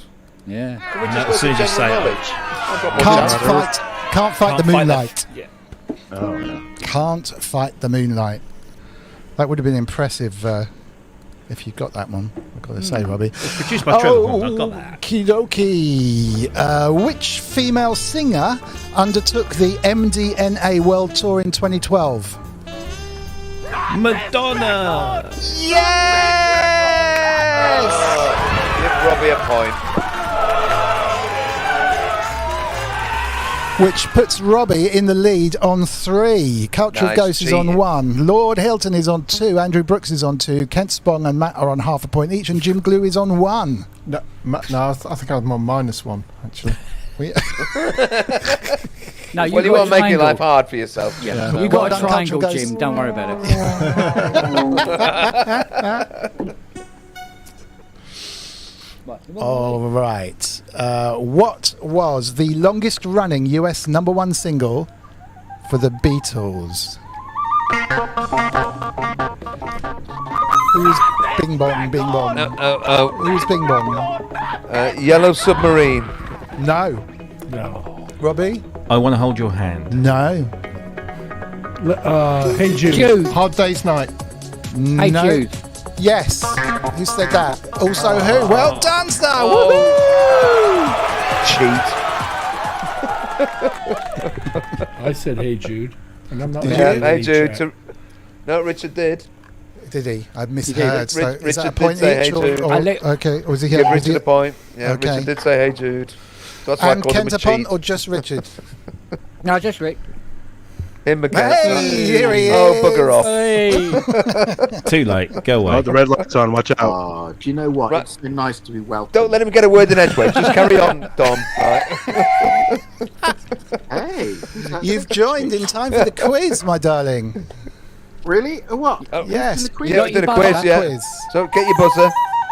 Get You your have buzzer. to shout your name or have a buzzer of some kind, like that. Is this can I? No. Is this a Lula May quiz? In other words, No, it's No, a no, pop no. quiz. No, It's there are what- actually answers to these questions. That we should know, but none of us do. Okay. Go for it. We'll give you a clue. Okay, so the next question. Oh, hang on. What have I missed? Quiz. About Of the everything. scores at the moment. About 12 questions. Yeah, Robbie's on 3, Lord Hilton's on 3, Andrew Brooks is on 2, Culture of Ghosts got 1 in the chat, Jim's on 1, and Kent and Matt are on half a point each. Oh, fucking hell. I'm not going to fucking win. I'm this far behind. Fucking. I'm not competitive. It's a good thing you're not competitive then, isn't it? Go on. Go for it. We are going for it. Okay, here we go. So, this is a more modern one, so this should be kind of cool, I guess. Which British band released the album Babel in 2012? I hate to admit this, wasn't it Mumford and Sons? It was Mumford and Sons. I didn't Well buy it. done. Another point for Robbie. That is crazy. I got it at the same time. Anybody Okay, else so now- thinking that maybe Robbie set these questions? Well, he might have done. I bought him off of I Amazon. told you my day job is a Trivial Pursuit. Hey, come on. You've got competition now. Yeah. In 1969, Israelites was a hit for Desmond Decker and the Desmond Decker. Oh, no. Synthetics. Aces. The Aces. Well done, sir. I like my answer better. Love that. I was so ready with Desmond Decker, but that obviously was not enough. Yeah, Your knowledge trick. beats mine, Mr. If it was Synthetic. University Challenge, you'd have had a point deducted for that. I would. Five points. Incorrect interruption, yeah. 5 points. Yeah, 5 points. Synthetics off the mark. Robbie is still in the lead by 1. Both of us are in the lead by 1. Are you? I'm still. I thought you were on 3. Lord Hilton's on 3, Robbie's on 4. Oh, Robbie's on 4. According to my, yeah. Which dance act released the album Random Access Memories in 2013? Daft Punk. Yeah. You You kind of didn't meant to buzz. buzz your brother, Mr. Hilton. Give it to him. Go on. Okay. No. Give the elder statesman a point. He can have, I mean, that was an easy one. He can have it. Charity point. Come on, Ty. I'm rooting for you here. I didn't know the answer. That's why I didn't buzz. We work play, on the album, this, Rich? we play the damn thing every show, so I You better also know work the on it answer. too, Say, Yeah. Of all people, Rich should know that. I'm not Yeah. really far from fan, if I'm honest. I know that's sacrilege. But... Here's one for Ty then. Which Kiss song Oh, fuck was off. written was written about a fan who was killed in a car accident? Crazy Nights, gotta be. I Nope. want to rock and roll all night. No, that's on the card as one of the wrong answers. Okay. Was he Who's covered? a bong bong bong? Is it- Oh, that's synthetic. Synthetic? Is it Beth? Is it Something death? Beth? No. Yeah, okay. Death on I'm the not a big Kiss highway fan, so in a yeah. Corvette driven Boom, too bang, a fast bang? by someone that doesn't have a driving license.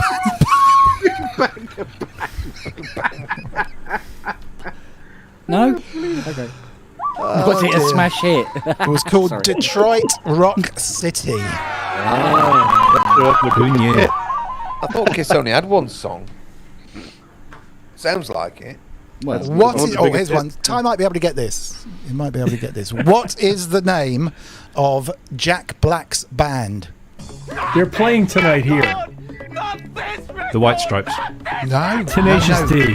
Oh, his current yes. band. Yeah. Oh, Tenacious Oh, they're playing Black and 20 white. miles down the road tonight. My son James is going. Well played, Lord Hilton. Well done, Rick. And I love Tenacious D.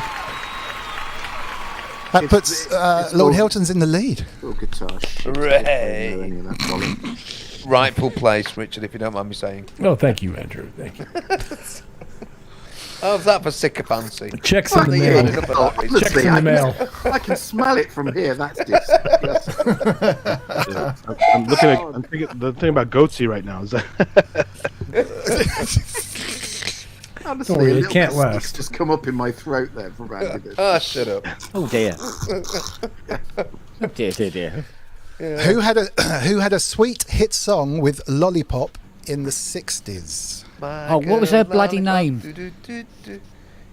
Oh, Was it Jackie something? Nope, it's a band name. Oh, is it? Oh, okay. Yeah. My. See if the chat gets it. Yes, synthetic. Aqua. No. In the 60s? Oh, I missed the date. Sorry. For fuck's sake. Sorry, I missed all the right, date. all right, calm down. Crucify me, damn it. Jesus Yeah. Christ. Look, honestly, Nail him to the wall or what? unnecessary mockery. Stop it. Aqua. It wasn't Bad Manners, it wasn't the Osmonds. Oh, the Cordettes! Wagyu! Well done. Wagyu got it in the chat. The Cordettes. Oh, bloody Wagyu. It's probably looking over my shoulder at the answer. From that spy cam. Yeah. Well, actually. Okay, what year did Peter Gabriel's Sledgehammer top the US charts? 1985. Hang on, who's busted? 1985. No, you're wrong. 1986. Yes, who said that? Me. Bollocks, 86. Robbie. Sod off. Go and shove it up where the Did you sun say don't 86, shine. Ty? I said 86, yeah. I think you deserve a point. Where's his fucking buzzer? Yeah. Robbie gets a point. Stick your fingers in the socket. Wall socket. Bonus question: where did they record the drums? Oh, Not Real World. Did they not do Real World? I don't know. Factory? I'm not. I don't mean in this. I don't know. I don't mean the name of the studio. I mean, Oh. in what space did they record the drums? To that song? toilet? Outer. Yeah. in the Well, toilet. I'll help you out. They Was it recorded them in Hit the Factory? control room. Actually, Oh. they set Oh, the really? drums Did up they? in the control room and recorded them. For Who played the drums? Manu Lots of Katché. people. Oh, yeah, he did, yeah. And isn't it true that that happened at the end of a session? It very Yeah. nearly didn't get recorded at all. It was the last thing they recorded. Yeah. Who went for a piss first? I think it might have believe it been was Peter. Tony Levin, I think. Yeah, probably. That's a good guess. Oh, you've got. I'm gonna I say. could be a question setter, couldn't I? Yeah. Oh, Excellent. In a bizarro world. Okay, there's another year question. oh, good. Oh. In which year did Diana Ross's tune "Upside Down" reach #1 in the US? 1980. Who said that? 80? Did you say? 86. Yeah, 80 for Hiltonius there. Well, but can I just point out Again, I play it every Yeah. night. I was on about stage. to turn around and say, can we have something that which doesn't play? Hasn't played on. Okay. Hasn't worked with. Can we find an artist? Maybe Aqua. Maybe Aqua's there. I've never played Aqua, Rich. Yeah, go back to like Soft Cell and Depeche Mode. I won't Yeah, know Yeah, that. exactly. Exactly. End of the Road was a hit for which boy band in 1992? Who gives a fuck? Insane. Yeah, exactly. That's my. No, it's not them. New Kids on the Block. No, No, not in '92. Backstreet Boys. No. I said NSYNC. The insignificant others that the also runs the. Boys to Men. Yes, well done, Robbie. Boys to Men. Men. Yeah, is that real? Roman numeral. Yeah. I have to say, he had a poster on his wall. I'm really glad I don't know a lot of these. Do you know what? Two in it like that. Jim, I'm thinking exactly the same. Yeah. There's so many of these. Yeah. I didn't want to know them. What a load of shit. Yeah. What a lot of shit. Obviously, excuse me, all the ones that Rich has played on. Yeah. Apart from those ones. Who sang the 2003 hit song "Hey Ya"? Outcast. Robbie. It was No, Outcast, somebody. yeah. Who did the beep beep beep beep? Yeah, that's me. Oh, that was Jim. Jim got it. Jim gets a point. Well done. All right, so the scores are Robbie and Lord Hilton have 6 each. Andrew Brooks has got 2. Jim's got 2. Oh, and I've got one since then. Oh, that's Culture of Ghosts has got 1. Ty's got 1. Synthetic's got 1. Wagyu's got 1. And Spong and Matt are on half a point each. Yeah, because just for being clothed. Yeah, it's just for turning up in clothes. Just for turning up with clothes. I mean, I didn't know all these questions were going to be geared up for 14-year-old girls. I love the fact that Wiggly's wig keeps wiggling off. Does it wiggle off? Oh, how I forgot I still had that. Every time you put your head in when the you bottom. back up enough, it does. It starts to break up when you back up. Can I just say, I love the fact that he actually turned around. Oh, I forgot I still had that on. I forgot. It's impossible to look at it and go, oh, I forgot I'm looking like a schoolgirl. It's so natural. We've lost time. No, it looked like a fucking packet of cue balls, didn't it? Right, Ty's gone. Right, carry on, quick. There he is. Oh, no. Him again. That wasn't me. That He came back. That's like turning around and going, I'm sorry, darling, I forgot I was wearing women's clothes this Well, season. Tice is always on. Tice is always on because he actually has long hair. Yeah. I've got the balls filter on. Go on. The balls. Oh, that's me. Go on. Next. Come on then. All right, next question. There is a sort of hair and without hair divide going on here. I just thought I'd noticed that. I'm sorry to point it out, but that little box in the corner. Don't call him a box. Call me what I am, a twat. That twat in the corner. It must be very windy down the bottom end of the picture. But you know, this has got from really serious, almost on the psychiatrist's couch, to absolute bloody ridiculousness. It's just amazing. It's wonderful. Carry on. Next question. Come on. I just want to say, Dave Whiting prefers Miss Wiggly. Got to be We all honest do. there. Oh, behave, Robbie. Stop it. No. Put it back in your trousers and just get on with the quiz. What, the whole piano? Oh dear. Right. That's good. That's good. First person to shout this out, no buzzers, because it's an easy one. What was the showgirl's name in Barry Manilow's hit Copacabana? Lola. Yeah, well Her done. name was Couldn't even Lola. Lola. I sung it for you, so do I get a point? She was a showgirl. She was. That was. No, she had When she used to show. spunk in Okay, her Robbie hair gets- and- Barry Manilow is my brother's secret pleasure. Oh my God, it's take his that. What? guilty pleasure. My Dom, brother take who off loves your face. He was my mum's favourite. Still is my mum's yeah, favourite. my brother who loves really cool Sorry. bands like the Smashing Pumpkins and Sigur Rós and all And sorts Manly of things like Barlow. that. He's got a guilty pleasure for Barry Manilow. He just loves Barry Manilow, which is Martin. Why? Just remember the boy. Spunk in her hair. There you go. and Cleo's arrived. Oh, here it Sorry. is. Oh no. a little Tell you how shine- good. Is that the guilty nose. pleasure I page? told you how good the Timberwolf is. It's Flipping amazing. Nice to see Boris Johnson make his return there. Cyrano de Bergerac has returned. Who wants to go? Brilliant. Right, Madonna and Rihanna have both Reminds released me, a I must song. clear that toilet out. Oh, sorry. Go on. Madonna and Rihanna have both released a song with what name? Shite. Holiday? No. No. Oh, I didn't know that. Yes. At all. Oh. Any ideas there, Ty? I Material know you're a big Girl. Rihanna fan. Oh, Umbrella? huge Rihanna fan. No. Requiem. No. Oh, Rain. Requiem's a good shout. Lucky Star? Rain. No. No. Anyone in the chat? Music. Oh, that was an album. No. Sorry. Remember. Holiday? Did someone say Holiday? Yeah, said already that, said yeah. it. It's gonna be something like a virgin or something. Isn't it? So give me something like a virgin. Give Is me it- like a virgin? Material Is it one Girl? word? It's 3 words. Oh, it's 3 something or words. something. Something to remember. Live to Tell. Turn it off.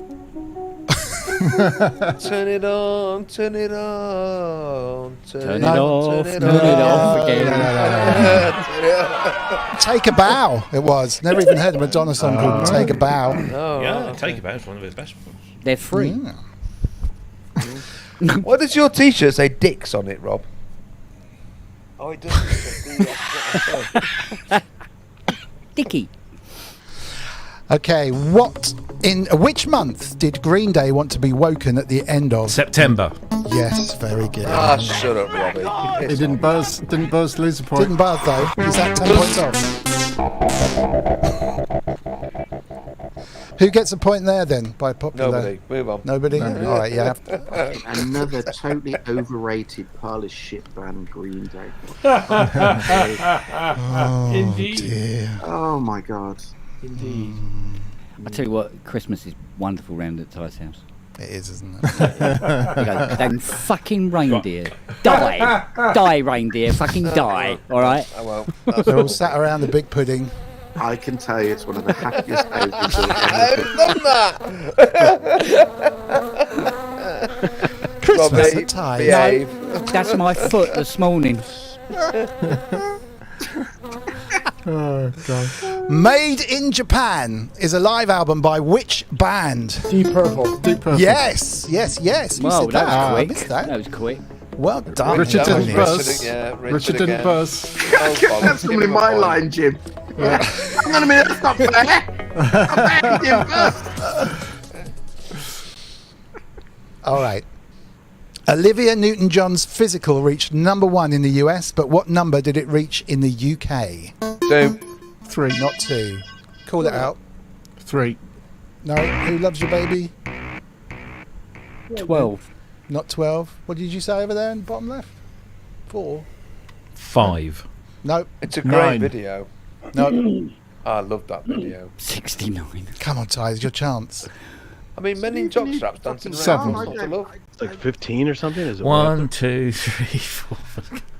It's homegrown with 7 in the chat. Gets it. I said 7. Oh, did you? Yeah. Yeah. Oh, sorry. Who was that? Jim? Me, yeah. After a few other guesses, I did say 7. 1, 2, 3, 4, 5, 6, 7, 8, 9, 10, 11, That's a tie trick. That's a tie trick. All right, we got Robbie with 7, Lord Hilton with 7, Jim with 3, Andrew Brooks on 2, Culture of I've started Ghosts, so Ty, well. Synth Addict and Wagyu on 1, and Spong and Matt are on half a point each for turning up with clothing. Barely. You get 12 Barely. points without Get on them. clothing. All right, let's open the Popmaster cards, see what they're like. I'm wasted here. I think they'll probably get a better class of question. Oh, God, steady.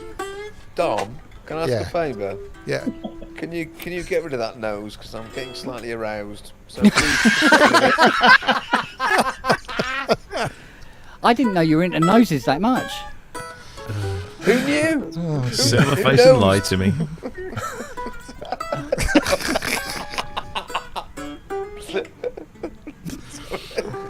That's better. Okay. Madonna's arrived. Oh, hello. Hello. Hello. Oh, baby girl.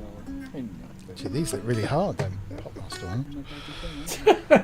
Nice turban. Is that a turban? That's all right, mate. Just come out the shower. It's a towel in a knot, but you can call it what you like. What do you got wrapped up in there? It can be a turban if you like. I can do turban. Who famously recorded the song "You Make Me Feel So Young" in 1959? You make me feel so young. Frank Sinatra. No. I do that. You make me feel like spring has sprung. Dean Martin.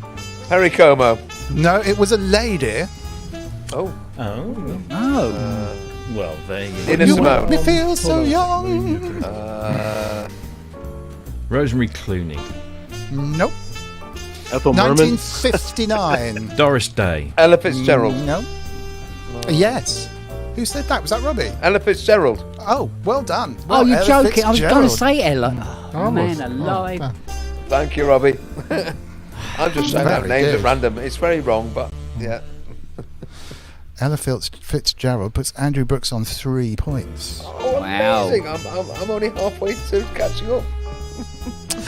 In a similar vein, who wrote and released the song "Please, Please, Please" in 1956? Who wrote and released? Yeah, Who wrote it's quite rare in those days. Roy Orbison. Nope. Was it a British singer? No. Are we allowed clues? He's an American singer. Oh, he's an American singer, is he? Okay. Johnny Cash. What was the Nope. question? I missed it. Buddy Holly. It was 1956, and the song was called "Please, Please, Please." And Buddy he Holly. wrote and released it. Nope. Oh. Famous. Charlie his Pride. Little Richard. Nope. Oh, that's how the first bit of one of his songs goes. Nice.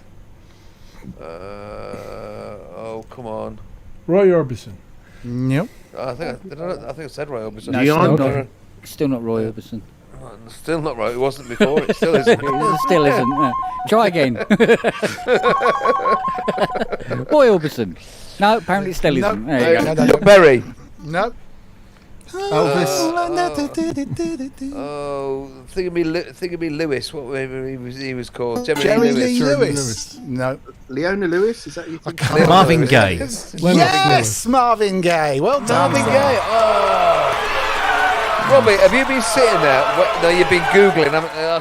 No, Sorry. it's when Just Mr. like Wiggly his eyes. gave a clue. I sang it. I was pure Marvin for a moment. I Nothing honestly else didn't to know get that it. until he said Well, that. it's that towel on your head. It just does it. Did wonder if it was Kermit for a while. Please, please, please. Oh my word, who on earth is this? What is the first single from the 2007 Rascal Flatts album? Still Feels Good. Life is a No highway. idea. Move on. Yeah. Life is a highway? Nope. No, that's the only one The of those I first know. single from the 2007 Rascal Flatts album Still Feels Good. Hey, who the fuck are Rascal Flatts? I have Exactly. no idea. They sang a song called Life is a Highway. It was on Cars, the Cars movie. This bin needs Only cleaning. one I know. This thing needs cleaning. Bonk like a chicken on acid. Yeah. Inky said still in flat. Is that the name of it? It's Or not. is No, she just I saying prefer where she Waggers, is? to be fair. If it Bonking sticks like to the a wall, chicken you on can acid. still use it. The 5 Bonk second like rule. a chicken on that.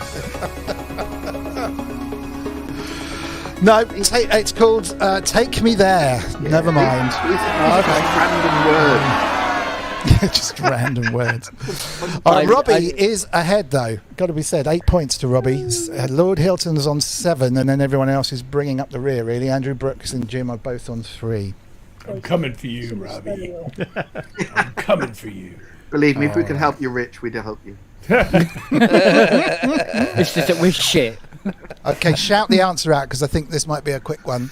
Which band is Matt Bellamy the frontman for? Muse. Was that Who Loves You Baby in the corner? Yeah, I think it was actually. Loves You Baby in the corner. Yeah. Give Matt a Nobody point. puts baby in a corner. Ma. All that overwrought bullshit. What news? Yeah. Drinking I bleach. still got some of it between my toes. I've just bought tickets to their tour next year. Well, it's good. It's good overwrought bullshit. It's very well done. I mean, they want to be queen. There's no, that he just wants to be Freddie Well, Mercury. the posters He opened wants up. to be Can I some just say, combination of a actually, lot of things. Absolutely. Can I just say though? I say as a live show. I mean, I've seen them on every tour for the last however many years. They're Yeah. live. They are phenomenal. Yeah, he's very good. Phenomenal. Nice backing tracks too. Oh, totally. Oh no, there's no doubt. There's no doubt about that. Lots of them. Lots and lots and lots of them. And the Yes. fact that they hide the keyboard. Have you seen they hide the keyboard player? So Ah. basically, yeah, there's a keyboard player basically right at the back of the stage to the right, so you cannot see him at all unless you get to a certain angle, and you just see him doing all the work. That's amazing. outrageous. Yeah, it is. It is. They But they're a rock him. band, you see. So Yeah, it's that's only it. guitar, bass, drums. You don't That's want any exactly it. pollution. And he's right at the very back, so you can't see him.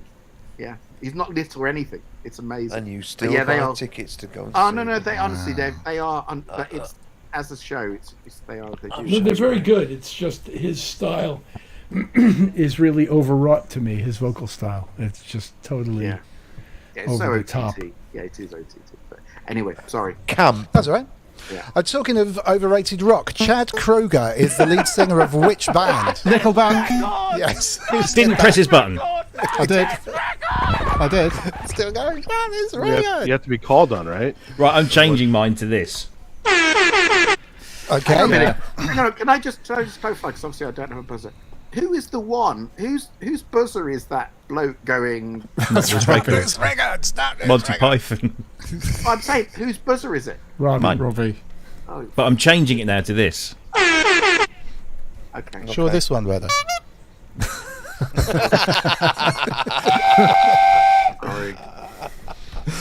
Okay, Jim gets a point. He's on 4. Thank you. Well, Don't Jim's call on it a fire. comeback.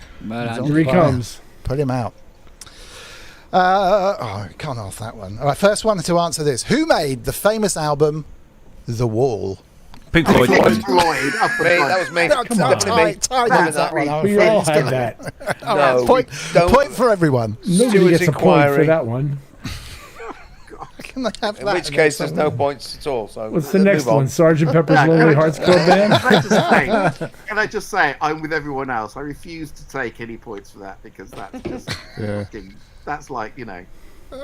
Did you wake up this morning? Yes. Exactly. You get a point. He goes, Debatable. for fuck's sake. Yeah. For fuck's Yeah, it's in the morning. Lisa, behave. To be fair, Tom, course I did. Now, if you'd started with who strung an inflatable pig across the towers of a power station in Battersea, Oh, that's Pink Floyd. Yeah. yeah, that might have got you. That might have get you a Really point. difficult. Okay, we'll try neighbour. this. Which band first released the song Under the Boardwalk? Under the board. The Commodores. No. Down by the sea. Down by the Sea is actually a strong clue to the name of the band. The Drifters. Beach Boys. Yes, well done, Robbie. Drifters. Giving Well these done, clues Robbie. away. Yeah, Eric that's and the right. Seagulls. Hang on. I don't know any of Robbie, these did you at just all. do a fist point? Yes. Robbie just did a fucking fist pump. I'm as competitive as you, competitive as you, mate. Never done a fist pump in my entire life. Not on camera. Till now. Well done, Keith in my Watford as well. You did a good one. What? I know. She can't be- Brilliant. Robbie, you've made my day. That's not the first time you've said that either. Got him. Okay, who wrote the Eagles hit "Take It Easy"? The Eagles. No. Glenn Fry. Nope. Don Henley. Nope.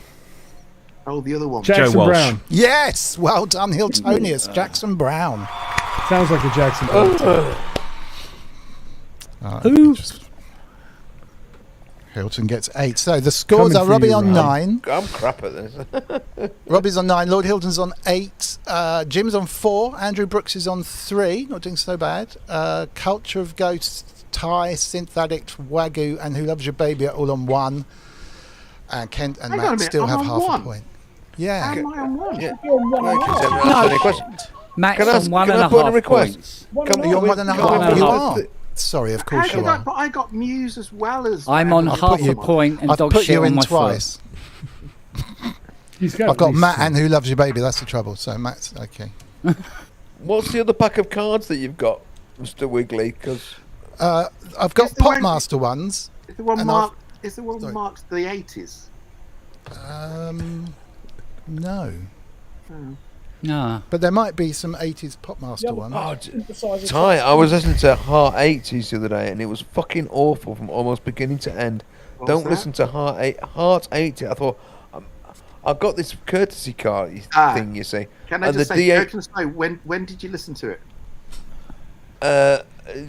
early in the morning. But no, I mean, on the was way it up. from post-death or pre-death? Definitely pre-death. And, Well, he's alive. So, yeah, because I'm telling you, I hope. Honestly, all it served to remind me. I think I said this the other day. All it served to remind me was that actually there was an awful lot of shit around in the 80s. I'm saying I'm only going and to a say lot of songs one which word. I liked. I realised that actually they're not that. I'm very only good, going to say but- one word that sums up the shit past the 80s. I'm just going to say one word, one band name that sums up all the shit in the 80s. Everything but the Wet Johnny. No, Tapow. That's all I need to say. And so, that's it. I actually, can't that do first that album is quite because good. I met Carol Decker through a whole series of I know this person who knows that person who knows that person. I met Carol Decker, and she was delightful. Yeah. Bridge of Spies is a really good album. China in Your Hands, yeah, and all that stuff. No. Oh, Tapow yeah. is what's all Tapow and Johnny Hates Jazz. No, it isn't. Well, yeah, everything but I'll the give Wet you Johnny Johnny. Hates Wet, Jazz, wet, yeah. wet. Johnny hates jazz. Yeah. All Wet, of that. wet, wet. Give you huh? Johnny Hates Jazz. God. I made a record with them. Brother Beyond. Brother Yeah, Beyond. things like that. you know, like No, Shattered no. Dreams by Johnny Hates Jazz. The Can we just- fucking blowjob monkeys. They were. Just Oh, I love the Blow Monkeys. Fuck No, you. they were That's fighting fucking talk, dreadful. Andrew. That's Yeah, fighting that's The talk. Blow Monkeys. It was awful. Can I- Why? can I just Because wrap- I want to go it back to wasn't. Rich. It was just the fucking blowjobs. I hated them. They just did my head in. That was a different They were- story. Hang on, yeah, this is we got cross wires here. We're getting confused here. This is called the Stop Blow it, Jim. Monkeys. You're getting confused with something completely different. No. Yeah, big Yeah, fun. Can we go back Curiosity killed the cat, but Can we go not back- bloody quickly enough. Can we go back to the fact that Rich said, and I can't remember who it was, but he made a record with one of those. Wet, wet, Wet, wet, wet. Wet, wet, wet. Did The you? reason I didn't get Yes. 2 Novello Awards, either Novello Awards, they kept me off the blooming bestsellers thing twice for that stupid Trogs cover. Does nobody remember Oh Superman? I love Oh Superman, Laurie It's Anderson. brilliant. Laurie Yeah. Anderson No. was amazing. Can I point out, joking aside, No, it was joking brilliant. aside, last Even my week- dad liked it. This is I had to absolute work on truth. cars listening to that This is- fucking this- song this is- every day. Go Ty. This is the Go absolute Ty. truth. Last week, I was sat here and I literally suddenly thought, do you know, I haven't heard for years. And I asked Alexa to play Oh Superman, Laurie Anderson. Oh, go on. swear to God, it was a brilliant 8 minutes. It's fantastic. I think so too. brilliant It's song. joyous from beginning to end. It's absolutely brilliant song. It's so clever. Her whole Home of So- the Brave concert on YouTube is great from '85. Yeah, She's done a lot of stuff. as Laurie well. Anderson is a clever Cress cow, heads. I'll tell you. Cress has just put Jive Bunny in the chat. Oh, the Exactly master right. mix. Yeah, that's They're from Rotherham, and I would quite happily boil them in But bloody you know that, molten steel. joking aside, we all know this. Rose-tinted spectacles is a wonderful Tells how thing. you really feel. But the 80s, Anybody think you didn't like it? I love the 80s, but if you go and there is a lot of shit from the 80s. Oh. In the same way, there's a lot of shit from every single decade. Can I give one word? I'll give one word. I'll go Baltimore. You know, Tarzan Boy. Oh. 12-inch. I've got the 12-inch of that. They started the millennial whoop back then. That's a Oh. terrible admission there, Rob. That is, yeah. He was Scottish, wasn't he? But he moved to Italy and Yes. then had big Oh. big hits And out there. then yeah, He was- Baltimore. Oh, that's Baltimore. awful. I would have Yeah. loved to have made a record and called it Dildo, so people could go, "Oh, I must get the 12-inch." Well, there was the vibrators already, wasn't there? So Yeah. Yeah, people true got- enough. Yeah. I say, was it Love Killing Joke? Yeah, Oh, Killing absolutely. Joke. Amazing. Amazing. Yeah, I And love they're on Killing tour at Joke. the moment. Yeah. Love Killing Joke. Yeah, I love Killing Joke. Still my favourite absolutely. all-time bands from the 80s were Early Back Throw, My absolutely. Little Throw that went on. Anyway, we won't go to that. Get more questions. Come on. Another question? Unspeakable. No, I must. No, admit- sorry, back to the questions. Sorry, back to the questions. What's Sorry, singer no, Marilyn Manson's real name? Brian Smith. Brian something, isn't it? Yeah, it's Brian something. Frankston. Brian Jones, Brian Claxton, Brian Johnson. No, I'm Brian. No, that's all. They're already pop stars. Brian Jones. And so's my wife. I'm really shit at music quizzes, I tell you. I really Oh, do. Happy Talk was a great tune as well. It Brian was. Warner. Brian Warner is the name. Brian Warner. Brian Brown. Actually, D Best got that in the chat. Look, Warner. Oh, yeah. Yeah, D Best Warner. Well done, Dave. You've got And it. Culture. And Dave Whiting as well. My God. Happy Okay. Talk. That's Captain Mansfield Sensible. from New Captain Music. Sensible. Yeah. He did a great. Glad It's All Over. I'm glad it's Yeah, that's a all good over. track. Glad It's All Over is a Great really tune. good track. Yeah. I concur. None of these are obscure 80s electro, are they? Yeah. No. Trying to find some older questions. You keep looking, Dom. I'm going to find Any that have got the words Nile anyway. I wonder who's going to get this one. Which Nile Rodgers song does Hiltonius least like playing? Right now. Who were Deborah, Kathy, Joni, and Kim? Bangles. Yes! Ex-girlfriends. I know them all. It's not fair. For God's sake. I know every one of them by name. It's not fair. I had them in the back of my cab once. In a manner of speaking. Took ages to clean that out. All right, the song Axel F by Harold Faltermeyer is from which movie soundtrack? Beverly Hills Cop. Yeah. Okay. Yeah, got that. And who Robert remade the Buzz song first. in 1994? Richard Hilton. Was it Lord Hilton? Was that Robbie that got that, or was that? Of course, it's fun. Yeah. Okay, Robbie gets 10. It's not the loudest one, so of course he's going Yeah. What? Well, I had the quietest I one can't before. hear you anymore. Love Angel Music Baby is an album released by who? This would have probably been 80s, Fuck. maybe Someone who 90s. can't make sense. Home base. I have no. I don't know any. Could you repeat that question? Love specifically? Angel Music Baby. Love Angel Music Baby is an album released by whom? It's a girl. Oh, that narrows it down. By 50%. Give or take. Yeah. Oh. Is it Tiffany? No. Oh no! Don't say that. We used to make up rude names for all these people. And Tiffany was just so obvious. I can't even repeat it here. You're leaving us hanging.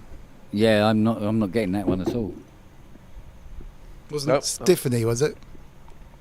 No. Oh, you want to know what the rude name was? Yes.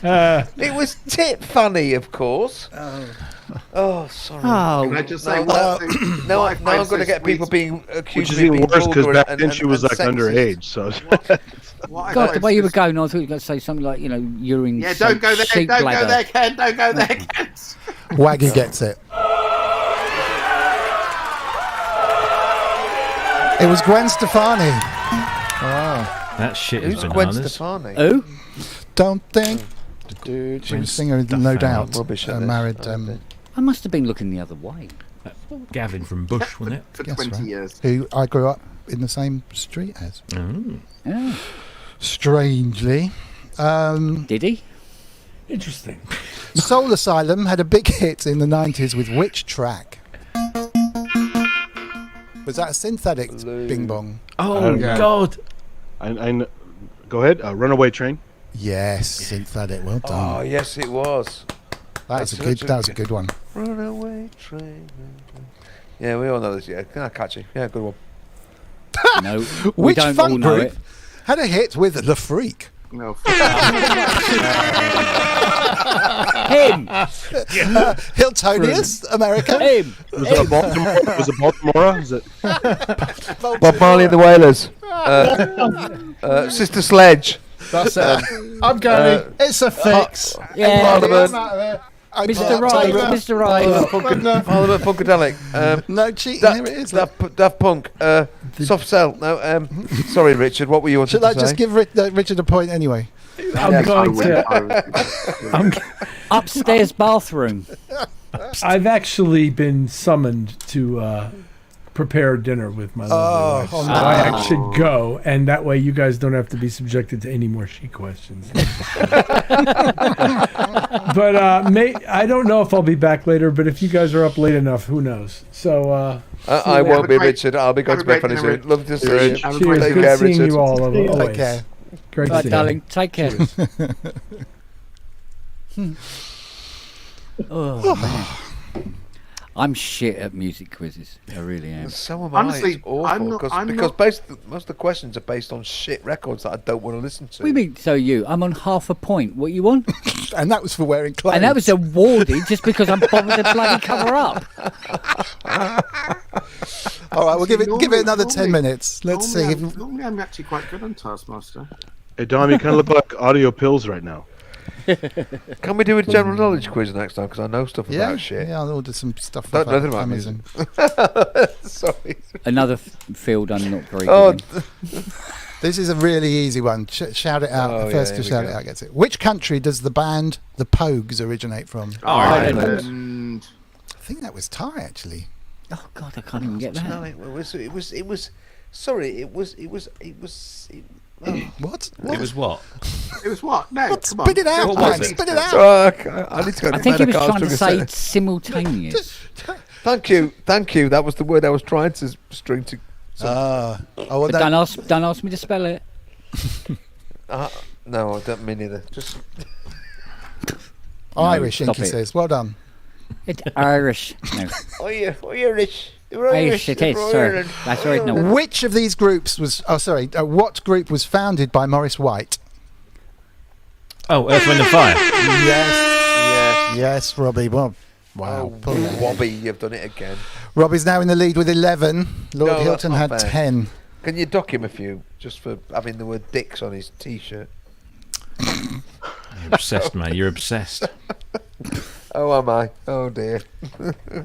Again. Again. By Dicks. That's a good name for an album, isn't it? Obsessed by dicks. No, don't start saying things like that because that'll be all Dicks. Obsessed. I'm gonna have to go because I've been summoned. Oh. Oh, So yeah. on the Speaking promise. of Oh, talking- Ty. Well, you did all right. You got Speaking two. of which, you did all right. You got Speaking of two. dicks. yeah, Ty's got to go.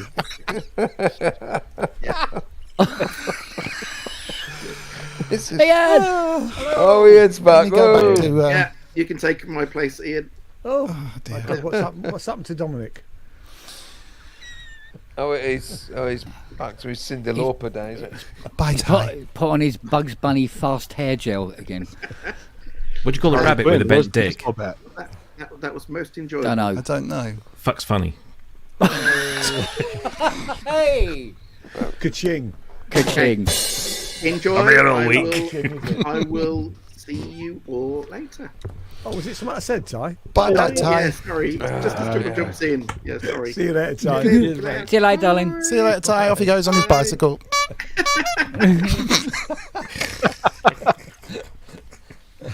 Which artist turned musical judge had a 1988 hit? There you go, 1988 hit with Sunita. Straight Up. Oh, Paula Abdul. Yes! I didn't buzz. You didn't buzz. We're changing the rules again. Oh, okay. Hang on. I think Synthetic knew that. Ian, you've joined in the middle of a quiz. You need to get a proper like buzzer going, or just shout, Ian, like that. All right, okay. Or do what I do and go, I have no idea what Ian, the answer it to this really question doesn't is. matter. There's been no discipline to this at Robbie all. keeps cheating, to be And fair. I'm so competitive. He does. Yeah, I give up on the buzzer. I'm just going to yell it out. I'm sitting here waiting for the transistor questions to come up and there's nothing yet.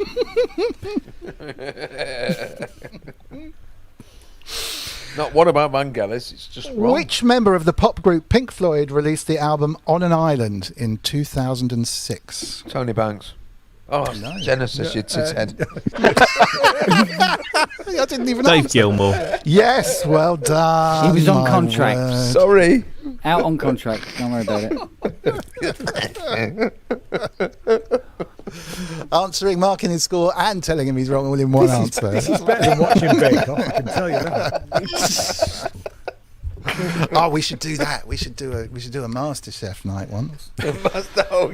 No, Jim would win that. Cook along with Spong. Yeah. Cook along with Spong. Can you tell me what's wrong? Can you cook along with Cook along a Spong? Yeah. Right. Has So everyone who got their could make ingredients? toast like Just leave the this? burgers on the barbecue a bit longer than you did. That's, Yeah. that's the only tip I give you, Kent. Yeah, there you go. This is the best toast I've ever tasted. Whatever happened to Lloyd Grossman? He He's had poisoned himself. Have you tasted his sauces? They're minging. No, I've never been that close to him. Isn't that the tagline on the advert? Like Grossman, they're minging. I never got that close. Robbie, no, sorry. They're minging. Where did that come from? No, don't answer the Sick, question. twisted Just mind. Don't answer that question. Oh, I should go to bed any minute now. Okay, another It's getting sillier and sillier. Another quick 80s question. What's the difference between a germanium and a silicon transistor? Which one is better and why? I don't fucking know. Germanium handles more power. Germanium's more expensive. Germanium transistors are generally considered to be better than silicon transistors because they have a lower noise level and can operate at higher frequencies. I wouldn't fucking know that. I just, But you I just are put the in greatest what CS80 repair person in the universe, apparently. said according to Sound on Sound magazine.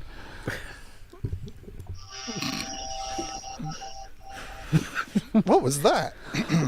No, germanium we That could was for a low noise silicon in audio transistor circuits. or- Yeah. Who sang "War Is Stupid" in 1984? Culture Boy Club. George. You've got a buzz. Culture Club. I need a It was buzzer. Culture Club. BA796. Oh, I said Boy George. Does that not count? B796. No, it was a BCY 51.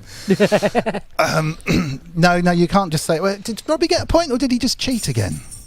Ian, No, don't he got do a this. point. He really did get a point. Okay, all right. Well, he's got 13 now.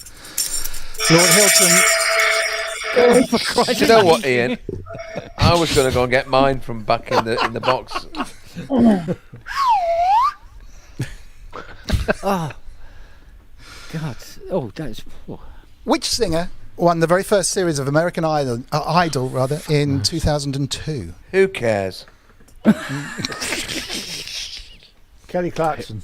Yes. Yeah, I hate to say. Bloody hell. Well done. Ian. Oh, well done. Work. Look, he turns up and gets a point. That's I didn't even know Bugger anybody off, watched that.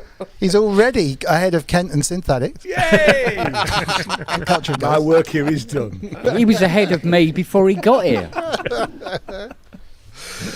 Who sang the song? university top. Don't forget Sorry, your buzzers. Or Yeah, shout okay. out your names. I Who don't sang know the that. song? Is that the song? Don't forget your buzzers. Your buzzers. Don't forget your buzzers. Who sang the song "Train in Vain"? Train in vain. Joe Strummer. When he was with. When he was with. The Clash. Yes. Exactly. I think you get a point each for that. To be No, do we get that then? All right then. Thank you for the hint, Ian. It's all right. Yeah, BC 108C. I can remember the Clash. fair. At the moment. Wow, Ian's storming through. Encyclopedic knowledge, Ian. Yeah. Oh, this is hard. Which band It's the first 80s. recorded the song "Twist and Shout"? Well done, Homegrown, for the Clash as well, by the way. Which band first recorded the song "Twist and Shout"? Oh, Chubby Checker and the Whatnots. No. It's not the Beatles, I'll tell you that. No, it wasn't Beatles. No. Chubby Checker, wasn't it? No. No, he was the Twist. No, don't know. Twist and Shout is a different song. The Isley Brothers. The No. Beats. No. Begins Elvis with a My Presley. Goose put Chubby Checker in. No, And he he's knows the Twist. everything. He does, but not this one. General Purpose Silicon NPN from Half God Half Piece. Yeah. Oh, actually, Rob, you're right. Yeah. Well, you checked it on Google. Dead Can Dance? I don't think so, Culture of Ghosts. Dead Can Dance. It was. Nice try, though. It was the Top Notes, apparently. The Subway Fondlers from Paul. Subway Fondlers. Oh, you can't call a band the Subway Fondlers. Yes. Apparently you can. Yes.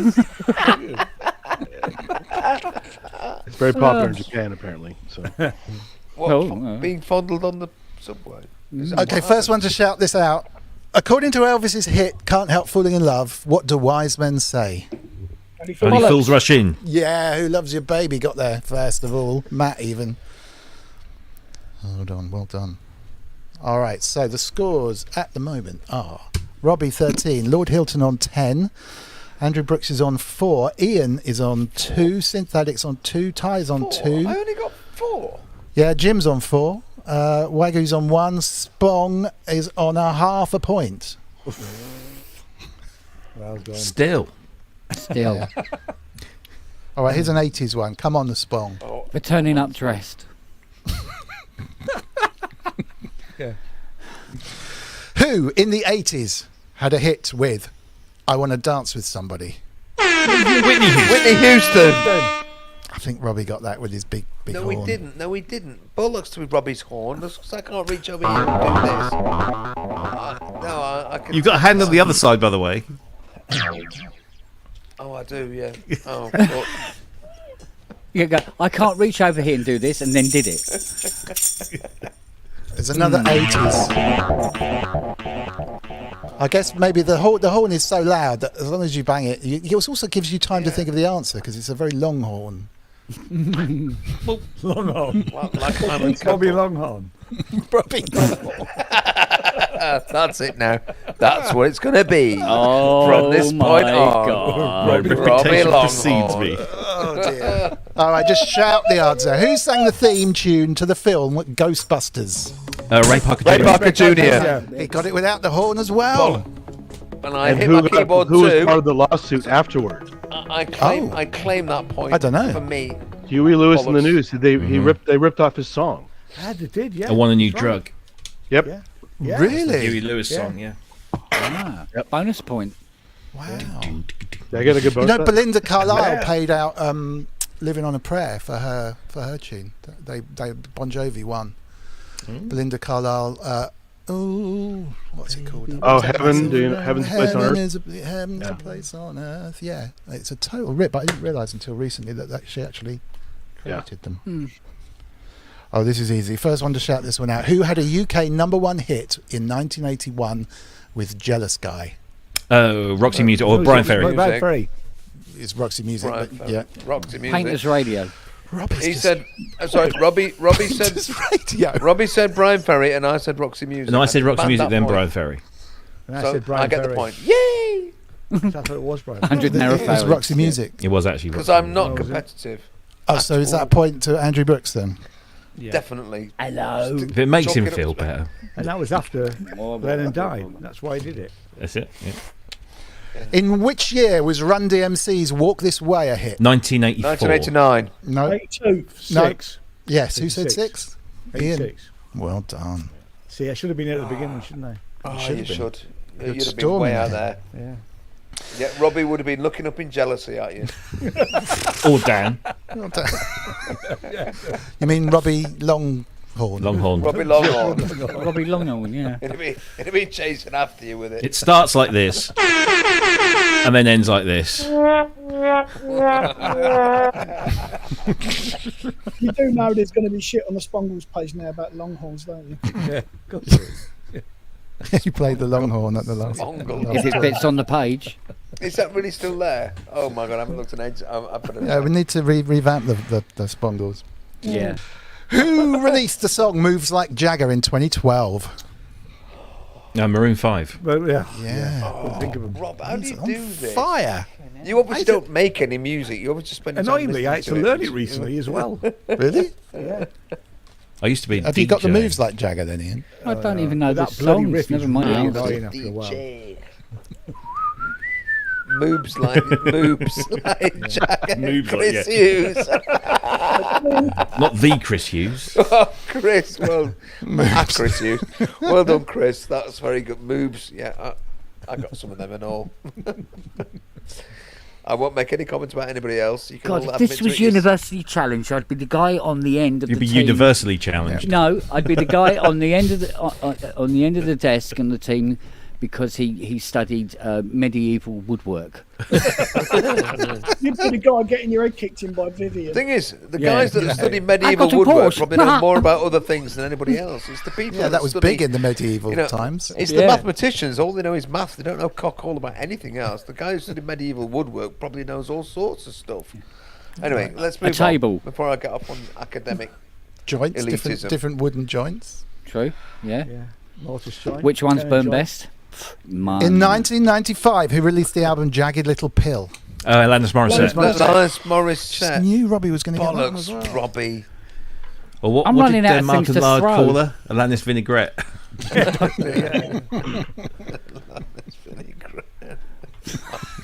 It's a good album. Very It's a good. great album. Who played drums? Alanis You did. Vanderlet. Oh, Actually, no, I didn't know. He didn't know. Why I'll don't take that back. I was going those to say two- Taylor Hawkins, but I think he was No, only in the didn't. live A drummer. band. He was in the live band, wasn't He was the live band, yeah. he? Yeah. That documentary that she did a while back was really good because Yes. Taylor Hawkins was in that. Yeah. Anyway, we digress. Who does grass? I don't know the answers to the questions. I'm just Shut going up, to sit Mr. and just Half-Voice. fucking Okay. run about. Right, Kent, concentrate on this one. What was the first single from the Spice Girls? Wannabe. Yeah. What he said. Everyone was being kind and waiting for Kent then when they... I don't know the answer. I don't know the answer. That's complete silence. I used to hold you in such high regard, and Sorry, you've I was gone mad. right down in my estimation for knowing Mate. crap like that. Mate, Oh, dear. What? Who sang with Puff Daddy on the hit song I'll Be Missing You? Don't Faith give a shit. Evans. Man, he's... Okay, Robbie's on 18 now. Can I do another fifth? Insurmountable. I've heard that about him.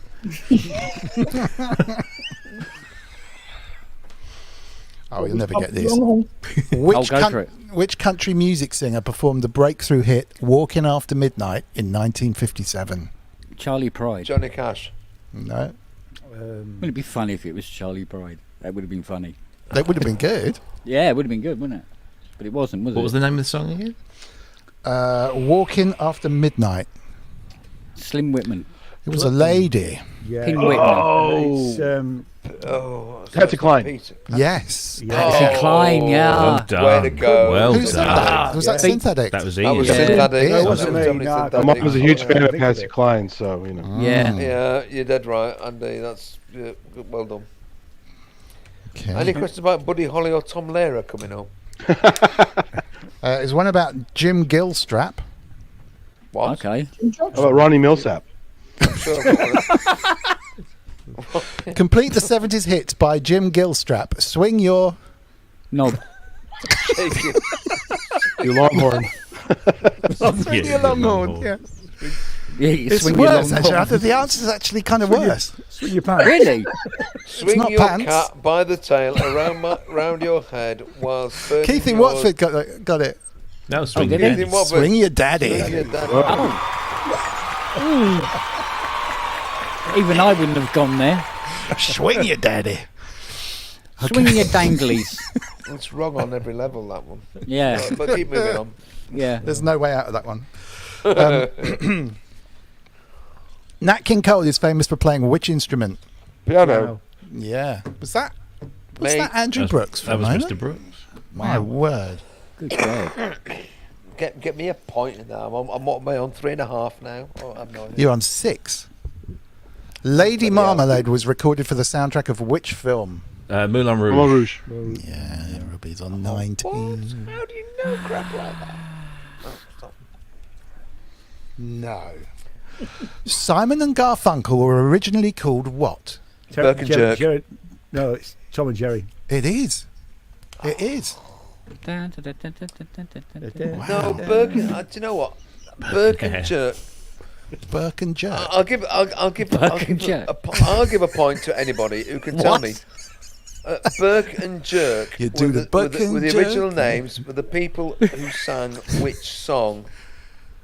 Burke and Jerk. Yeah. Sang a song. And at the moment, I can't remember what their actual name was. Andy World.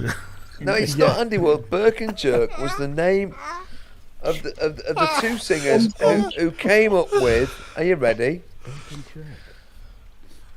And he painted We're ready, matchstick yeah. men with matchstick cats and dogs. The Manchester guys. Burke and Jerk, though, was it? That was. But that's what they originally Do you know were. what? You're right. The day chart toppers Yeah. Burke and Jerk come to town. It's an article in the Norwich Guardian. Yeah. Burke and Jerk.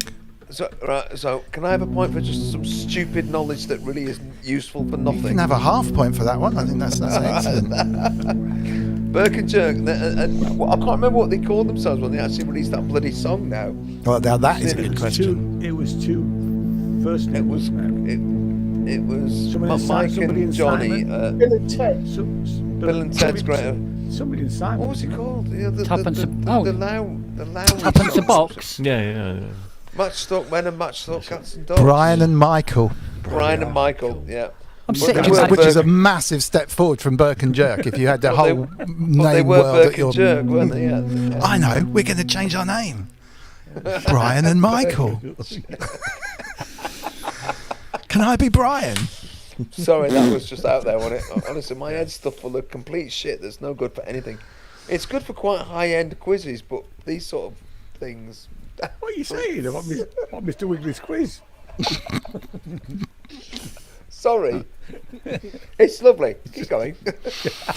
What was the biggest selling album of 1983 in both the US and the UK? Thriller. Yeah. Did someone else said Thriller at the same time? Robbie. didn't they? No. At the same time. No, it was Robbie. Give him the point. it He's wasn't on, me, he's on I think. 240 points now. We'll give one to Matt because it was a simultaneous utterance. And he's dressed. Dangerously in Love is the debut album released by which singer? Elton John. Beyonce. No, it is. Yeah, who said Beyonce? Ian. It was Ian again. Oh, Man, Ian, fuck her off. alive. Go back to doing what you were doing before. No. I will not. How dare you? I'm trying to catch you up, Andy. That's what it is. You've got more Yeah. points than me already. Doing You well. haven't, I Ian. haven't. What have I got? 5? Paul Artolo says Burke and Silent Jerk. Yeah, And the famous single Painter's Radio. Half God, Half Biscuit has gone off on such an electrical tangent. He's now on 7-pin dual inline packages. Wow. How can you have dual 7-pin? Surely that would be a 3.5 14 pin.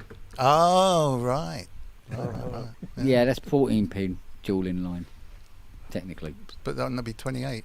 No. It's Just 14 stop pin multiplying by because there's 7. 40 pins, Look, but we it's all a know dual what's- inline. Right. It's a separate thing. It's you don't times or add. Right. There you go. World What's Sync that called? Repair Sync. The best in the universe, according to Sound on Sound Apparently. Magazine. Apparently. And Robbie rates Sound on Sound Magazine, Yeah. so it must be Yeah. true. I have to. I'm contractually obliged. Yeah. Actually, Culture of Ghosts, you're right. Chat should be one team for. Should we ask a chat question? First one to answer this. Which band released the albums Beggar's Banquet in 1968? First chat. Oh, probably person. not. Robbie's Chat. hands up. Yeah, but it's a chat question. Chat question. 8 pins, says Half God, Half Beast. Yeah, there you Keith's go. got it. Keith's Keith's got got it. it straight away. Keith's in there. Keith in Watford is now on 2 points, which is 1.5 points more than Kent Spong has got. You're loving this, Mr. Wiggly, aren't you? Thanks. All right.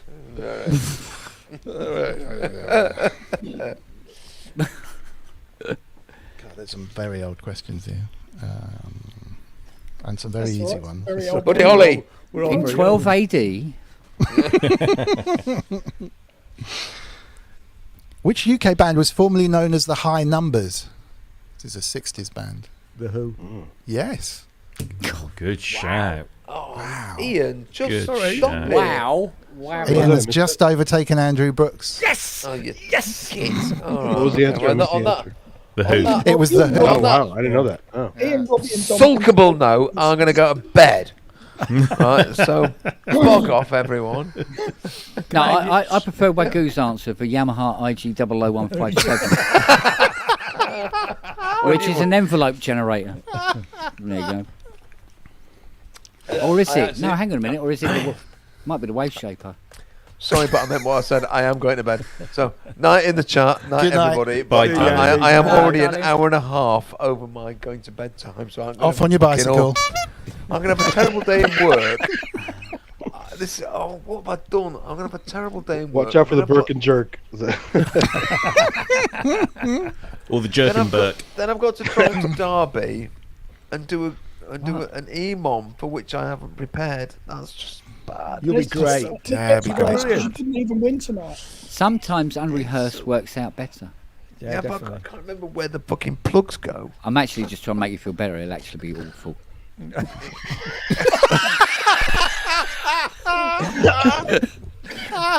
Just do what Ty talked about. Have the keyboard guy hiding in the corner, and people can't see Yeah.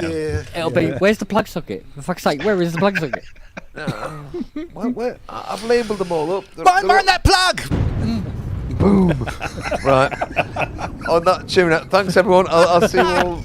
Well, See you at some later. point. Thanks care. for that. I'm going to just say at this point, that's been so much bloody fun. Yeah. I can't. It's been so much bloody fun. Not just the quiz, but all the chat and everything. And I love that. That's been great. Right, I'm going to go to bed. Bye. See you all. Bye. See you later, darling. Look after yourself. Brilliant. My word. Couple more before Yeah, bed? good one. Oh, God. Yeah, come on. I'm trying to catch up with Robbie. Well, yeah, you're not far off. We got Robbie's on 19, Lord Hilton's on 10, Andrew Brooks is on 6, Ian is on 7, Keith and Watford's on 2, Synthetics 3, Jim's 4, Matt's 3.5, Ty's 2, and Spong's on 1/2. Yes!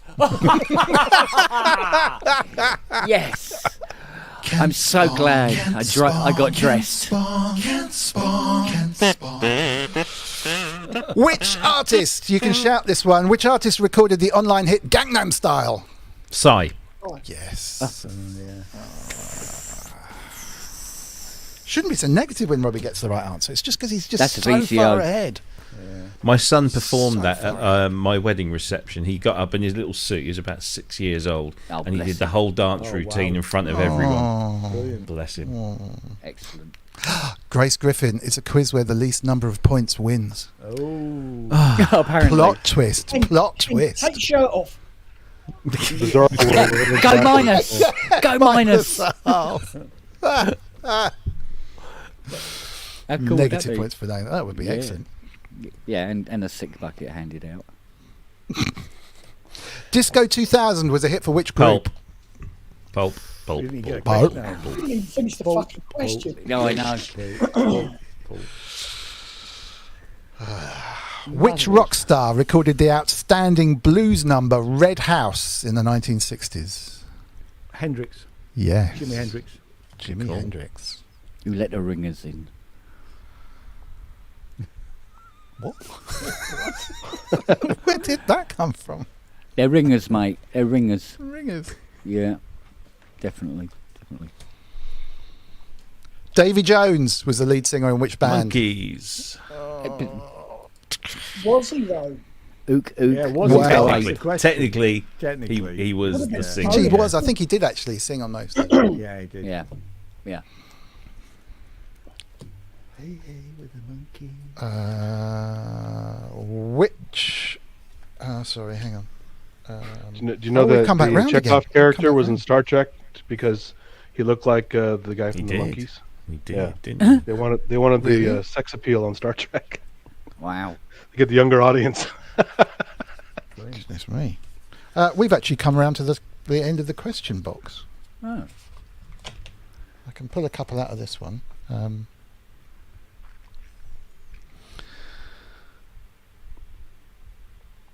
Which daughter of a famous singer had a 1966 UK #1 with These Boots Are Made for Walking? Nancy Sinatra. Yes!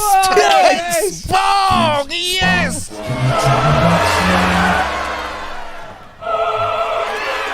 I'm just so excited. I pressed every single button, including the one that said fade out. Everything. Good work, Ken. Good job. Fuck me. No One and a thanks. half. One and a half. Right, I'm off now. Your work is done. He Only just two entered more. the box and now he starts. Yeah. Brilliant. Which artist released an album called Art Pop in 2013? Oh, Lady Gaga. Yes. That's a good shout. Well done. Anybody get the idea I might have stopped listening to music in 1982? Yeah, I don't know these either, so No. I'm with you. In what year did Eminem release the Slim Shady LP? 96. Nope. 94. Nope. 92. Nope. Later. 98. 98. 99. Oh, yeah, it was... No, 97? Nope. 2000? 2002. I'm not going to guess Nope. Really? Oh, Christ. It was It's 90s. about the only one you haven't I thought it was mentioned. 90s. 99. Yes. Well done, Ken. He's on a roll. That wasn't knowledge. That was the only That's 9 I all could right. think of. That's all right. 2.5. Look at this guy. You've now just overtaken Ty. Although he hasn't work been here here is for the done. last hour. No, he hasn't so. been here for an hour. Yeah. Doesn't matter. Doesn't matter. He was in a lay-by as they passed him. Yeah. It could have been here. Yeah, well, he Could've drives a been, TVR, so Yeah. or did. Well, yeah, that's true. No, that'd be a tree, not a labour. What's the name of Elvis Presley's vocal backing ensemble? Deborah.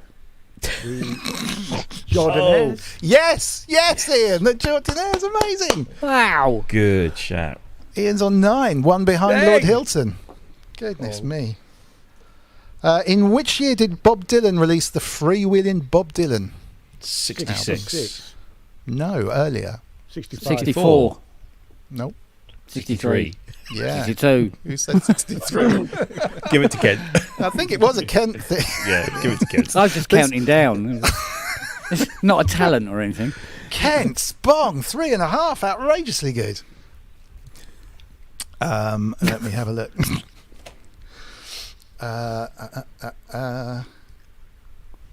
Anyone know about Kiss? We've had a question about Kiss. Kiss had a hit with Beth in '76. On which album did it first appear? Detroit Rock City? No. But it does begin with a D. Desolation Street? No, it does begin with DES though. Desperate mother... No. No. Destroyer? Yes! No way. No fucking way. No, come on.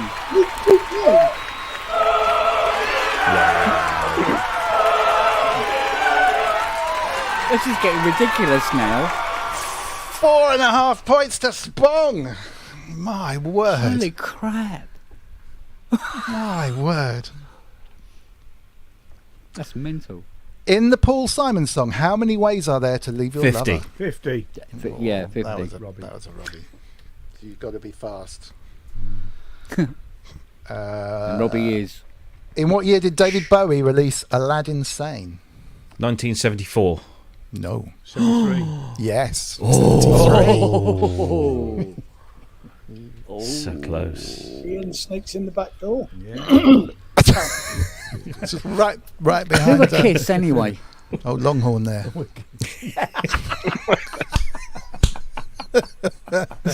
Seriously. Help me out here. Which 1978 top 3 hit by Rolls Royce became a Car 1985 Wash. top I 3 Feel Love. cover version for Jimmy Nail? I feel Oh, Love Don't Live Here Anymore. Yes, well done. Nuts Robbie on a gets bicycle. 25. That's pretty outstanding. Well done, Robbie. Amazing. Misspent childhood.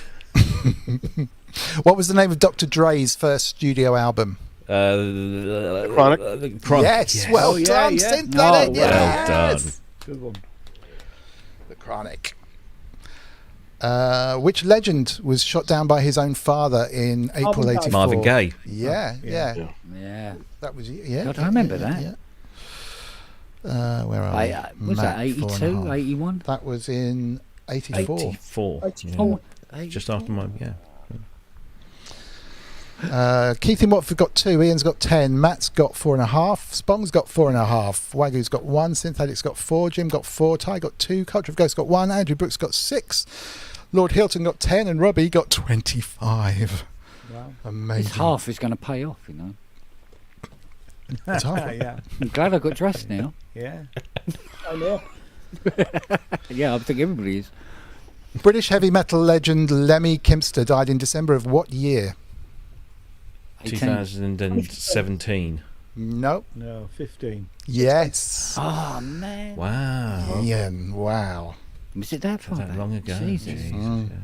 I thought it was during that year of death, wasn't it? But it wasn't. Yeah, I thought it was as well. 7 years ago. Wow. Crazy.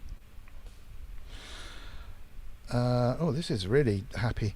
Which soft rock artist died of a heart failure brought on by anorexia in '83, aged only 32? Karen Carpenter. Yes, well done. Well done. Poor old. Yeah, she's only 32. Jeez. In what year did the Beatles release "Love Me Do"? 63. 62. 62. Was that you, Matt? It was me. 62.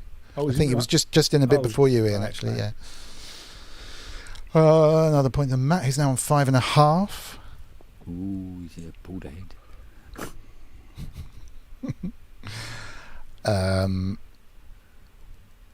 Lisa Left Eye Lopez was a member of which R&B? TLC. Yeah.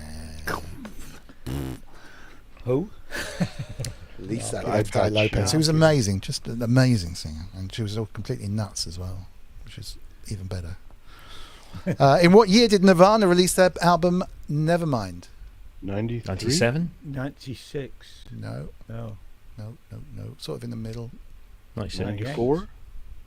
98. No. Synthetic said 90. So. Wagyu's close. 93. Nope. 92? 94. Nope. 91. Yes, 91. Not sure. I'll maybe give you half a point for that because it was kind of the only year left. Yeah, the only one left. Yeah. 1740. Three members of which country rock band were killed in a plane crash in '77? Doctor. Didn't know this. The Whatnotters. Who are they? You know that he. Oh, man. Christ! What are they called? My brain. Is Was it not the Hollies? No, it's Surfing. no.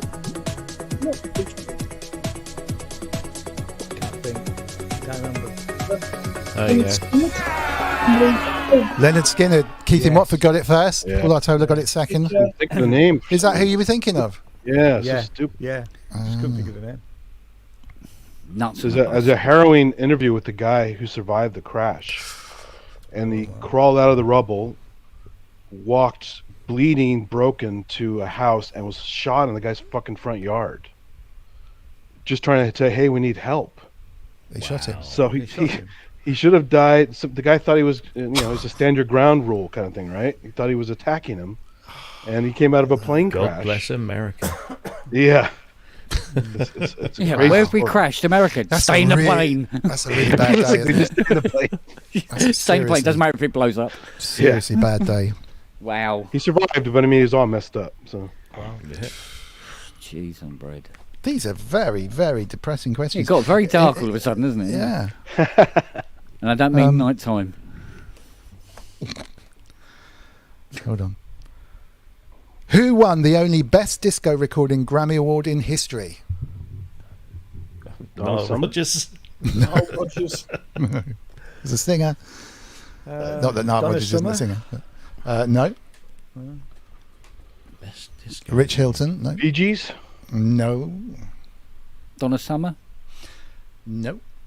First I was afraid. Gloria Gaynor. Yeah, that was you, Yeah. Kent, wasn't it? What? You got that one, didn't you? I said, No. I don't know. No, Gloria he said Gaynor. Did you? Gloria Gaynor. Oh, Okay, sorry. Who said that then? I just looked like I said it. I said it. Okay. He said it. He said it. Synthetic is I'm now his on ventriloquist dummy. 6. Which rapper was born Christopher Wallace? He was killed in a drive-by in 97. 50 Cent. No. Biggie Smalls. Yes, well done. I was going to say Robbie Longhorn. The only reason I know that is my missus is a big rap fan. Ah. Biggie Smalls is amazing. Some of the rhymes. Big Papa. He's And got could the make up what size he meanest was. penis you've ever seen. Is one of it's the best rap line. I got the cleanest, meanest penis you ever seen. It's excellent. And they say I'm rude. Lobby wrong. That's Robbie's verse. Lobby Longhorn. Oh, I love that one. Who was the first living artist to have 8 singles simultaneously in the official UK singles chart top 40? Cliff Richard. Michael Jackson. No. Elvis Presley. No, more modern. Oh, okay. Nobby Williams. No. American. Longhorn. American. Nobby Longhorn. Yeah. American. 8. David Bowie. Not Gaga, not Bowie, no. Not Adamant. It's much more modern. Not actually, than that. famously American either. Justin Bieber. Yes, Rob. No way. Yeah. No. Complete guess. What? Bieber fever. Good guess. It's terrible too. I'm as not bad as taking Destroyer. credit for actually knowing that was a pure guess. Wow. Actually, Ed Sheeran might have done it by now. Maybe Yeah, it's close. Yeah, close close, dates these questions. What was Kylie Minogue's first UK number 1? I should be so lucky. Locomotion. Yes, well done. I should be so lucky. Oh no. Well done. I should be so lucky if you lay me down. I heard kids singing He that knows one. all the lyrics. Robbie knows all the lyrics. In what year did Queen release Bohemian Rhapsody? 79. Yeah, 75. He's on fire again. Robbie's back in control. The brain said 5, the mouth said 9. Work with me. In which country was Sia born? Sweden. Australia. Australia. No, yeah, who said Australia? Mars. Synthetic. I did. Oh, well done. Cool. Yeah, which Queen? 1 second. What was Madonna's first UK number 1? Holiday. Virgin. Nope. Like, Nope. Lucky Star. Lucky Nope. Star. Oh, Borderline. Vogue. First That's what I could think of. Pop it up, preach. First single, first number 1. First UK number 1. Oh, Pop it up, UK preach. number 1. Nope. like a virgin? Nope. No. Nope. Not Holiday for Culture Ghosts. Material Girl. Nope. I should know this. Not Papa Don't Jesus. Preach. Wow. Not Into the Groove. Yes, it was Into the Groove as you go ahead. Sorry, yeah, well done. Into the Groove. Oh, well done. As the heads off the mark. Google must be back up. The song Empire State of Mind features Alicia Keys and which male rapper? Jay-Z. Yes. 29.5 points to Robbie Longhorn. Lobby. We've all been bent over by the Longhorn. tonight. Lobby Longhorn. Lobby Wronghorn, yeah. Yeah. My Japanese alternative. Good call, Chris Hughes, as well. My gosh. Grenade, Just the Way You Are, and the Lazy Song feature on which Bruno Mars album? Anything about him. Didn't know they still released albums these days. I'll leave it for the chat just for a second.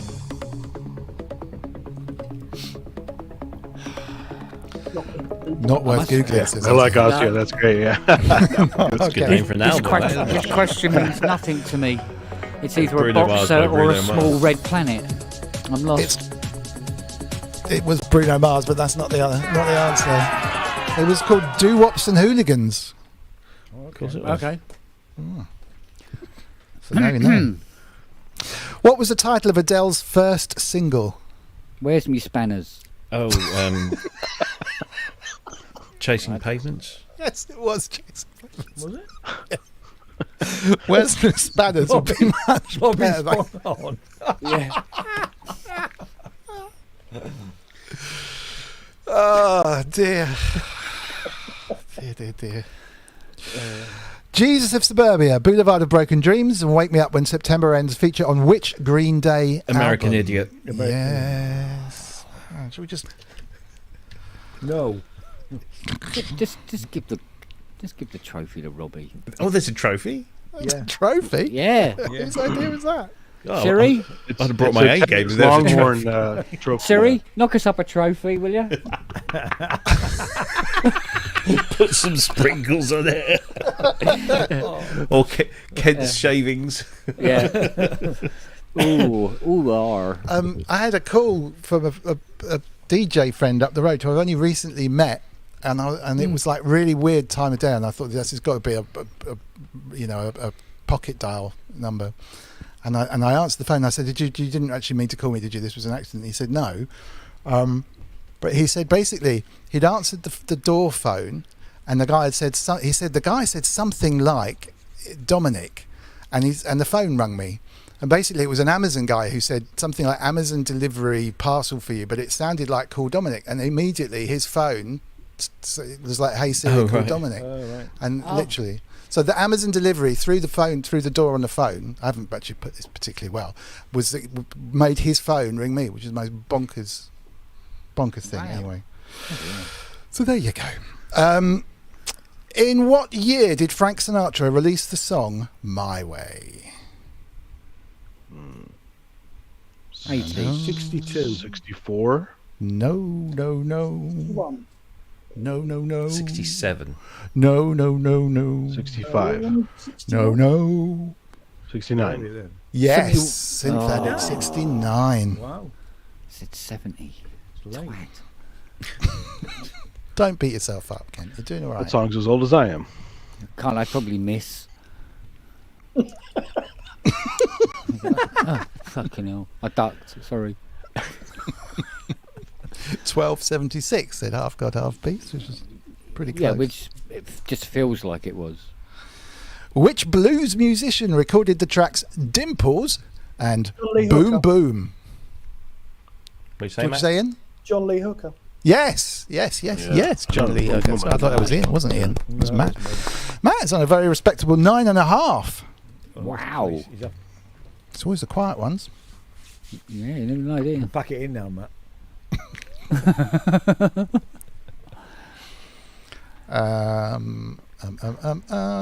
In which year did the Animals have a hit with House of the Rising Sun?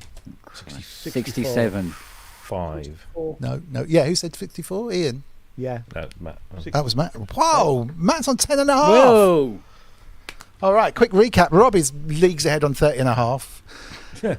Lord Hilton's on 10. Andrew Brooks is on 6. Cultures of Ghost on 1. Ty's on 2. Jim's on 4. Synthetics on 7. Waggoo's on 1. Kent's on 4.5. Matt's on 10.5. Ian's on 11. Keith in Watford's on 3. And Azia Head's on 1. So it's really the battle for second place between Matt and Ian, with half a point between them. Ooh.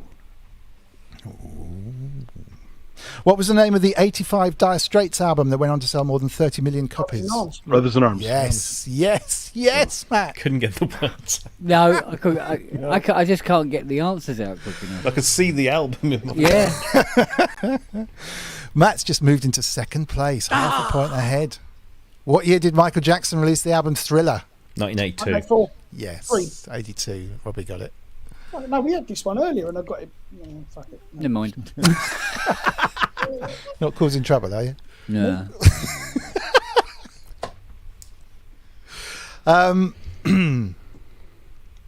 Which Australian band had a worldwide hit with Live It Up in 85? Mental as Anything. Men at Work. Yes, Mental as Anything. Oh, for fuck's sake. It's the only Australian Men at band Work I was knew. Land It Down wasn't Under, that. wasn't Yeah. Oh, shit. What was the title of U2's 1980 debut album? Oh, fuck Boy. me. Boy. Yes, it wasn't. Wasn't it? It was Boy. Oh. Oh no, that's what I said when I saw it. Oh dear. In which year did Paul McCartney and Stevie Wonder record Ebony and Ivory? 83. 81. No. 84. No. 2. That was 82 Yes, then, yeah. yes, Kent got it. Yes, I got in there. Finally. Kent steams up to 5.5 points. A bit Oh, it's steamy. Speaker this morning. Yeah. Green Yeah, mist. Culture of Ghosts got the 82 one. Oh, Wagyu Yeah. was there as well, late 82. Yeah. BG Holly's well demanding a recount. Maybe he thinks he got it. David Grohl, guitarist and singer with the Foo Fighters, was formerly the drummer of which iconic band? Nirvana. No, Nirvana. It's a toughie. In which year did Michael Jackson die? Oh. 2009. His last one. Yes, Robbie. Wow. Wow. 2009. Wow. Wow. Which member of the Beatles replaced the previous member, Pete Best? Ringo Starr. Ringo Starr. Yeah.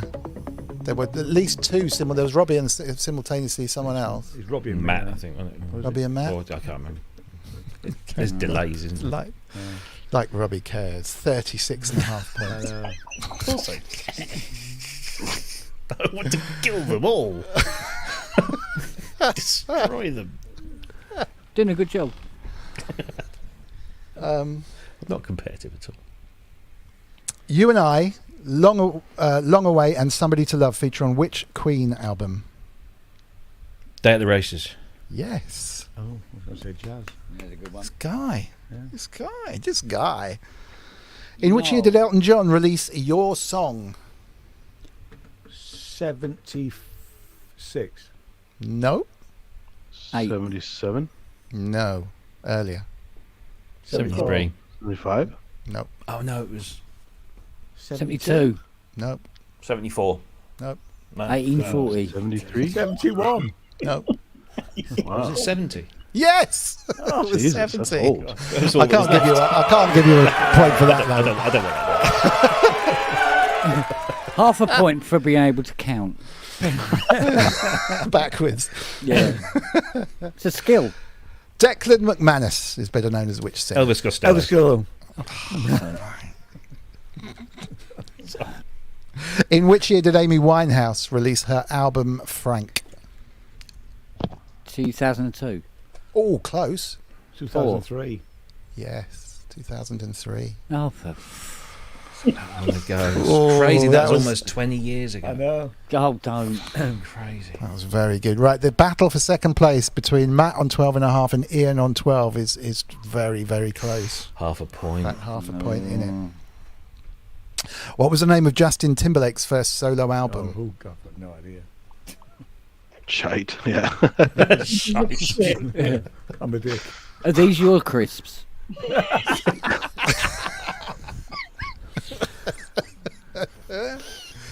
Someone in the chat's going to have to get this. Yeah. What's the name of Justin Timberlake's I'm a first wanker. solo album? Grace Griffin says puke. Well, that's a little strong. Oh, yeah. No, it wasn't justified, was it? A MOSFET power transistor from Half God, Half Yeah, Beast. yeah. Never gets old. Big it up for the MOSFET.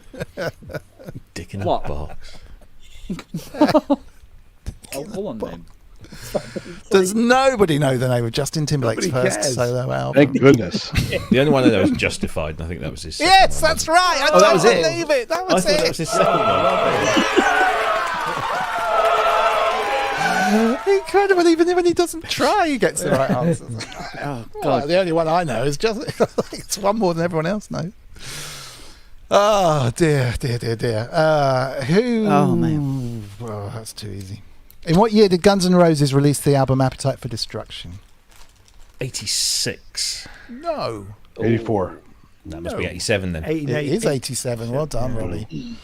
Robbie smashes through 40 points at 40 and a half. so well. Wagyu was really good on the 87, though. Ink is saying 97. That's wrong decade. Who featured on Katy Perry's single California Girls? with a U. Girls. Is that Rebecca Black? Nope. No. It was a guy. Nelson Mandela. No. Justin Hitler. Timberlake. Yeah, Justin Timberlake. Yeah. It was I a think he rapper, meant wasn't it? 87. That makes more sense. Can't think of his name. He was a rap artist. He is a rap artist. Yeah. Come on, Matt. Rap. Jesus. It's my missus that likes it, not me. No. Oh, I didn't mean to do that. I meant to do 50 that. Cent.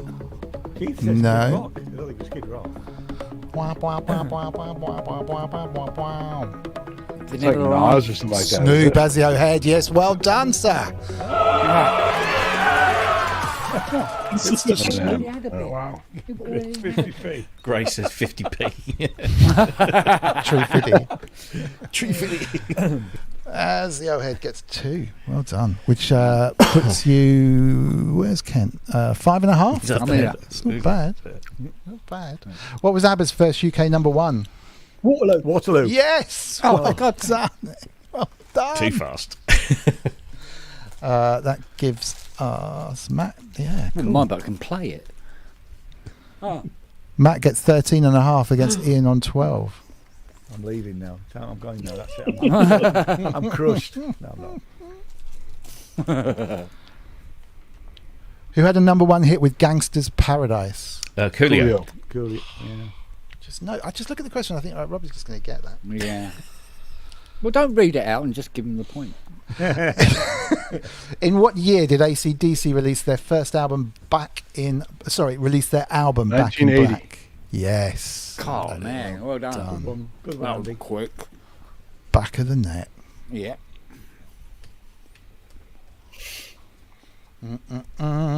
What was the name of Lana Del Rey's 2017 album? Ooh, 2017. My daughter would get this. Isn't it Wasn't the chemtrails one, was it? Oh. No, good album. 2013. 2017. Oh, I can see it now. Is it automatic? Is automotive? No. Something like that. No. It shares a name with another famous 70s, I think. Maybe early 80s. Yes. May I assist you? What? There you go. Lust for Life, as you heard. Was that a Google? Yeah. I have a sneaky feeling that was a Google from Azio Head there. Steven Tyler's the lead singer of which US band? I was trying to have a delay on Robbie's feed. In what year did Sum 41 release their debut album All Killer No Filler? 98. No. 96. 5. No. 7. No. 97. 96. 99. No. Is that around there? 2001. Yeah, he said 2001, Ian. Me. Huh. Yeah. Ian's back. I'm back. Half a point behind Matt. Dum, dum, dum. So much tension. I'm sweating. What popular rock group share their name with a mythical creature? A mythical creature?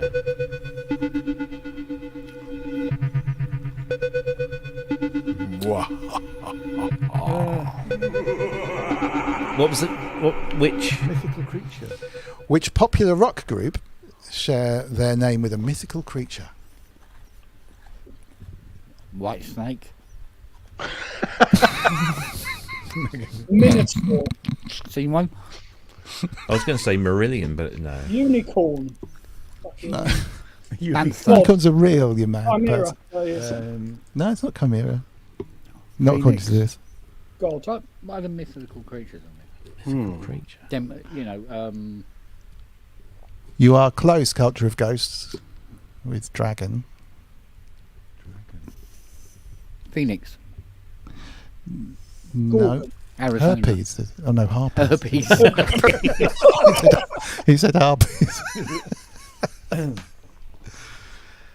Oh, it's the Imagine Dragons. Never heard of them. Yeah, I've heard of them, but I wouldn't. Yeah, Imagine Dragons. All right, let's I do. thought I'd imagined it. Whoa. 3 more questions, and there's Yep. a few left for next time at some stage. All right, here we go. Which? Oh no, that's way too easy. Way too Well, easy. for Robbie. In what year did Fleetwood Mac release their studio album Rumours? 77. 76. No, 77's right. Greatest album of all time. So at the moment, Matt's on 13.5 and Ian is on 13. Let's do 3 questions remaining, see who can get there. Which Elton John song has the opening line, "She packed my bags last night pre-flight"? Rocket Man. Yeah, who was that? I think there's one of them. Me. It was. Goodness me! Ian is now on 14 and Matt is on 13.5. I can play it. Do I get half a point for that? Yeah. Yeah, give him half a point. Go on then. Yeah, go on. That's fine. Go on, You then, can fancy have half a pants. point. You've got to play it, though. You've I got to can't play play it. it. You've got to play You've got to it. play Oh, it. have I? Yeah. Half a point in it. Give us 10 points for singing it as well. Go on then. No, it's all right. I'm quite happy where I am. Yeah. Hold on. Let's make these worthwhile. Who sang "Let It Go," the song from Frozen that was the winner of the 2014 Academy Award for Best Original Song? Dina, what is her name? Yes. Dina Menzel. Yes. Wow. Wow. I only know because of the famous John Travolta thing where he fucked up her name. This is true, yeah. There's a 6-year-old girl somewhere going, it's fucking easy. I'm a tosser, right? Yes. Okay, 2 more questions. In what year did Take That reform? 2005. No. That is. 2010. 2008? No, I don't know that one. No. What did they reform into? Take That 2009. No. We'll have another one. 2006. Not the shape of a Stegosaurus. Yeah, it's a Wonder Twins. Yeah.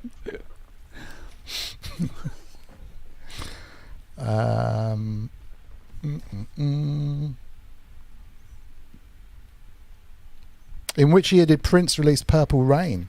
1984. Man, yeah, bang on. God, at this point, I don't think I could even answer the question, spell your name. You get in there first. CU. All right, we'll have maybe. Ian's on 14, Matt's on 13.5, Robbie's on 147. Big break. Which artist had a hit with Bodak Yellow? Oh, fuck knows. Bodak Yellow. Eminem. No, not a bad guess though. Ice Cube? Nope. Cardi B. All right, final question. Sounds like a diet. What's the score between Ian and Matt, by the way? Ian has 14, Matt has 13.5. So the final scores are Robbie's real score is 44.5. Lord Hilton's on 10. Andrew Brooks is on 6. Culture of Ghosts on 1. Ty on 2. Jim on 4. Synth Addict on 9. Wagyu on 1. Spong on 5.5. Matt on 13.5. Ian on 14. Keith in Watford on 3. And Azio Head on 3. Yeah, Cardi B. Wagyu, well done. Unless you type that after I said it was Cardi B. Well, Wagyu. Gets anything right, you bet you Googled that. Let me find a suitable Eric Halfby. last. Yeah. Yes. Good license. Love him carnally. Cyril Connolly. About You Now was a 2007 number 1 hit for which girl group? Oh, fuck. Come on, Destiny's Child. Da, da, da. Come on, let these two fight it out. Yeah, go for it. No idea. I know the song. Oh, that's a good answer. About you now. Oh, I know the song. Culture of Ghosts got it. Sugar Babes. Oh, I wouldn't have got that. Looks like Ian's half a point ahead at the final doors. Unbelievable.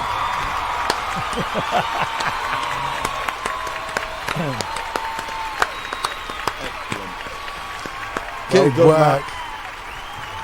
Good work. Nice one, mate. Good one, Dom.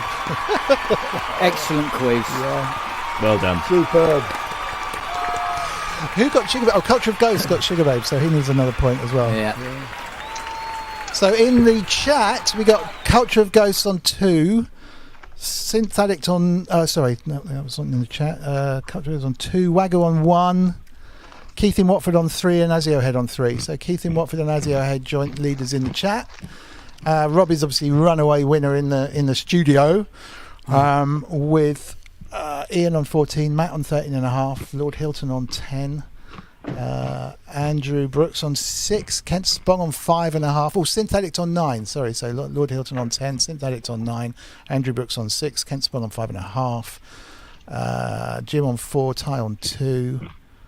Have I mentioned everyone? I think so. Feels it. Good work.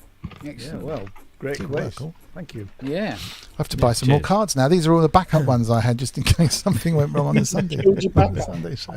Well, I would have done slightly better if it was the 1992 edition of Trivial Pursuit, because I can still remember all of those bloody questions. I have got the music version of Trivial Pursuit. Oh, somewhere. really? Yeah. Oh, wow. And that will be. I from didn't the know there was 90s. one. Yeah. Oh, wow. Yeah. Who's asking who won? Azio had basically Robbie won with 44.5, and in the chat Keith in Watford and yourself got 3 each. Keith in Watford and Azio Head got 3 to come in first. Did Robbie win? Robbie was so far ahead he was in another country. Yeah. I think he was Very fixed, impressive. really. I think he's got the card. I think he's got a duplicate set of cards. That's a very good broad knowledge of years and stuff, though. That's particularly the years. I can't believe how bang on you were. Yeah. As I said, this is a part-time career as a radio DJ and a disco DJ and a record collector. And so when you got a year question, like I don't know, where did Thriller come out? How do you think? Oh, I remember I was doing that then, so I must have been X years old. And sometimes, but then things like Thriller. I mean, yeah, it was 82. I should, yeah, but yeah, it's. Wow. Just knowledge that's sitting in there somewhere in lieu of something far more important that would have got me further ahead in life, I'm sure. But yeah, but the recall was pretty good. Yeah, it was. You know. Yeah, you were made for this quiz, really. I'm going to say, what's your weak points, Rob? Long haul. Is it the 2000s? The rest of life. No, do you know there's what's that show on the BBC with I can't remember. You what can't they're remember called the now. fucking name of that one, do you? Yeah. No. It's like What a year? pop music show, but with is it Marvin and Rochelle? Oh, I never really watch it, but yeah. Yeah, Saturday and night. it's on, and I'm sat there and I think they chuck in like an old question, like an 80s or a 90s question. I'm like, oh yeah, I know that one, but all the stuff they ask about, the 2010s, 20 and the 2020s, minutes ago. I couldn't fucking tell you. Yeah. Couldn't tell you. Unless it was Yeah, something but that was really good. You were nailing a lot of those, though, as well. Well, again, that's just living with teenage kids. So this stuff just sinks in. Right, and let's doesn't go unwind anywhere. now with a bit of politics. Oh, yeah. That Queen, eh? God. She's milking it. Did you see Guinea Pig Awareness Week had to move? I put Yes. it on Facebook. That was pretty. That's a charity for a start. Don't My mention coworker has a St. whole living Mark's. room full of guinea pigs, actually, in Scotland. I missed the first bit. Say that again. My coworker in Scotland has a whole living room full of guinea pigs. Really? Yeah, it's like they let them take over there's a whole like pen in the whole corner of like a living room. It's hilarious. So who's joining me tomorrow to clap for the energy companies? Yeah. Really? Yeah, Did you see the post on my Facebook? Got them to go. This Thursday we're going to clap for the energy companies rather than pay them, because the Tories thought that would work for the fucking NHS. Yeah. Yeah. Mm-hmm. Live it up, brother. Roxy. Oh man. Yeah. Did we suddenly go down the rabbit hole there, Robbie, of the fish license sketch? Oh yes. I'd like to buy a fish license. Yeah. Fish license. Yes, For a my license pet for my fish. pet fish, Eric. Yeah. You have a pet fish called Eric. You're a loony. I am You're not a loony. Yeah. I am not a loony. I got a cat license. Yeah. Let's have a What look was then. it? That's a dog license with the word dog crossed out in crayon and written cat. What was it? The man for the cat detector van. Cat detector van. He said he could pinpoint him per 400 yards. He was very convincing. Yeah. Yeah. The guy's a prawn called Salmon or something like that. Yeah, Marcel Proust. Yeah. Oh, and an entire menagerie. Menagerie. Called Colin. Yeah. Colin. If you're Wow. calling the author of A la Recherche de Pompey a loony, I'll have to ask you to step outside. It's people like you that cause unrest. The cat detector van. Oh, fucking hell. We should have had Monty Python questions. Might have had a chance then. Yeah. And not because you'd still be getting in there first. The one episode of the TV show they didn't play as much was the Confuse a Cat one, which is hilarious. Yeah. Mine just still like that. The old. Do you remember the Q series with Spike Milligan? Mm-hmm. Oh, vaguely. With the first Irishman into space. It's just funny. He's tied all this TNT round an outside toilet.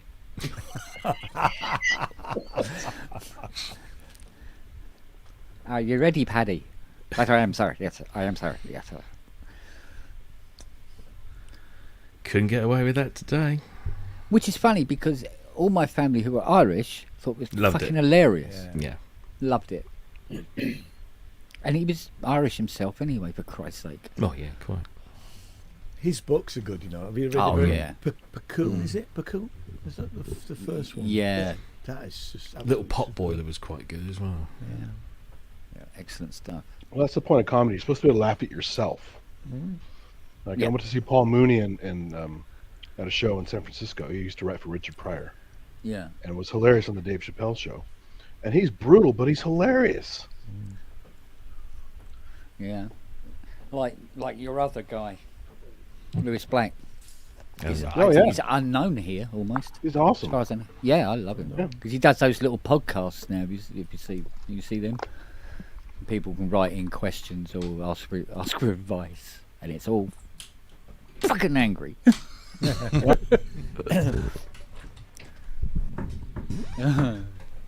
Right. Mate. I'm going to love you and leave you. All right, my darlings. Thank you very much for a great giggle tonight. Yeah, it was good laugh. Wasn't it? welcome. Good fun. Yeah, Well, absolutely. are you on tomorrow? Yeah, I am. Yeah. Right. I will So- see you when I get back from dropping the boy at fencing. Mm. Right. So when he gets really good, is he going to do the back garden for you? I asked him Ba-dum. how- Yeah. Thank you. I'm here all week trying to fish.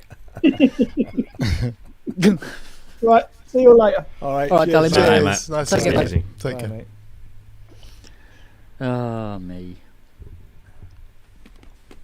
You right there, Pickle? Yeah. Yes, darling, you. No, absolutely fine. Come on in. Come and make yourself known. Ah, film quiz is a good idea. I'm useless at film quiz, but that would be quite Did good. I tell her you used to work in a video store? Oh, my God, not again. Really? I used to run about 3 branches of Choices Video back in the day. Wow. Wow. So you should be good at that then. He's very good with dealing with drunk customers on a Friday evening. Oh, tell me about it.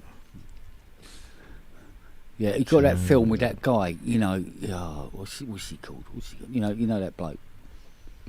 The one with the hair. Yeah. I've been in a video store before now where you're getting behind the counter getting just that. Yeah. You know what the best moment in the video store was? I never thought it would. When I heard rumours of these things happening, I thought, no, that will never happen. Yeah. And what would happen is that people would return their videos sometimes in the Dropbox. So you'd go in in the morning and you empty it because they stuck it in overnight or on the way to work. And what you'd have to do is you'd have to take the cassette, because we give the cassettes out in a blue plastic sleeve, not the picture box sort of thing. So you take them out, you stick them in the rewind machine if they hadn't had the decency to rewind. Yeah. And you book them back onto the system, and that's how it all worked. Except sometimes you'd get people put the wrong tape in the sleeve. Right. And often it was not a pre-recorded video, it was a TDK of something. Yeah. And I shit you not, one day we took it out and we're like, well, that's not one of ours. So you put it in to see what was on it, to identify it, and lo and behold, the video player under the counter was connected to the in-store. Yeah. And we pressed play, and it was one of those videos. Straight off, get it out. Thankfully, it was first thing in the morning. There wasn't anybody in the shop to see. If you're really lucky, it's the husband and wife of the people who rented the film. Well, so what happened? We'd put it under the counter, and we thought, well, it's going to come out in the wash some point, because they will not have the film logged back into the system. So in a day or so's time, they'll be logged as a late return. And so therefore, we then send a polite little postcard to say, your tape is late and there will be a charge, and this is the current charge. And if you return it by such... Oh, I was just getting to the good bit. Just when we got to the good party. The Spanish Inquisition has caught up with him. His wife just walked in and said, "Don't tell them that story." yeah. I was going to say, they write out a little note and post it through their letterbox with, "Your ass is out of focus." I was going to ask them if they charge a rewind fee, because the store that I worked at, we charge a rewind fee for the. Really, a rewind fee? I don't think they had. I don't think I've never known that had to happen here. Oh yeah. Yeah, I mean, I remember getting tapes out of them not being rewound. Yeah. I always used to rewind them because it was like something else to do on the video recorder. This is before you could buy nothing. rewinders, right? Yeah. After that, you had a rewinder. You could just, but before that, you had to put it in the machine, rewind it. Now you can't use that machine for something else. Yeah. So we charge a fee. Wow. We even charge high prices for the rentals themselves. I mean, a new release was $4 a day. Right. Wow. That's not bad. Which is a lot, actually. I don't know. I seem to remember. Depends what you're paying for the full. Well, most stores at the time were like $2. I seem to remember them being like five here. Do you remember when the snuff movies came out? And our local video store, who the guy I knew him. He apparently had some of these snuff movies, and he would say, "Do you want to rent them?" I'm going, "No." No. Yeah. Fucking hell, really? Just wait 10 years. They'll be on the internet. You don't have to pay for them. So. Yeah. Watch stupid people killing themselves on YouTube. Yeah. Christ, you wouldn't catch me. No, video store is a great job. That's actually an improvement. Honestly, I must find this video. This guy makes his own homemade fireworks. He's got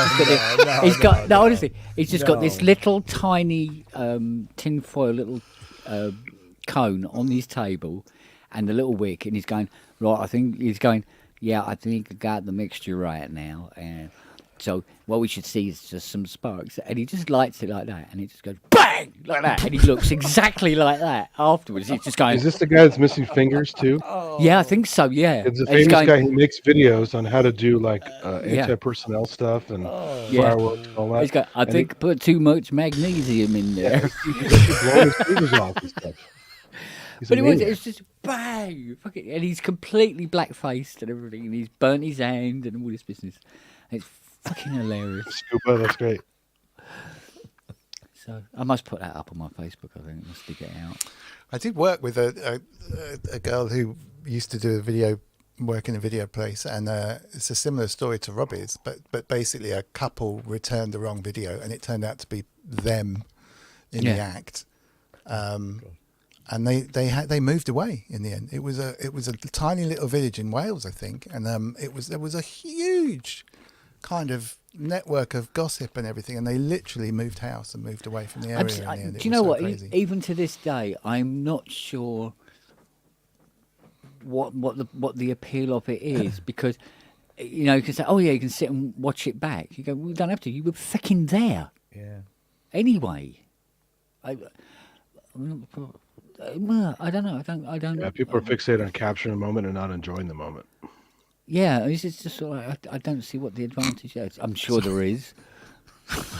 I'm sure there is. As it said, how to make fireworks safely with Johnny Two Fingers. Yeah. Sorry.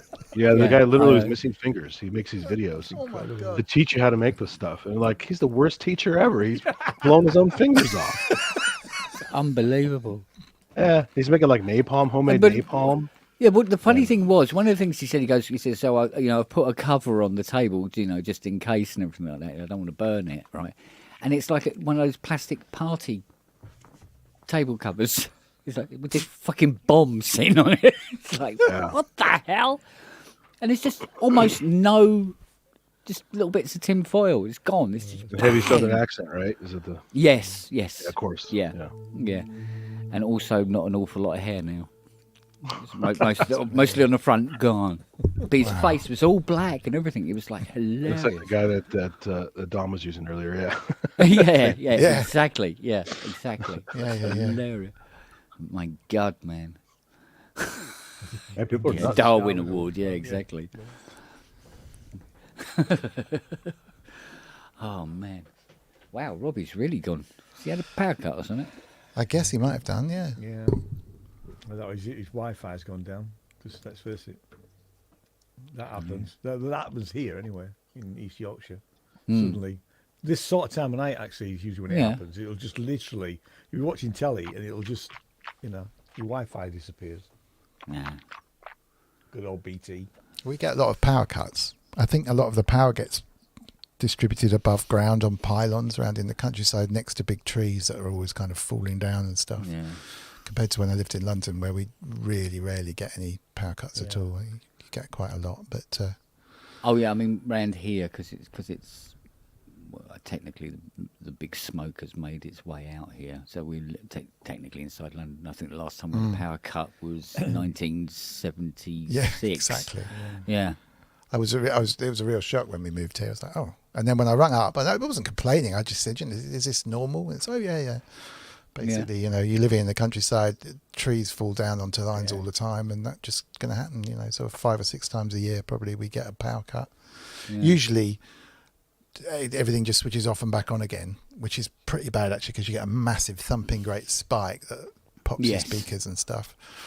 But only once we had one for about 3 hours, I think. Yeah. One of the best power cuts I think I've ever heard of. Well, I was teaching at the time. It was when I worked at York University. And somebody cut through the main cable between York University, Sheffield University, Leeds University, and I think it was Durham. Wow. And it was early afternoon, all the power went off. So everybody went home. There's nothing else we could do. And he didn't come on till lunchtime the next day. It wasn't broadcasted that. We don't actually. I don't know who did it, but it was obviously some workman somewhere. But they're all interconnected on the same network. It was incredible. Great, we all went home. Literally, you couldn't do anything. Hey. You could do stuff from home, obviously. Yeah. But your email was still down because all the servers were down. Bloody hell. Right, it's time for my bed, I think.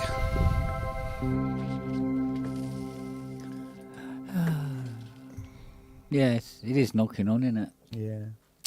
12 and all that. 12. Oh, Hey. Oh, calm down. Calm down.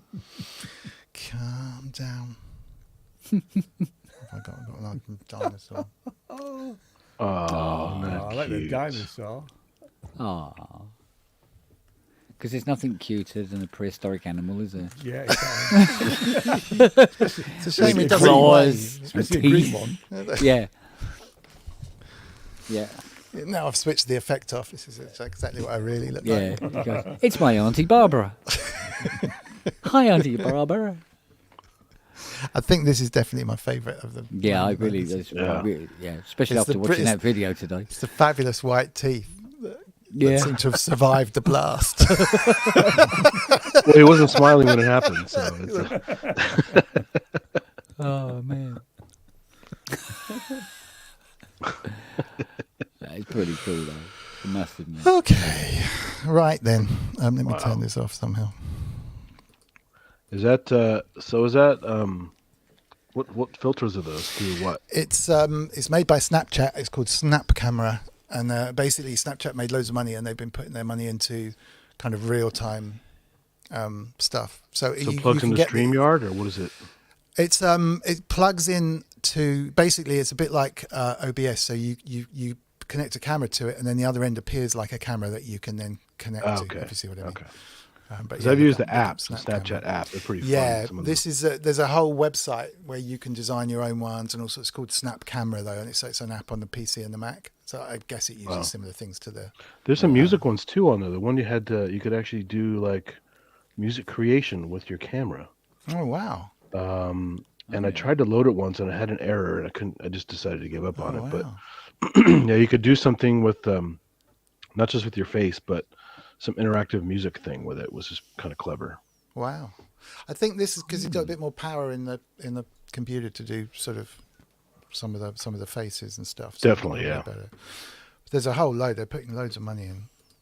But there's like the de-aging one where you look like a baby. There's one where you look like an old man. Yeah, that one's great. That was great. Superb. What happens when you stand up? I love it. You're like, why? That's the worrying thing. Yeah, I'm not going to stand up just in case. Yeah, you stand up just in case. Yeah. Like Bob Hope a little bit. He had a long nose. Yeah, that'll be all over the local paper tomorrow. Yeah, I have to leave the village, won't I? He didn't rewind the tape either. I mean, it is Mr. Wiggly. He's got a wiggly nose. Yeah, exactly. Yeah, Mr. Wiggly's. That's it. Well, I don't know. All right, everybody. A lot of fun. Thank you so much. I fancy a hot dog now. Is there any reason for that? My nose in a bun. There you go. Yeah, that was a fun quiz. Have a very pleasant evening, everybody. Oh, there he is. Oh, he's back. Oh, so I'm just heading off. What happened there? Internet just died. Yeah, up and died. Just at the juicy bit. I know. Yeah. Yeah, well, you live in the backwater. So. No, it's normally quite good out here. No. I was literally about to say goodbye, so I shall leave and get some sleep, but enjoy the rest of the... Good to see you, Dom. Yeah, thanks for the quiz. Yeah, thanks for that quiz. That was bloody great laugh. That was. Anytime, Thank you very anytime. much. Bye-bye, chatters, as well. Thank you for joining us. Take care. Yeah. See you later, babe. Take care. So, Robbie, can you tether there if your thing goes down, or is your phone not that good? No. The 4G round here is pretty good. We don't get 5G quite. We have to go into town for that. I was thinking about tethering, but then I just went down and rebooted because we've got fibre, so we have a box that the fibre comes into. That then feeds into the PlusNet box, which is the router. But I don't use the router from that. I just Ethernet that to a mesh router system that we have here. And I just rebooted the PlusNet box. They're supposed to be sending me a new one, but they haven't sent it yet. But no, it's normally really, really good. I mean, really, really good. So much that I don't even, I almost considered paying for the business service because you get like priority stuff. Yeah. And I've never bothered because every time I think about it, I've never had a problem. And literally, I mean, it just literally went out and comes back again. Even that doesn't happen. So it's a glitch, not an outage, basically. Yeah. Something just dropped a connection somewhere. I just tried reconnecting, it wasn't doing it, so I just went downstairs and rebooted the box, and away we go. But hopefully we're getting fibre to the property sometime early next year, so then we're talking hundreds of megabits or even gigabit. Yeah, apparently they were throttling ours. When they fitted it, we were getting 350. 350. And then after that, it just started to get less and less and less, and then I think it dropped to eventually 40. Then you phone them up and go, "I'm only getting 40," and suddenly it would go up to 350 again. Yeah, and then they start throttling it back again. PlusNet, I was on one of those, early on when they started doing, high speed stuff. It was like you had limits and stuff, and then they changed it. They just got rid of all the limits, and so I can use as much as I want up and down, with no limit, nothing at all. Yeah. No, what they used to call it, fair usage policy. None of that. It's all gone. Yeah. So I'm dead happy with it. I've been on with them for years. I mean, they're owned by BT now, but they're run as a separate company. Well, we're thinking of actually going with BT now. BT are terrible. No, Really? don't go with BT. When I used to work with BT, they used to give us free phone line rental and free internet, and nobody at BT took them up on the free internet, and that was BT employees would not take BT internet. Go PlusNet, mate. I'll give you a code. I'll get a kickback too. Oh, sorry, Ian. We have got no choice here. I don't think. I think we can only really go with BT. We could go with the people in Hull, but Kingston, KCOM. Yeah, KCOM it is. Kingston but, Communications. I mean, honestly, you see their their reviews. It's terrible. Was BT always bad, or they got worse? They've got worse. I mean, when I had the shop, we had BT business, and they're supposed to come out the same day. Never did. And there was always a threat about when we used to get for some reason we used to get an outage through the day. And we kept saying there's something wrong with this because we shouldn't be having. Oh yeah, you're having 20 outages a day. And yeah, I know, because it keeps dropping off. And it took a month to sort it out. And threats of, oh well, if we send an engineer out, you'll have to pay for them if they find it's your fault. I'm thinking, it's not our fault. They'll find a reason to make it your fault. Yeah. Yeah. Exactly. They were just terrible, really. Well, my main beef with Virgin so far has been that their latest hub, from a wireless connection point of view, is fucking useless.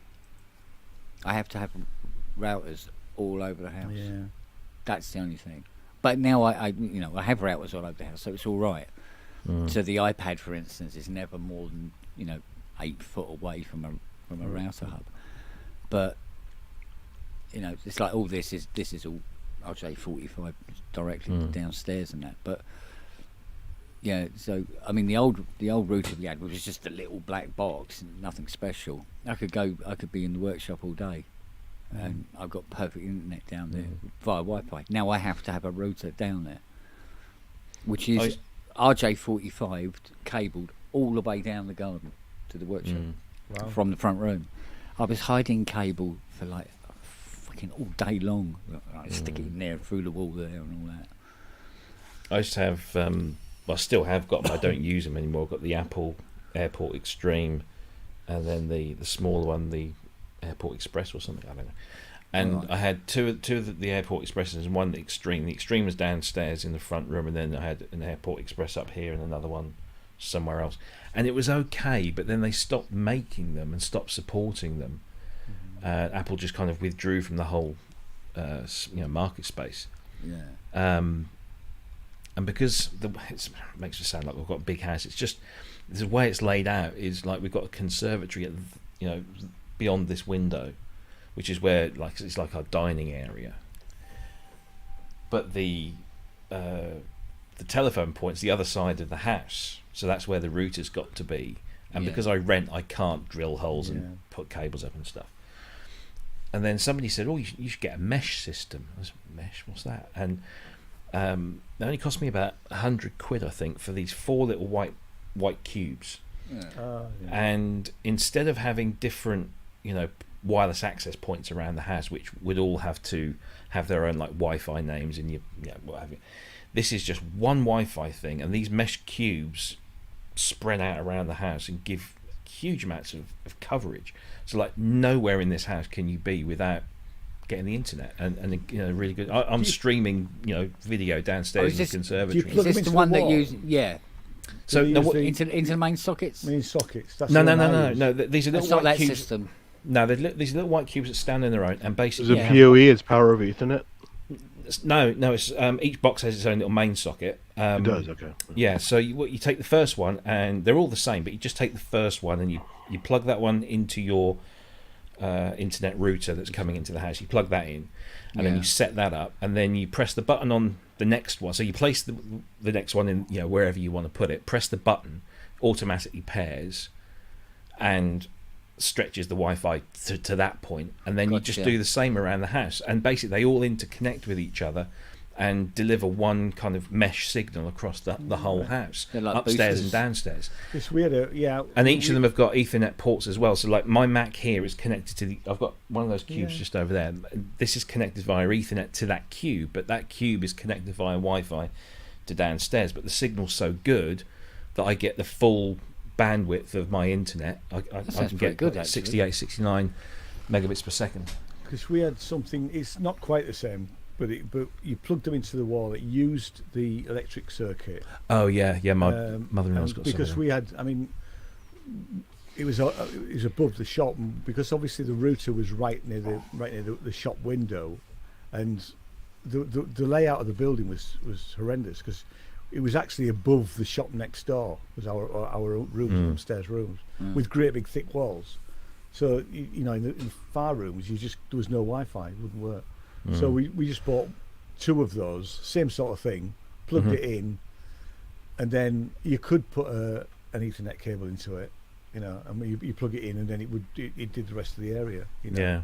My mother-in-law, she moved into this house just around the corner here, and they've got fibre to the property. Brand new housing estate, literally a cable run, because we're lucky we've got our own exchange in the village.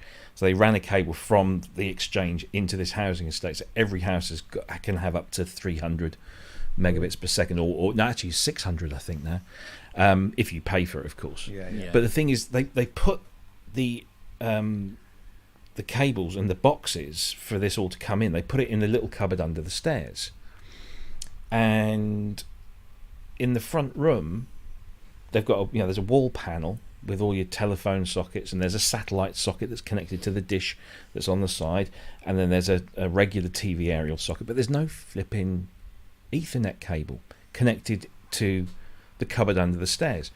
So when she gets her internet, BT send her the BT box, and she has to connect it to that thing that's in the cupboard under the stairs.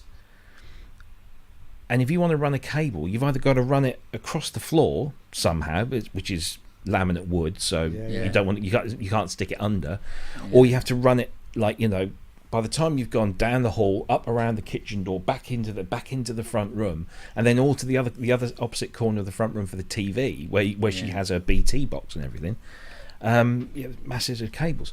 So we bought those BT plugs, like you said, like yours. You just plug it into the mains, and you plug that into the box, and then you plug the other one in the mains to the other side of the room, and it uses the circuit. I mean, for what she needs, all she needs is her Wi-Fi for her iPad and her internet connection for her BT TV box, and that's it. So she's happy. But I couldn't be doing with that. I have to reboot them every 3 months or so because they lose the connection. It's just rubbish. So no, I'm waiting for fibre to the property because we're only like 500 yards, so I get the full 80/20 that I pay for pretty much. But fibre to the property would be fucking brilliant, especially for streaming and stuff. It would be absolutely brilliant. But yes, I mean ours is apart from when it occasionally drops out, our Wi-Fi is fine.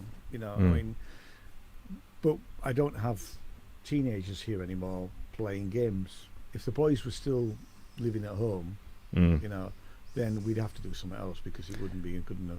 And that's the beauty of this mesh system, is that, you know, I've got 2 teenage kids that have tablets, phones, laptops, and games consoles each. And then there's the missus with her iPad. There's the Apple box downstairs that we use for streaming. There's me with all of this shit. Never misses a beat apart from about half an hour ago. And even when it does do that, it's just a really minor blip, and it's really rock solid. But that's again, I put that down more to the fact that I live so close to the exchange, Yeah. so there's less to go wrong from there to here. And most of the time, it's just the box that just goes, loses the connection, so you just reboot it and away it comes. So, but no, I think fibre to the property is. Apparently, I was told it's coming here next year, and it's going to go everywhere because they're going to drop the whole landlines. BT are just going to drop landlines in a few years' time. So everything will be on the internet. Yeah, that's why we're getting a lot of interruptions in town because apparently I didn't know that a lot of London is still not fibre. That's crazy how much ripping out. Yeah, and they're ripping out copper everywhere and putting the fibre in, and it's like, oh, there may be disruptions. Yeah, they weren't kidding. Yeah, because it's probably just before the pandemic. KCOM, obviously the whole lot. Yeah. Started digging up the roads right across Pocklington. Yeah. So, but BT can't use those. No. It's all part of the monopolies. Yeah, it is. So if you want fibre, you've got to have KCOM. We could have fibre at the shop because we were so close to the literally to the box, which was 2 shops down. Yeah. But mind you, it doesn't seem to matter what you have when it comes to a huge update to do on the PlayStation 5 or whatever. It's like, right, it's now going to come down at 1 megasecond. Oh God, I know. Well, it's the same with it because I haven't been using my PS4 that much recently, and every time I go into it, it's an update due. Yeah. Yeah. So it was like iOS upgrade day the other day, wasn't it? All the phones and the watches. It was just like everything just happened. It was just no problem at all. We all updated. I didn't see anyone on my iPad. No, that's coming out next week. Oh, is it? Yeah, it was was normally harmless as well, isn't it? Phones and watches this week. Uh-huh. iPads next week, and then Ventura comes out for Mac in about 3 or 4 weeks. Yeah, I'm still Apple TV. Still 2 behind on this one, I think. On what you've? On the Mac. Oh yeah. Yeah, I'm still on Big Sur. I've been impressed with Monterey. I should probably update it now because everything will be really stable. Oh yeah, it'll be established now, won't it? Yeah. So I will do it at some point soon when I'm not using it, just to make sure. I'm glad you verified that Korg doesn't just need the Apple Silicon stuff, so that's good. Yeah. Yes. I won't have that for a while. I'm not an early adopter, so. Yeah. Oh, you mean the Moog stuff? Yeah. Yeah. Sorry. As long as you're on, as long as you're on Big Sur, doesn't matter whether you're on Intel or Apple Silicon. Was Korg not doing that as well with their iOS? Not with their iOS stuff, no. Okay. That's what we're saying. Where they should be. Because it sends the right signal, doesn't it? But I mean, I know the guys here in the UK would probably love it if they did, because it's it's out of Japan. I know that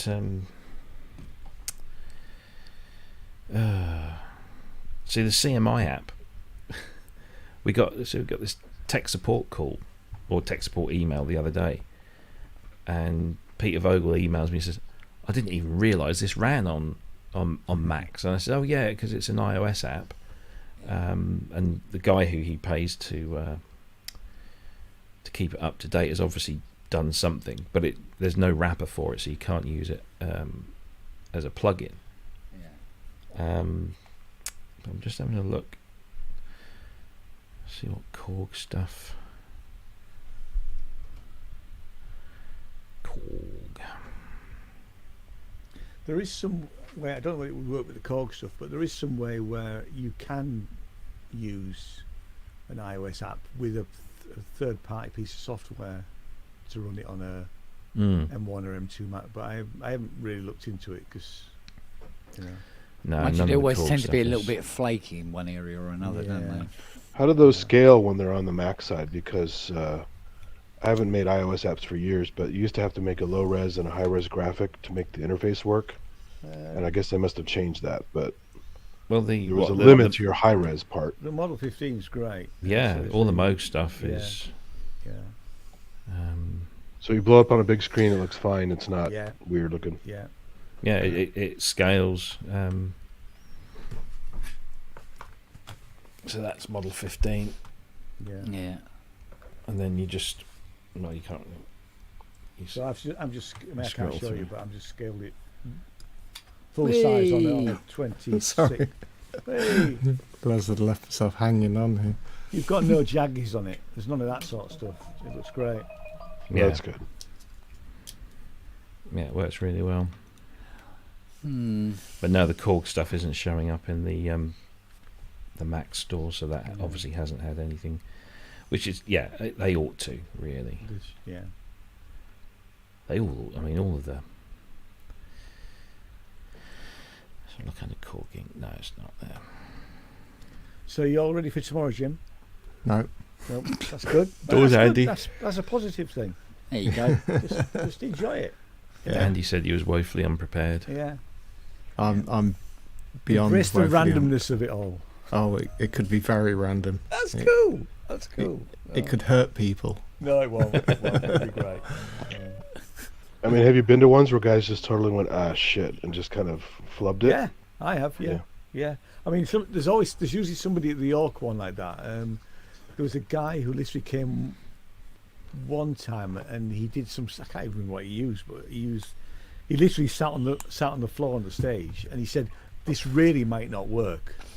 and he was honest about it, and he was completely, he said, "I haven't tried it. I'm just gonna have a go." I'll be saying that tomorrow. And it was brilliant. It was brilliant. Cool. And so occasionally you do get, we had one poor girl, a laptop died halfway through a set. And normally it's laptop issues, Yeah. isn't it? Yeah. That's the big thing. People, don't account for. But everybody's everybody's encouraging and trying to help each other. So, Yeah. it can happen to anybody. Yeah, might happen to me tomorrow. You'll be all right, lads. Well, apparently I only had one mono out, which we thought was I was using this Zoom R16, which I just bought, and I tested it, but he couldn't get stereo out, and it wasn't my, because I tested it again when I got it back, and it's perfectly all right. So, should have taken out the headphone socket.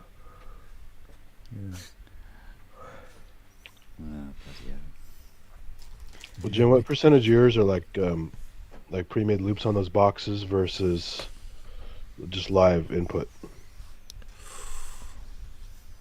Hard to say. It's kind of hard to do Electron stuff live, right? I mean, it's really complicated. Yeah, it's what I kind of do. Really? Yeah. Obviously there's no song modes, and I don't even. There's only one track, I think, or maybe two tracks where I have more than one pattern per song. The rest is just all sort of bringing stuff in and out live. You do that fake song mode, right, where you hit the button several times and it stores it. I'm not doing that in the middle of no way. I've seen people do that. So yeah, just no way. Just yeah. No, that's more trouble than it's worth for me. Because then I'm like, it's going to do something without me knowing. I'd sooner have control over it and know what I'm bringing in and out when, and not have patterns suddenly change on me. Yeah. So yeah, no, I like to sort of be in control of that. Unfortunately, it means needing lots of hands, which I only have two. So yeah, that gets a bit tricky. But yeah, tomorrow's thing, I'm just using Digatone and guitar and some effects, and I'm still not certain about the guitar and effects. To be honest, I'm like, oh god, this could go so badly wrong. No, it won't. That'd be all right. Well, and if he does, it goes wrong. Yeah, well, I'm planning to use the Meris Enzo pedal, and that thing is just, to say that's out of this world. It's like it's another language. No idea what all the knobs do, what the secondary functions are, and it's just, it can just go wild, and you're just like, or it can just cut dead, and you're like, oh my god, I've just lost everything. And so that's going to be fun. Well, guitar is certainly more forgiving for, if you're a good player, you can kind of figure stuff out in the mix versus electronic. Electronic stuff's not very forgiving. It either works or it doesn't. Yeah, but hit a bum note on the guitar and it's Yeah, but half the trick is that when things go wrong, you make it look like nothing did go wrong. Yeah, it's It's intentional. It's just jazz. Yeah. I guess my plan B is create a wall of noise. That'll be my get out. Tons of reverb and my escape route. It's just like shitload of noise. Yeah, big tails. That'll do it. Is it being streamed again? Jamie's not down, so I mean that was a hell of a lot of work him doing that. He has got another gig off the back of that actually coming down next Friday, I think, to stream another event. So but yeah, I'm going to try and just stream it from a second phone, just on Facebook Live, I think, like I did for the first one. Hopefully, oh god, means I've got so much stuff to remember. got to charge so many devices.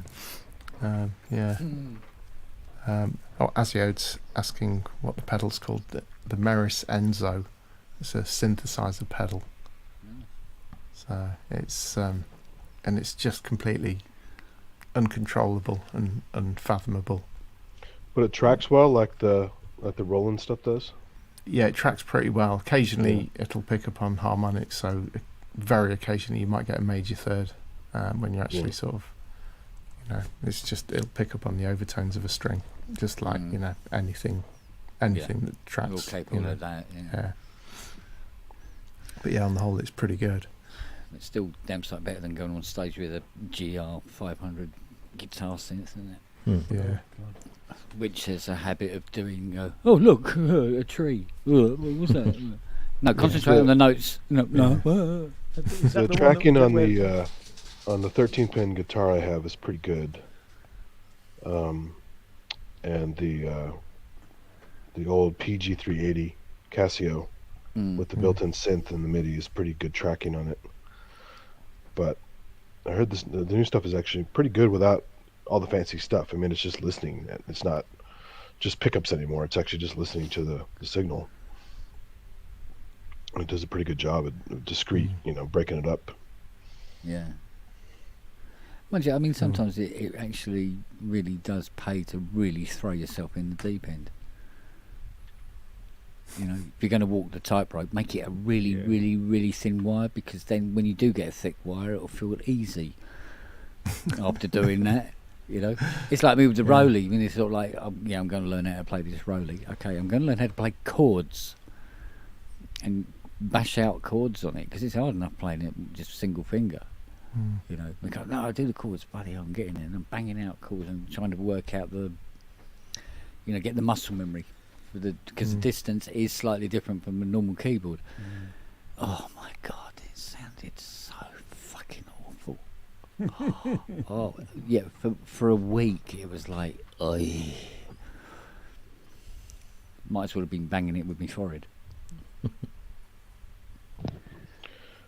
I mean, just think a lot of the crazy stuff that Throbbing Gristle used to do, all that noisy stuff, and they made it work, Yeah.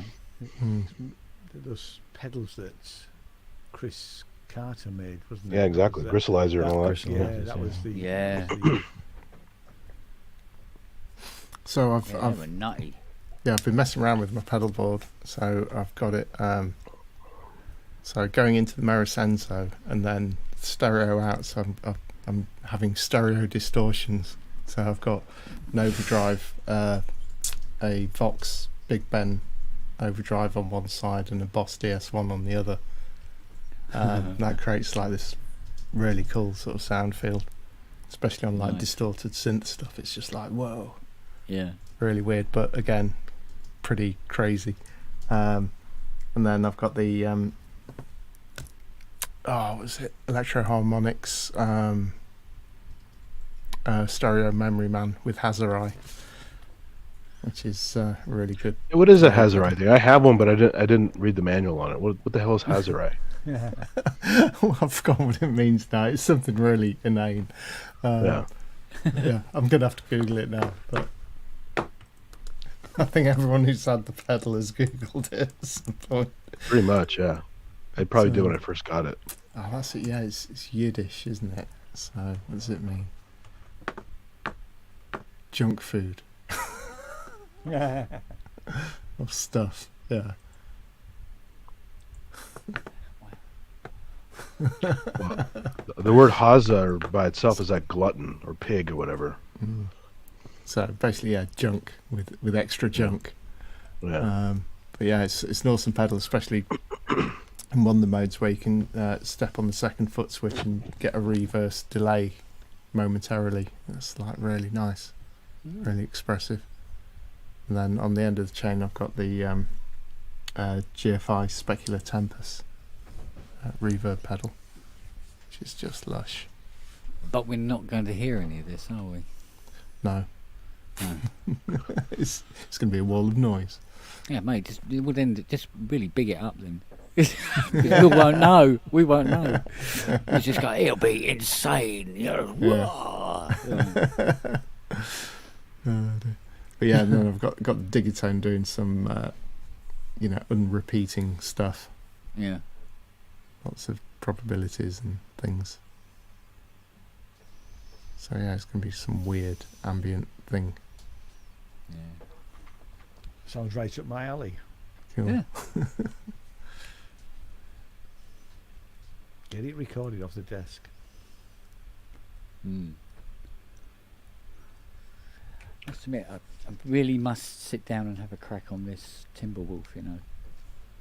Yeah, with a sledgehammer. Is that the one you're going to lend me at some point in the future? Yeah. When you're ready. Well, after I've had my first go on it, you might be getting it, mate. Yeah. Yeah, have this piece of shit. It's all yours, mate. I mean, my brief playing with it in stores and watching the videos on it, it's definitely not. In the right hands, you could doctor it up and make it okay, but it just does not sound great. Yeah, I know it sounded a little bit raucous for the few notes it did play. I mean, the oscillator from the Rhythm Wolf was just meant to be just a bass tone. Yeah. And then they just put 4 of those in the damn box and called it a synth. And it's like, all right. Well, I must admit, when I first played it and just found some controls and gave it a quick go, I couldn't help feel reminded of what a Oberheim 4 voice sounds like when it first comes in and it's broken. No, straight up. It's immediately what it reminded me of. There was something very sort of like... Doesn't sound right. Not right, yeah. But if you just say, well, what? You go, I couldn't exactly tell you, but I'd want to put it straight. In fact, if you want to see a good use of the Tomcat, the later drum kit that came out, the drum machine, had toms instead of the Wolf Howl circuit on it. The guy played it on the Harbor Jam on Monday. This guy, Actionless Loveless, and it's this crazy jam with just basically a Tomcat. Yeah. And something else, and he's nuts. If you go back and watch that, it's hilarious because he made that thing sound pretty cool actually. When it doesn't sound cool. Right. So certain people can make things sound pretty good. I think you can make most things sound good with the right. It's about putting the work in, I suppose. Yeah, treatments. Yeah, but there are some things that you just will not. For me, I mean, I'm sure other people are quite happy with it, but the Strifet. Is it too thin? Yeah, it's just not right. There's something not right about it. Because the Audio Pills video, the Bad Gear one on it, was pretty cool actually. He made it do a lot of stuff. I think what it was I was after a particular kind of string sound, and it just wasn't producing it for me. No matter how much I messed with it and EQ'd it and stuff like that, it wasn't helping either. And then I come across it. It was actually, I think it was a plugin, and it was saying yes, you know, it's a string synth and all the rest of it, but it had this very subtle string melody 2 kind of sound to it, which is personally I think is a lot better than Selena, to be honest. Selena's quite harsh in comparison, and so it lent itself more to how the VP330 sounds. And I was hoping we'd be, oh great, you know, if the Stripes can do that and play it by MIDI and all the rest of it, it just don't get the tone. I don't get the tone I'm after. But it's so specific But unless it actually was able to create it, I was never going to be happy with it. So there it sits. Oops. So, but you said you don't like the Selena sound, right? I'm not. It's all right. It's all right. It's a good sound, but I don't go for that sound. I prefer it to be more mellow. So definitely like I say, String Melody 2 BP330 end, which is a much more mellow string sound. But we're talking nuance here, really. But it's that shit of I know exactly what it is I want, and so unless I get a VP330, which I've just remembered I do have. Oh no, it's dragging it out in it, and it's keeping it working, and it's like, covered in spiders and. No, it's only in the cupboard there. Oh, is it right? Yeah, nice. but I think there was a problem with the output board on it, and it was like, oh, do you know what? You know, it's busman's holiday. Yeah. You know, when things break down in here, they stay broken down because it's like, whatever, I'll get round to it. I'm not interested. So, to the point where sometimes something's broken and I've gone, I'll just buy another one. I'll use that for spares for later. Because it's rather than have to open it up. So, but I'm a twit like that, so. But there again, on the other hand, MPCX still sitting there. Must dust it at some point and maybe turn it on. Do you know what I mean? So, because I was thinking like, oh, wait a minute, this hardware jam thing. There's an excuse to learn how that little bastard works. You know, and actually get to use it. Because I'm sure it'd be incredibly useful if I actually bothered. They are. I mean, I like the Akai Force, but it's so fucking menu divey and just so many layers of shit to navigate through it. I'm just not motivated to use it. Yeah. Oh, mate, give me something with a touch screen, I'm gone. I'm all right. The Machina Plus also menu divey, but it's more fun. Yeah. It's just. It's all right to do menu diving on things that are sort of like simplified. Because I Plus, I love the Native Instruments plugins, and now I get to use them without using a computer, so it's even better. Yeah. I don't have to hassle with the mouse and keyboard and all that shit all the time. I can just fiddle with a box and get the same kind of sounds that I like. Yeah, like Wago says, I should probably update the firmware. Yeah, it's probably been updated 5 or 6 times since I've had it. So, but you know, it's weird. Like you know, when I had the Mirage, I loved working in Hex. It was great. So yeah, they should all be like this. But most people hate it with a passion. But I really got on with it. Really bizarre. So, but you know, it's like everything else. You know, oh, you know, 59 that's release time, and 49 is release time for the envelope for the filter and all this sort of thing. 33 for this, and 30 for that. And just whiz round it and change the sounds. No problems whatsoever. And play that game of hunt the perfect loop point. Oh man. Yeah. Well, easier now than it used to be. I used to do it by ear with my Emacs, so. Yeah. No screen to see any. No, just numbers, right? No waveform editing. No, I mean you hook it to a Mac back then, but Alchemy was such a pain in the ass to use. It was like I'll just do it live with the stupid box, you know. It's just. Yeah, well, I mean, you know, I feel sorry for the people who used to have those Akai 612s. Oh yeah, with the slider on it. Yeah, that was the best way to do it. It's the best way to find your loop points. Is just go, and you do it by ear. Yeah, I can see how that could be quite good. But Same again, on the Emaxes. But you know when you get that sample where there is no point where there's a good loop point, it's tough sometimes. There forever, you know. You're going to do a human voice or a string or something like that. And the crossfade was rudimentary, so it didn't really work that well sometimes. So we used for Hollow Sun. Steve was using Alchemy. Yeah.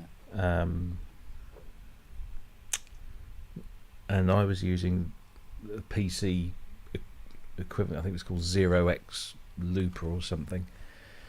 And it was just you get to a point where it's almost like second nature. You can see where the loop points are. You can see where the zero transients are, and you can just hone in on them, and then just apply a little bit of crossfade to blur the edges, and away you go.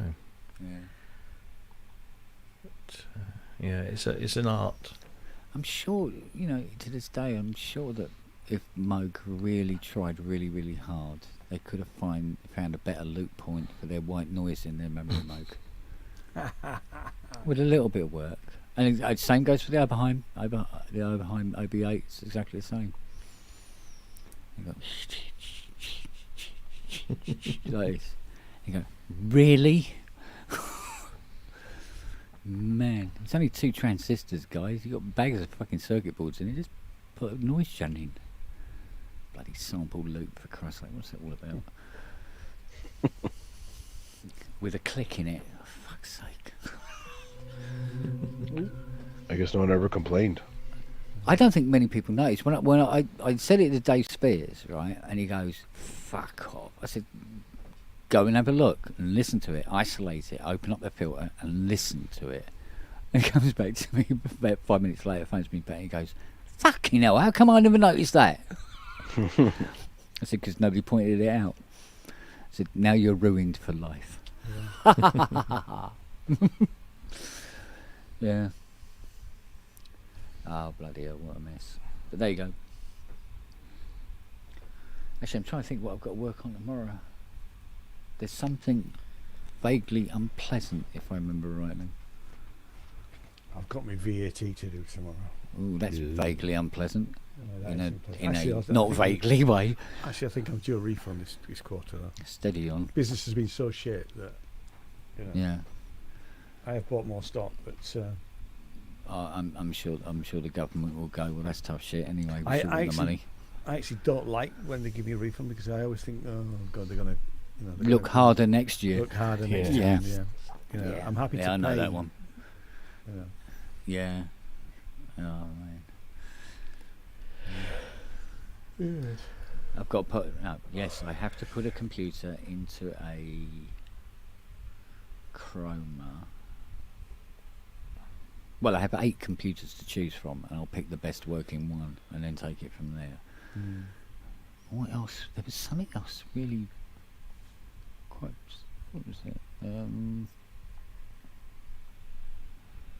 Oh, Prophet 10. You know, the full-size home organ Prophet 10, not the nice, convenient little one they do now. Oh, yeah, that's going to be fun. I've got to research. I want to research camera holding rigs. So when I go to Synthfest, I want to just have something I can whip out. Mrs. Mrs. With my iPhone, Mrs. Longhorn, and a microphone, and my audio interface, so that I can just on the Friday evening, before, during loading. You talk about a gimbal, or are you talking about just a rig to hold it? Just a holder.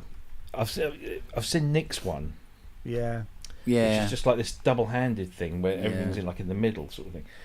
And I saw that, and I thought, oh, that's okay.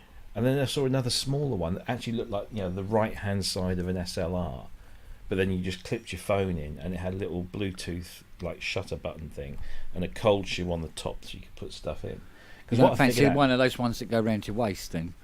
I don't want anything that's too expensive and tight. Yeah. But I found that because this is brilliant. This is my little DR05 Tascam.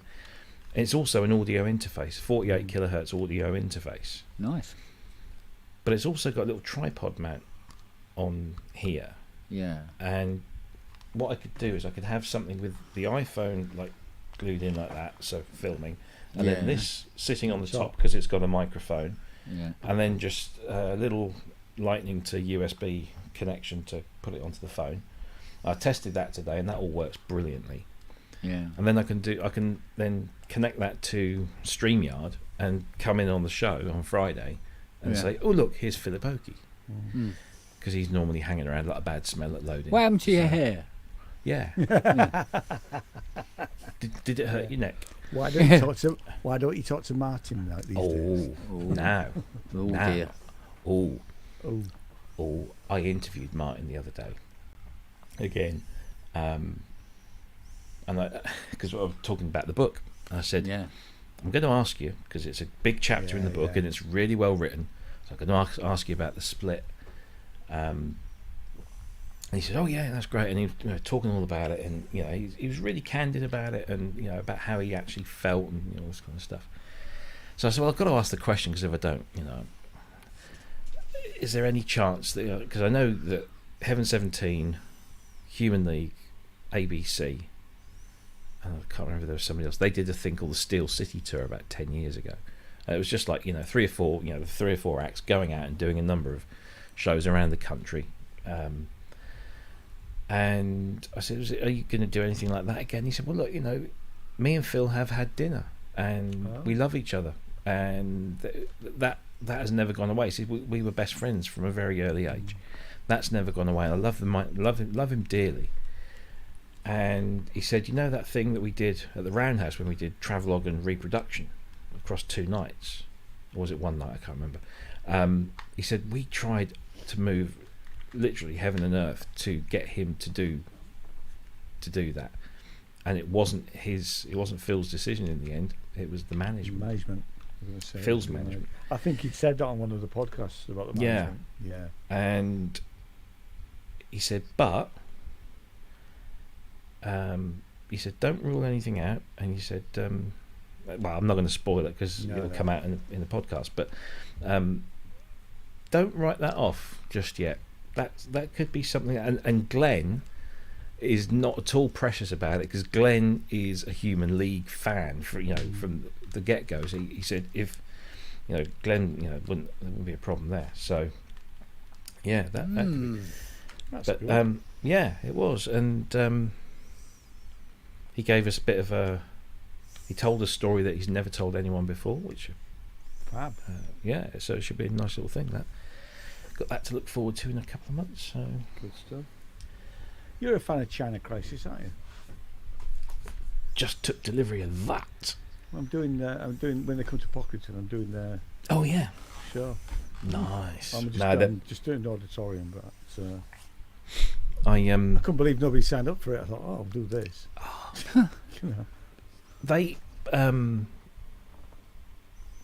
we've got the John Peel Centre in Stowmarket, and I don't go there as often as I ought to. And I saw them; they were coming to the John Peel Centre, and I phoned up my mate who I know is a China Crisis fan, and I said, "Are we going?" But yeah, we go. And that was going to happen just after the first record store day this year, or last year, I think it was. And his daughter, my mate, who queued up with me outside the record store, got COVID, and told him that night when we were stood outside the record store that she'd got COVID and that he was likely to probably have it as well. And sure enough, I get pinged a few days later, just before the fucking China Crisis gig. And I phoned up the venue and I said, "Look, I've been pinged. I feel absolutely fine and I'm testing negative. But, rules are rules, I suppose." And they said, "Oh, don't worry, we can give you a full refund." I said, "Yeah, I want to come." They said, "No, that's fine." So they gave us a full refund. And then lo and behold, they came to the Apex in Bury St Edmunds. And it was a bigger stage, obviously, bigger room. And they did that. Have you seen the 40th anniversary tour at all? No, I haven't, no. It's brilliant, because it's not just them playing like all their classics and a whole bunch of album deep cuts as well, but it's Gary telling the stories. And they've got a slide thing at the back, and they've dug out all these old photos, and he is a brilliant storyteller. And it's great. And they released, I think it's sold out now, but it's the DVD when they did it at the Liverpool Phil.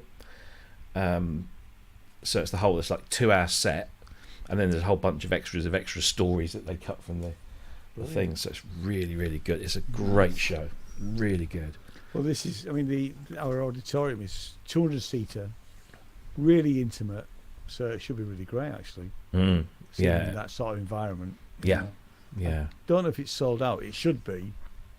But, it ought to be. Well, it's. The one in Bury was. It was surprisingly. I would have thought. Have a quick look.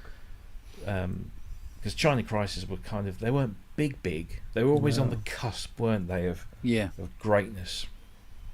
But well, there was always something bigger going on. Yeah. When they release something and go, oh yeah, and then something much bigger used to keep coming in over the top.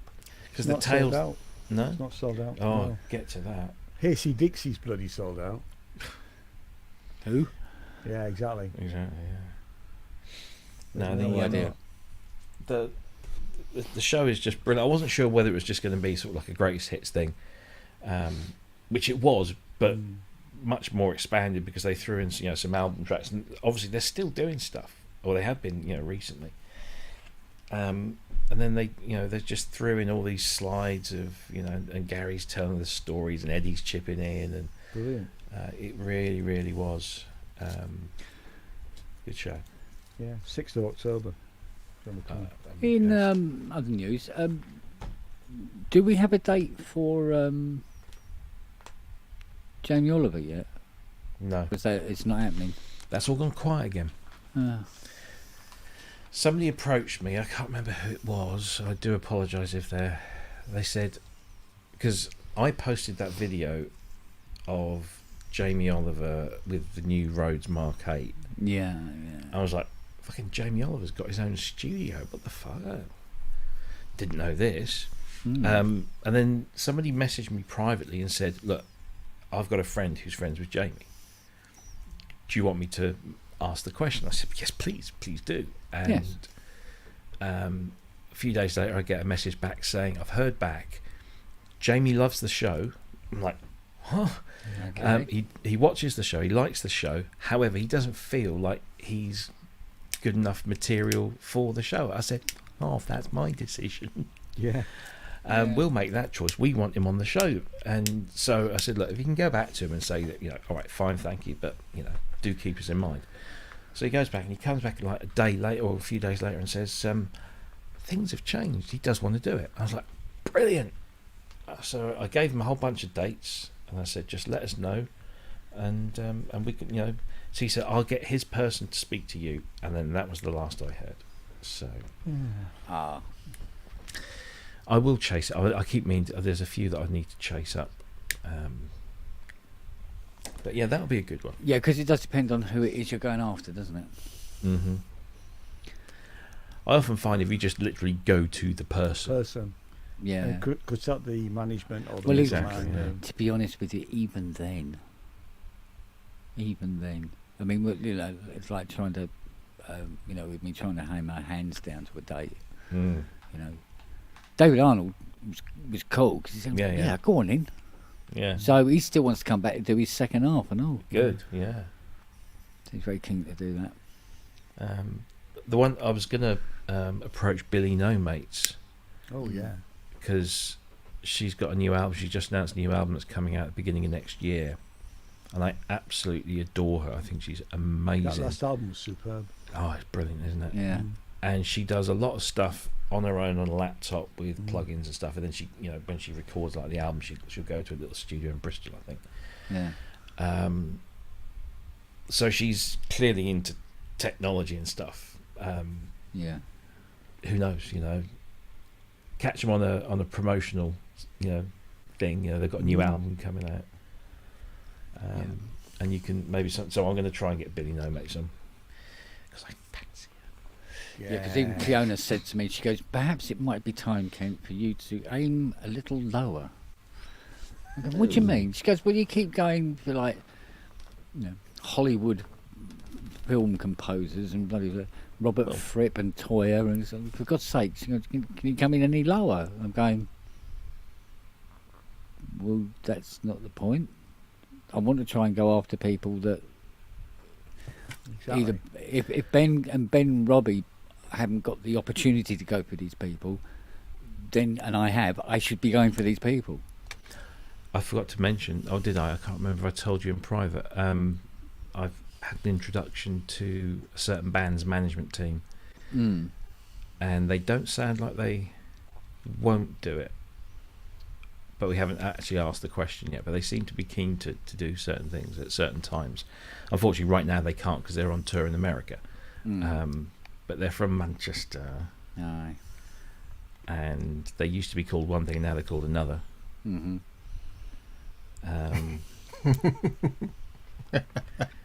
And They used to have a really good bass player, and they don't anymore. Yeah. So yeah. Does he still wear those dungarees? So yeah, New Orders Management. Yeah, the Ruttles. Yeah. So yeah, I got an in there, and I don't know. Good. I got it from Mark Reeder for somebody else, who I won't mention because I don't want to spoil their surprise. But they wanted to speak to a particular member of the band, and I thought, oh, this could help. Yeah. And so I sort of got in on the act. Sort of rode on somebody else's coattails, shall we say? But, I don't know. Until I started to try to do this, because so far I think all I've managed to get is David Arnold so far, isn't it? And that was for like an hour. Yeah, but there's David on a mobile Arnold. in a hotel room. David, Tomorrow Never Dies, fucking Arnold. Yeah. Well, true enough. Independence Day, man, come on. Yeah. David, Little Britain, Arnold, yeah. Yeah. Stargate. Yeah. Stargate, yeah, of course, yeah. And He did a but Composer it's 7 really, I didn't realise it was so fucking hard. You know, like.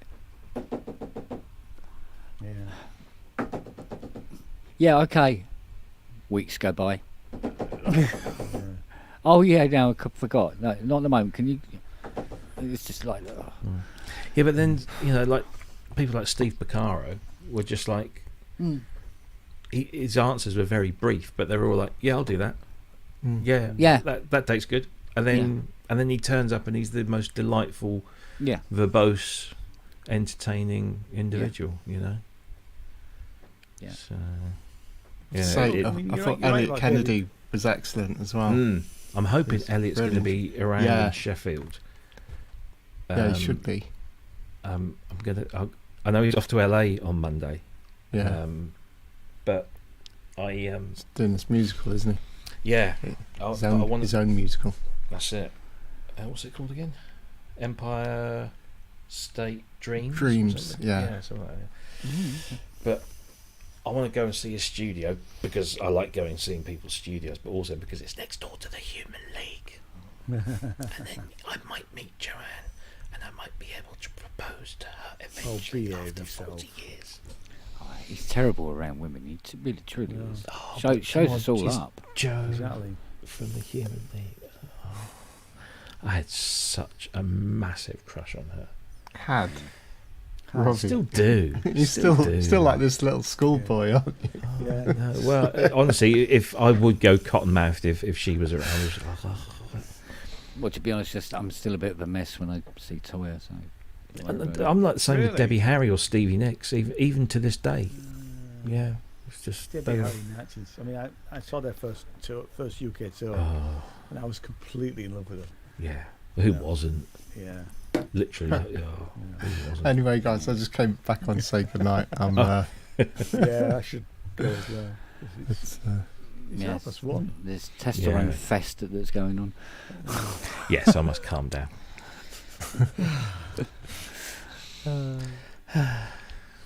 Right. It was always the brunettes with me. Anyway. See that, Jim. Good luck tomorrow. Cheers. Thanks a lot. Good luck tomorrow, Jim. Yeah, good luck tomorrow. Hopefully you can stream it and be on my Facebook, all being well. Yeah, that'd be cool. Bye, chatties, everyone. Yeah, cheers. bye, Take chatties. Care. Take care, buddy. Look after yourself. I'll see you later, guys. Cheers. All right, see you later. Ian. See you. Cheers, Andy. Oh, I suppose I better go to bed as well. Yeah, it's coming up at 1:30 anyway. So, and like I said, I've got, what is it? A profit. Longhorn energy only lasts so long, right? So. Indeed, yes. Was it? It's floppy Longhorn now, is it? Floppy, yeah. Yeah. Lobby Longhorn. Throat wobbler mangrove. Yeah. Do you know? I think it was wonderful that Dom came and just took over the show like that. It's lovely. Because I think that's the one thing I really like about this show. Anybody could come in and watch this and go, so who's hosting this? Anything could happen. Anything can happen. Excellent. Yes. Right, and I'll watch that video link, Andy, and see how one makes one a moderator. Give you a little more as help it on the were. stream and all that. Sure. I haven't had confirmation, but I know that we've got a few people who would normally watch ProSynth Network on Friday, but we possibly, Kent knows about this, we possibly might have a world exclusive trailer for a new synth that might not, hopefully won't have been seen anywhere else. Yeah. I'll leave it at that. Yeah. The you heard it here first kind of thing. Isn't The Stromberg is finally coming out. They sent me the video last night. Timberwolf plug-in. The teaser trailer, and yeah, I still don't know what it is. But it should be fun. Yeah. Should be weird. Fun. We don't even know. They've not Isn't seen it? it. They only sent it to me. Yeah. A quick random question: is Sasquatch not coming on anymore? Or is he? Seen him around? Well, as far as I was concerned, I went with quite a few people who were not happy, and would not be happy if he came back. Oh, okay, I see. And I get it. I totally get it. I just didn't. Yeah. know. I'm just saying. He even disappeared on Facebook and stuff. So. Yeah. So it's one of those things where you just see how the wind blows, really. Because I was kind of, in a way, I was kind of pissed that it fell into my lap and it was down to me to deal with. So, Right. But like it was for Robbie as well. Oh, sure, yeah. And it was sort of like, shit, oh,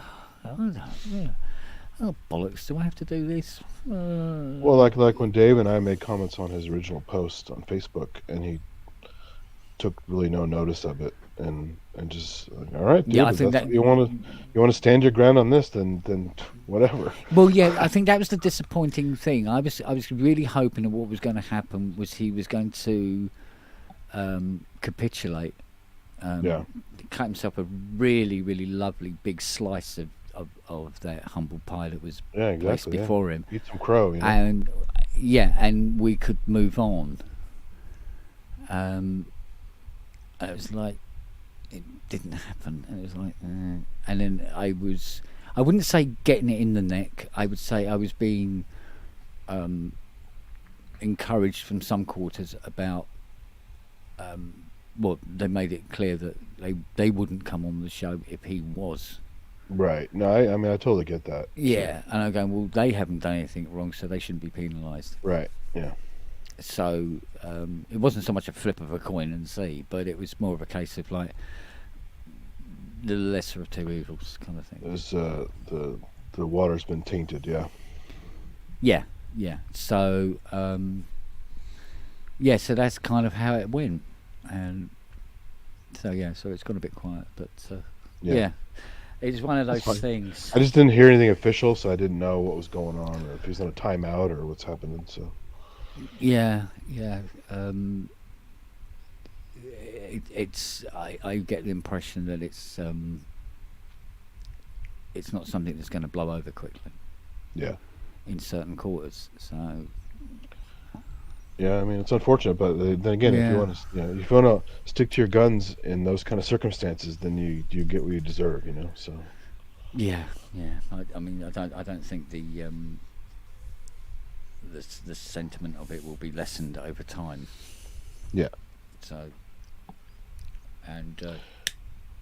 I mean, there were rumblings of it all along with some of the discussions we got into. We got into some pretty crazy discussions, especially at the end of every show. Sometimes where he's just going off about stuff. It's like, dude, you know, you start doing the Sieg Heil, why don't you? Jesus Christ, you know? Yeah.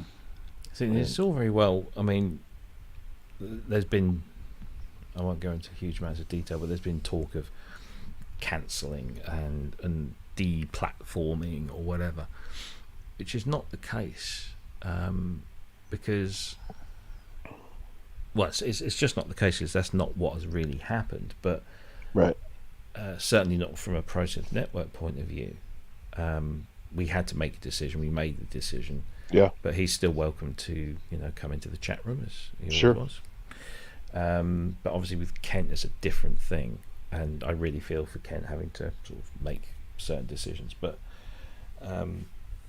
yeah, it wasn't a decision that I was cherishing in any at any fucking level. Oh, sure. Although I can. Plus, it see sounds like what you've was known him a right. long time, right? You guys have been talking about him for a long time. Yeah, so. I've known Seth a while. Not a massive amount of time. I think I've probably known Robbie longer. But it was just like, this was my first time, shall I say, of being in this situation, going, what's the right direction to go in? Although I kind of knew, obviously, because there was a lot of people who were directly offended and hurt by it. Yep.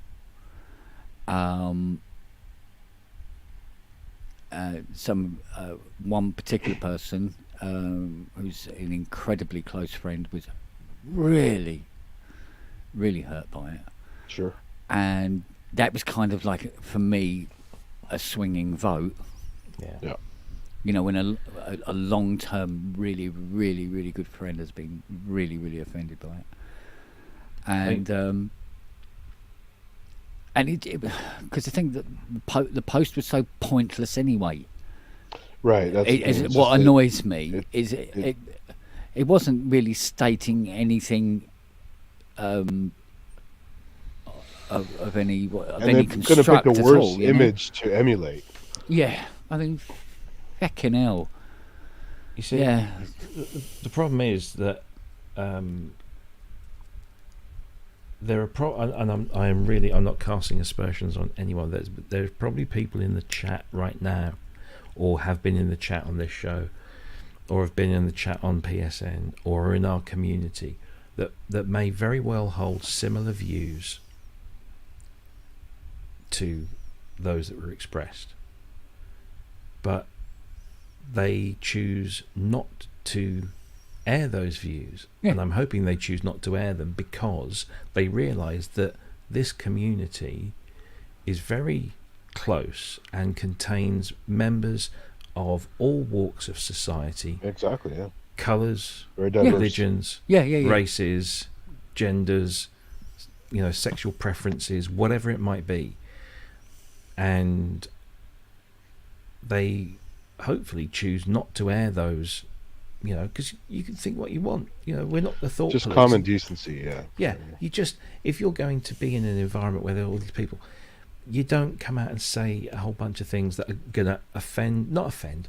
I hate using that word. That word's been made a dirty word now because you have I do believe that you have a right to not be offended, but also that it doesn't, if you're offended, you're offended by it, not maybe a whole bunch of other people. But the thing is, you have to have respect for your fellow community members, whether it's your village community or the synthesizer community, and you can't say or post certain things that are painfully hurtful, not just offensive, but they represent hurtful. A lot deeper stuff than just some opinion. You're essentially denying a whole bunch of people their very existence in some cases. I don't want to blow all of that out of proportion, but you have to. It's decency and respect, right? And nobody's cancelling, nobody's deplatforming. We're just asking you to be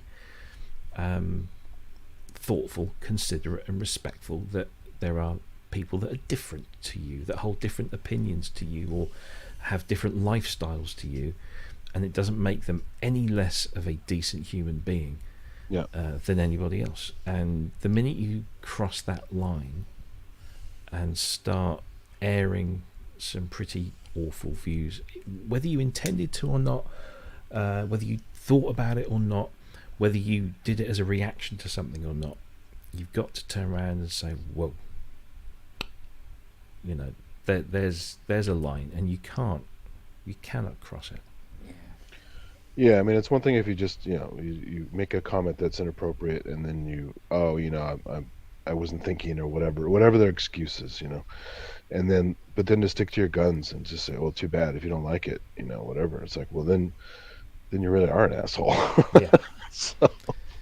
I mean, and a case was a comment was raised recently to myself, Kent, and Ben, that the whole Christian Henson thing with Spitfire Audio. Oh, that too. Yeah, exactly. We talked about that, I think, the other day. Yeah.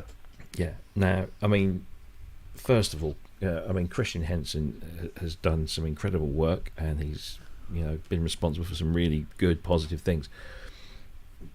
Before he hit the send button on that tweet, he either thought about it and didn't care, or didn't think about it. Yeah. And hit send, and then all hell broke loose. Now, whether you agree with the fact that he got a whole bunch of grief for it, and that Spitfire maybe or maybe not threw him under the bus for it, because when you read that tweet, there's nothing directly awful about it, but it was the connections that people were making, because obviously he quoted, or he referenced J.K. Rowling and Graham Linehan, and he's got like how many characters in a tweet now, and you can't talk about a very complex, nuanced subject like that in a tweet. Sure. It's just the wrong place. This is why I hate Twitter so much, because it's, oh yeah, look, you can say things in very short spaces of time. Yes, but then you also completely lose the ability to have nuance and context. Yeah. And I'm sure although some of those people don't want to be nuanced. They're pretty on the nose. Yeah. Oh yeah. Some, there are obviously some that are just like, there's no question. But there was, if you look at what Christian tweeted and what it was concerning, there's a very big thing. I mean, I sort of looked into it and thought, wow, this is, because it's a very, very, very complex, nuanced discussion. And what I really liked was Paulie. Oh sure. They came in and had the most rational and reasoned response from a member of that community to come out with. I was just like, I messaged them immediately and just said, I'm blown away by your patience and your understanding. Paul is clearly very intelligent too. So. Oh my word!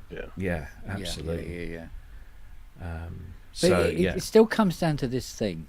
Bottom line, Twitter, Facebook, social media. These are not the fucking platforms.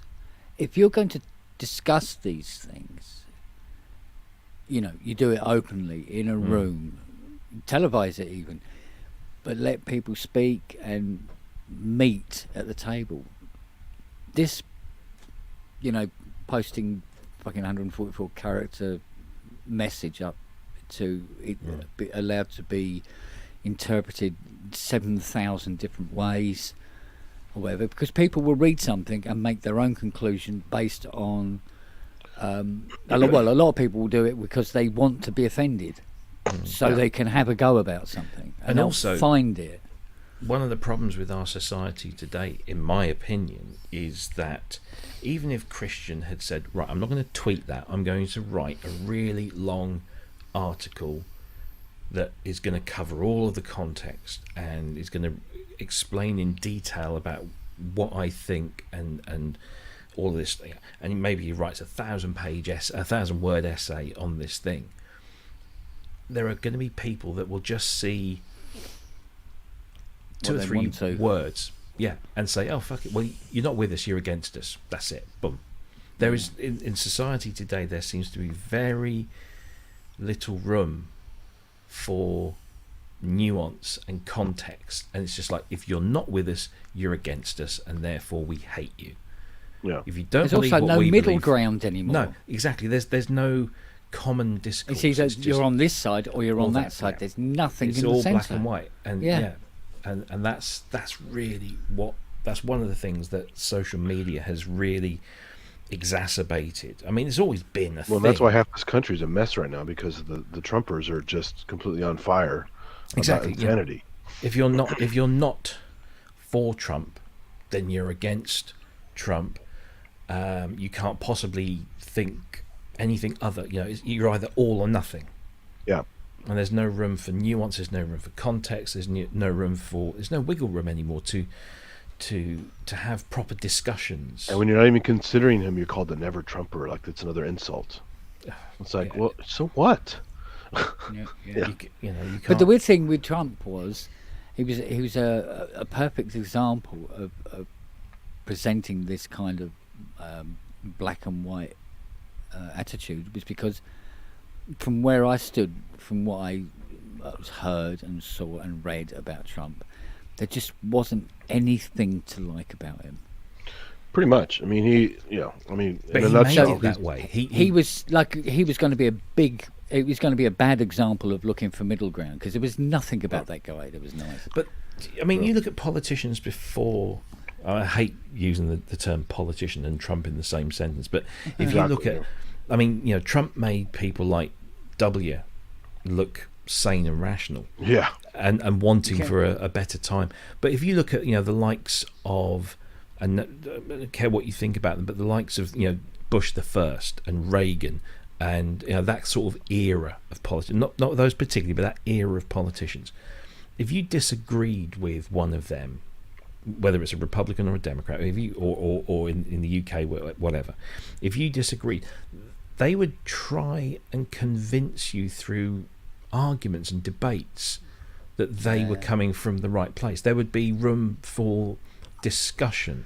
But at least make an attempt, Now it's kicks and punches. It's like, this is what I believe, and if you don't believe that, then you are the scum of the earth. Yeah. And it's not just one side that's doing it. Both sides are guilty of it in many ways. And but if you have such a polarizing person as a president, it would generate that. Yeah. And he thrives. That's his bread and butter. He thrives off that polarity. Yeah, but he learned a lot of his dirty tricks into the media, didn't it? So he loves drama, and he loves insults, and he loves stirring people up. I'm going to start. It's a sport, and in most sports there are two teams, and you oppose each other. And that's it. You don't go to a soccer match or an American football match, and you don't say when the opposing team scores a really good goal, the fans of the other club don't go, "Oh, great goal!" It's just like this. They turn on the opposing fans and start hurling abuse at them. That's most why of the I time. prefer rugby. Well, yeah, but in most sports, it's very gladiatorial. It's it's them and us. It's one and two, and that's that's what he feeds off of. It's war with rules.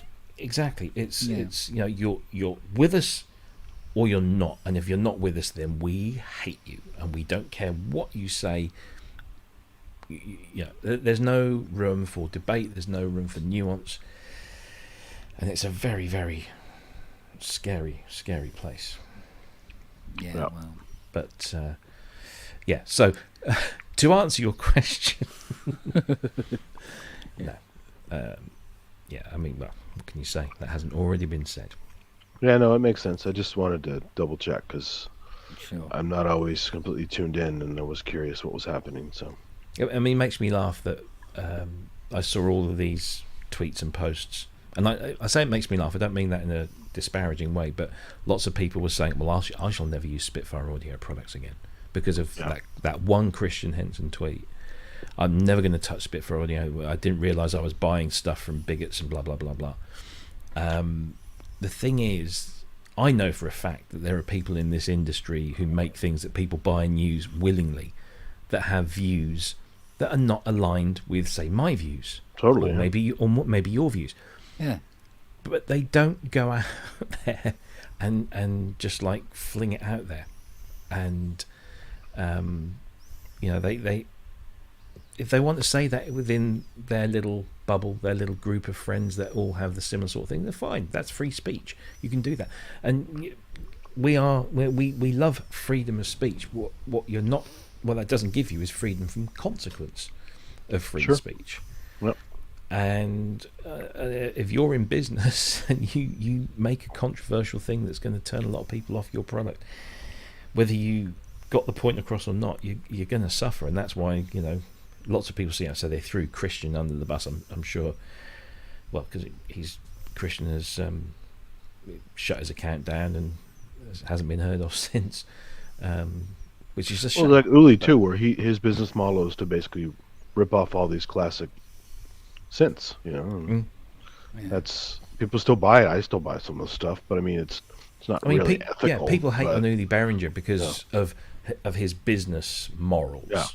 Or you know, that's one of the reasons that Behringer haters give you, that he's completely immoral businessman. And one could agree with that quite clearly. There's been a bit of little guy crushing going on. Yeah. Yeah. And but we don't know what Uli thinks about a whole bunch of stuff. Yeah. Nor do we know what the boss is of Yamaha or Roland or whatever. I'm sure they've all got opinions that don't align with our opinions or other people's opinions. Exactly. You know, some of them might be raving communists, or on the other side they might be raving fascists. But we don't know that, and so we'll carry on blissfully buying their products and using their services. But if they want to speak up, if they feel strongly enough about something and want to speak up about it, well, there's consequences. A lot of it can also come down to, like, you know, personal experiences and stuff, and what has happened to these people. Yeah, because you don't know. I mean, he did go a little crazy with the corks and different things, so that was pretty bad. You know, that was awful. Yeah. But because that was also anti-Semitic to a certain extent. You know, massively. Oh yes. There were certain people who were very, very offended by that. I mean, I probably have beliefs and opinions that do not align with other people, but I will be mindful of where and when I express those opinions. And if I'm going to express them, I'll express them in an environment, in a situation where I can explain myself, and people then have an opportunity to come back at me and challenge me on those outside of 140 characters in a tweet. Because, you know, we're not going to get much across in 140 characters, are you? This is it's literally me, Taj, and you, Jane. But even if you could, people will, you know, they'll just look for, oh look, he just said this, without thinking about the context. They just, oh look, he used those words, so therefore he's one of them, and we shall. Christ, I've said things on Facebook before now where they come back and bit me in the arse. That's the one. Yeah, the one thing that's annoying is they'll do this post mining. They'll go back like 10 years, 20 years. Yeah. They go, look what you said back then. It's like, so what? No one can make a mistake. No one can apologize. No one can rehabilitate criminals either. So jails are no good. And this is what Paulie was saying. You know, Paulie said, you know, he'd rather, they'd rather that people like Christian Henson weren't banished, and you know, made to, you know, kind of disable their account stuff. They'd rather sit down and educate. Yeah.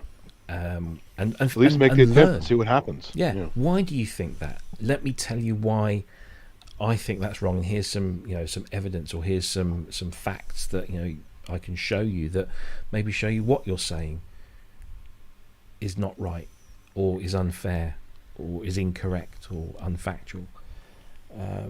All I saw from the result of that Christian Henson thing was lots of people jumping on saying, well, he said this, or he didn't say that. And it was so black and white. Yeah, it was such a little slice. On both sides. You know, it was very different in the flag thing, where basically that was posted and a lot of hate behind the image and well, yeah, I mean, thumbing some the nose, images. and it's a very different thing than that. Yeah. But yeah, you know. It's a minefield. I tell you what, as soon as I start having these conversations, my brain starts to do this thing where I'm like, it's like, right, got to go up a gear here, because you've got to think about what you're saying. Yeah. Because no matter how sincere you are, no matter how friendly you are with the people here, you might just say the one little thing that somebody goes, you know, devil. Well, I must have done by now. Oh, we've all done it, I'm sure. I sometimes come off of anything like this when I'm talking in public. Think, oh, did I just say the wrong thing? I mean, like, not 30 seconds ago when I was talking about Paulie, I said he, and I know that's not. People do it all the time. That's you know, not it's how really they hard identify. And you know, I've had this conversation with Paulie. I love Paulie to bits. That's why I use the name a lot. I just say Paulie, so I never get it wrong. So, but you know, you will trip yourself up. And unfortunately, there are some people that, you know, you make that little slip and, oh, that's it. That's him. Yeah. Unclean. Witch. Yeah. Drown them. But there are other people, thankfully, you know, like Paulie, who'll just say, hey, it happens. I get it. It's you know, we learn and we will learn. The important is you know the difference. You're not doing it maliciously. Exactly. See, Moog Rogue. That's it. Yeah. Yeah. But that's why I love constantly saying that to her. But anyway. as long as all the messages that I get from her and the messages that I send to Michelle back always have like little kisses and hearts at the end. Yeah. Regardless of it's Moog. Okay? I still need to message her because she put this thing up on that it was somebody posted on the PSN Facebook page saying who's coming to Synthfest UK, and then halfway down she goes, oh, we'll be there. I'm thinking, is that the royal we, as in a representative, or is that you?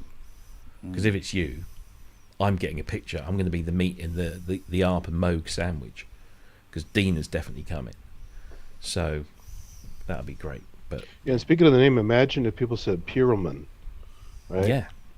Just like people said Neil Peart, which actually was his name's pronunciation. But you know, she's Perlman. She wants to be. The name is Perlman, so that's what they want to be called. Honestly, with a name like mine, I've heard every variation. Yeah, of course, seriously, yeah, exactly. There is, and you just get to. I mean, I got precious about it, like in my late in my early adulthood. I was, you know, I'm making my way in the world. Well, you're just finding yourself, aren't you? Yeah, exactly. And I was always saying, no, it's Puricelli, you know, not Petricelli or Pukey Belly or Prognosticelli. Yeah, I mean, honestly, there is not a version or variation that I haven't heard now in 50 odd years on this planet. Apart from was it Lobby Longhorn? Yeah. I've probably I used to be called Nobby something because Nobby rhymes with Robbie. Yeah. But yeah, I mean, honestly, it's just whatever. And now I just don't even bother, and I actually kind of make a joke out of it because you'll get some people like with the hospital will call you and say, "Oh, can I speak to Mr.?" and there'll be a pause, and I'm like, "Go on, give it a go." And then so it makes them laugh about it, and they say it. And if they say it right first time, I'm like, brilliant, fantastic. And if they say it wrong, I just say, well, it's this, but don't worry about it. Call me Rob. It's so weird to me though, because we obviously I'm in a country of immigrants. You guys have a fair amount as well. Mm-hmm. By now, that kind of should be normal. Why is this such a foreign thing? I mean, I've seen names that are really tough. Your name is not remotely tough at all. I think it's probably less tough for Americans because there's a larger Italian contingent, and there's a wider base of people with Italian names in Italy. You can also look at it and phonetically figure it out. It's not like, I mean, there's some names that are just the most common Eastern European names are really tough, right? Oh, like David Surchek. Yeah, exactly. Yeah, so most people will never pronounce that right if they didn't talk to I know him. he's watching as well. Yeah. I know because I've had the guys that it was the two Ukrainian guys and the Czechoslovakian guy who were doing the kitchen, and Bob, John, Robert. He did tell me what he's, and it was like, wow, it's this long and it has more T's and Z's than you should find in one place anywhere. You know what I mean? And it was, I remember when I was like 12, my parents had just split up, so my dad would come and get us at the weekends, and we'd go to a Chinese restaurant every Sunday for lunch, and we'd go in there, and Dad would signal over to his friend who owned the restaurant. He said, "Richard," and he'd wave his hand, and Richard would come over, and Richard was Chinese. And after a few times of this, I said, "Dad, is his name really Richard?" And he said, and he calls Richard over again. He says, "Tell my boy what your name is." And he told me what his actual name was, and it was, something distinctly Chinese. And I said, "So why do they call you Richard?" He said, "No, I call me Richard." He said, when we all come over here, nobody can say our name, so we just choose our favourite English name. And I thought, well, that's a good idea, but I thought, oh, how sad. Yeah, it happens a lot. That I know that it's difficult to, pronounce a lot of things, but at least, ask them, tell me how to pronounce your name, because I want to get it right. Yeah. A Chinese guy at work just goes by YZ because no one can bother to say Yu Zhang correctly. So they just call me YZ. And no problem. You guys understand 2 letters. Mind you, if I had a pound for every time somebody put an E on the end of my name. Sponge. Yeah. Yeah. All the time. But I went to school with a girl named Leboyevich. And if you look at the spelling of the name, it looks like Ljubojevic. You're like, I'm not. How do you say it? Yes. Yeah. Yeah, because spelling and pronunciation are 2 fucking different things. I work for a global company, so I'm dealing with people on almost on a daily basis with names that originate in other cultures and in other, and if I can't pronounce that, I will ask them. And I think it's great to learn, because the more you learn about it, then the next time another, somebody comes along with a name that's similar to Surchek, as of course I know that's how David pronounces his, then I'm a little bit better informed, and it's absolutely. I like to I like to learn, and if that includes your name, then great. Yeah, it's all part of the great thing. Indeed. Anyway, Bath Sponge. We said we were going about an hour ago. Yeah, there's always That's nothing new, is it, really? I keep thinking, what have I got to do tomorrow? Oh, that's not too strenuous. I tell you what I've got to do. I've got to put a bloody show together, haven't I? So, well, a rig at least. Well, I need to get our Benjamin to do a graphic. All right. So I don't think we've got a graphic for tomorrow, for Friday. And there's not much news this week, so we might be pushed. No more make up closing down. Yeah, Sorry? do a fox and make up some shit. Oh yeah. Should we talk about the Queen? Do you think the Queen was into modular synthesis? I know she was into the little model cars. Oh no, it's a different corgi, wasn't it? Corgis. My friend had a corgi. They're cute, but I wouldn't want one as a pet. They're just kind of, you can't really play with them, right? There's little stubby legs, and I like a lab or something you can run around with and wrestle with, and yeah. I know. And the thing is, certainly over here, if you have a corgi, there is such an association. Yeah. With the Queen. It's just, we had a next door neighbour who had a corgi, and he used to go out and walk the corgi, and it just looked wrong, because that's the Queen. Only the Queen has corgis. I know that's not true, but yeah, absolutely. There's such a connection between them. So they weren't popular before she had them? I don't know. I mean, she got her first ones back in the 50s, I think. But yeah, she always loved corgis. I don't know. I'm not a dog person, so I wouldn't know how popular they were then. But certainly, once she started popularising them, that was it. They were the Queen's dogs. So yeah, we nearly got a corgi once, but not because of the Queen, simply because it was such a cute little thing. It was really lovely. They are cute. Fluff. They just have those little legs that are just kind of weird, and it's like it just reminds me of genetic engineering. It just doesn't seem right. Yeah, there does seem to be sort of like somebody's taken the husky and put it into a juicer. Basically, yeah. Yeah. Because normally they look normal otherwise, right? They just just stubby, dinky little legs on them. And same with the wiener dogs and all that stuff. It's just something wrong about that. Yeah, I still can't get over how people seem to be very wary of Charlie because he's a husky. And he doesn't have that, like some huskies have that sort of like pissed off face. Well, they also just in general look like a wolf, and they always freak people out. They just look aggressive. I think that's the thing. But Charlie doesn't really, because he's like light brown at best, here and there. He's but it has those blue white. eyes, right? And those go right through you. Yeah. Especially when he wants a bit of sausage. Bloody hell. Lasers, mate. He's there going, and then does this with his front feet. Here we go. Oh, yeah? Like this sort of thing. And then goes, and all his business. And you go, that's not very threatening, mate. That's funny. Yeah. I see them here, but it's tough because the weather's pretty warm here, and it's just tough to have a dog like that in the warm weather. Oh, yeah, no, he's...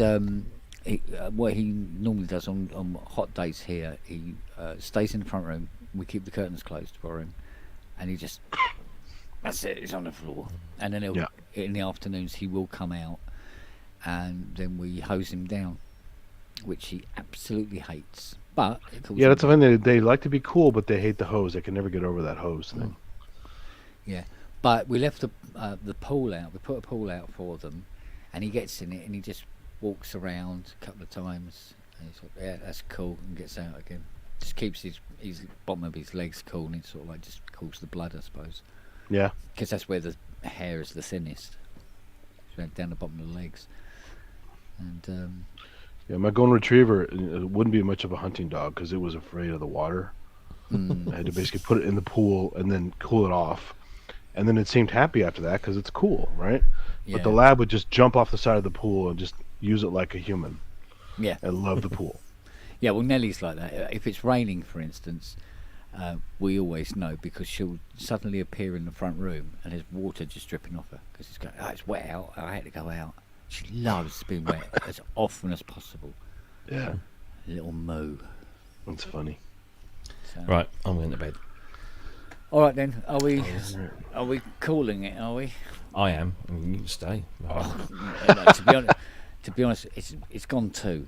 It's one of those. Oh my god! And I'm doing another one tomorrow as well, aren't I? So. Yikes. Well, good times as usual. Thanks, guys. Indeed. Yeah. No. Yeah, it was good fun again. Fun, yeah. A little bit of silliness, a little bit of seriousness, a little bit of whatever. Well, there's actually an awful lot of silliness, actually. That's true. But yeah, that was a really good quiz. There, I enjoyed that. Right. Cool. All right, darlings. See you tomorrow. Hey, guys. Everybody look after yourselves and don't post anything on Twitter. Yeah. Ever. Not even if it's about Cheerios. Just don't go there, okay? Just don't use it. All right, guys. Bye. Right. Everybody take care and look after yourselves. See you later. Be well. Bye. Bye-bye. Bye.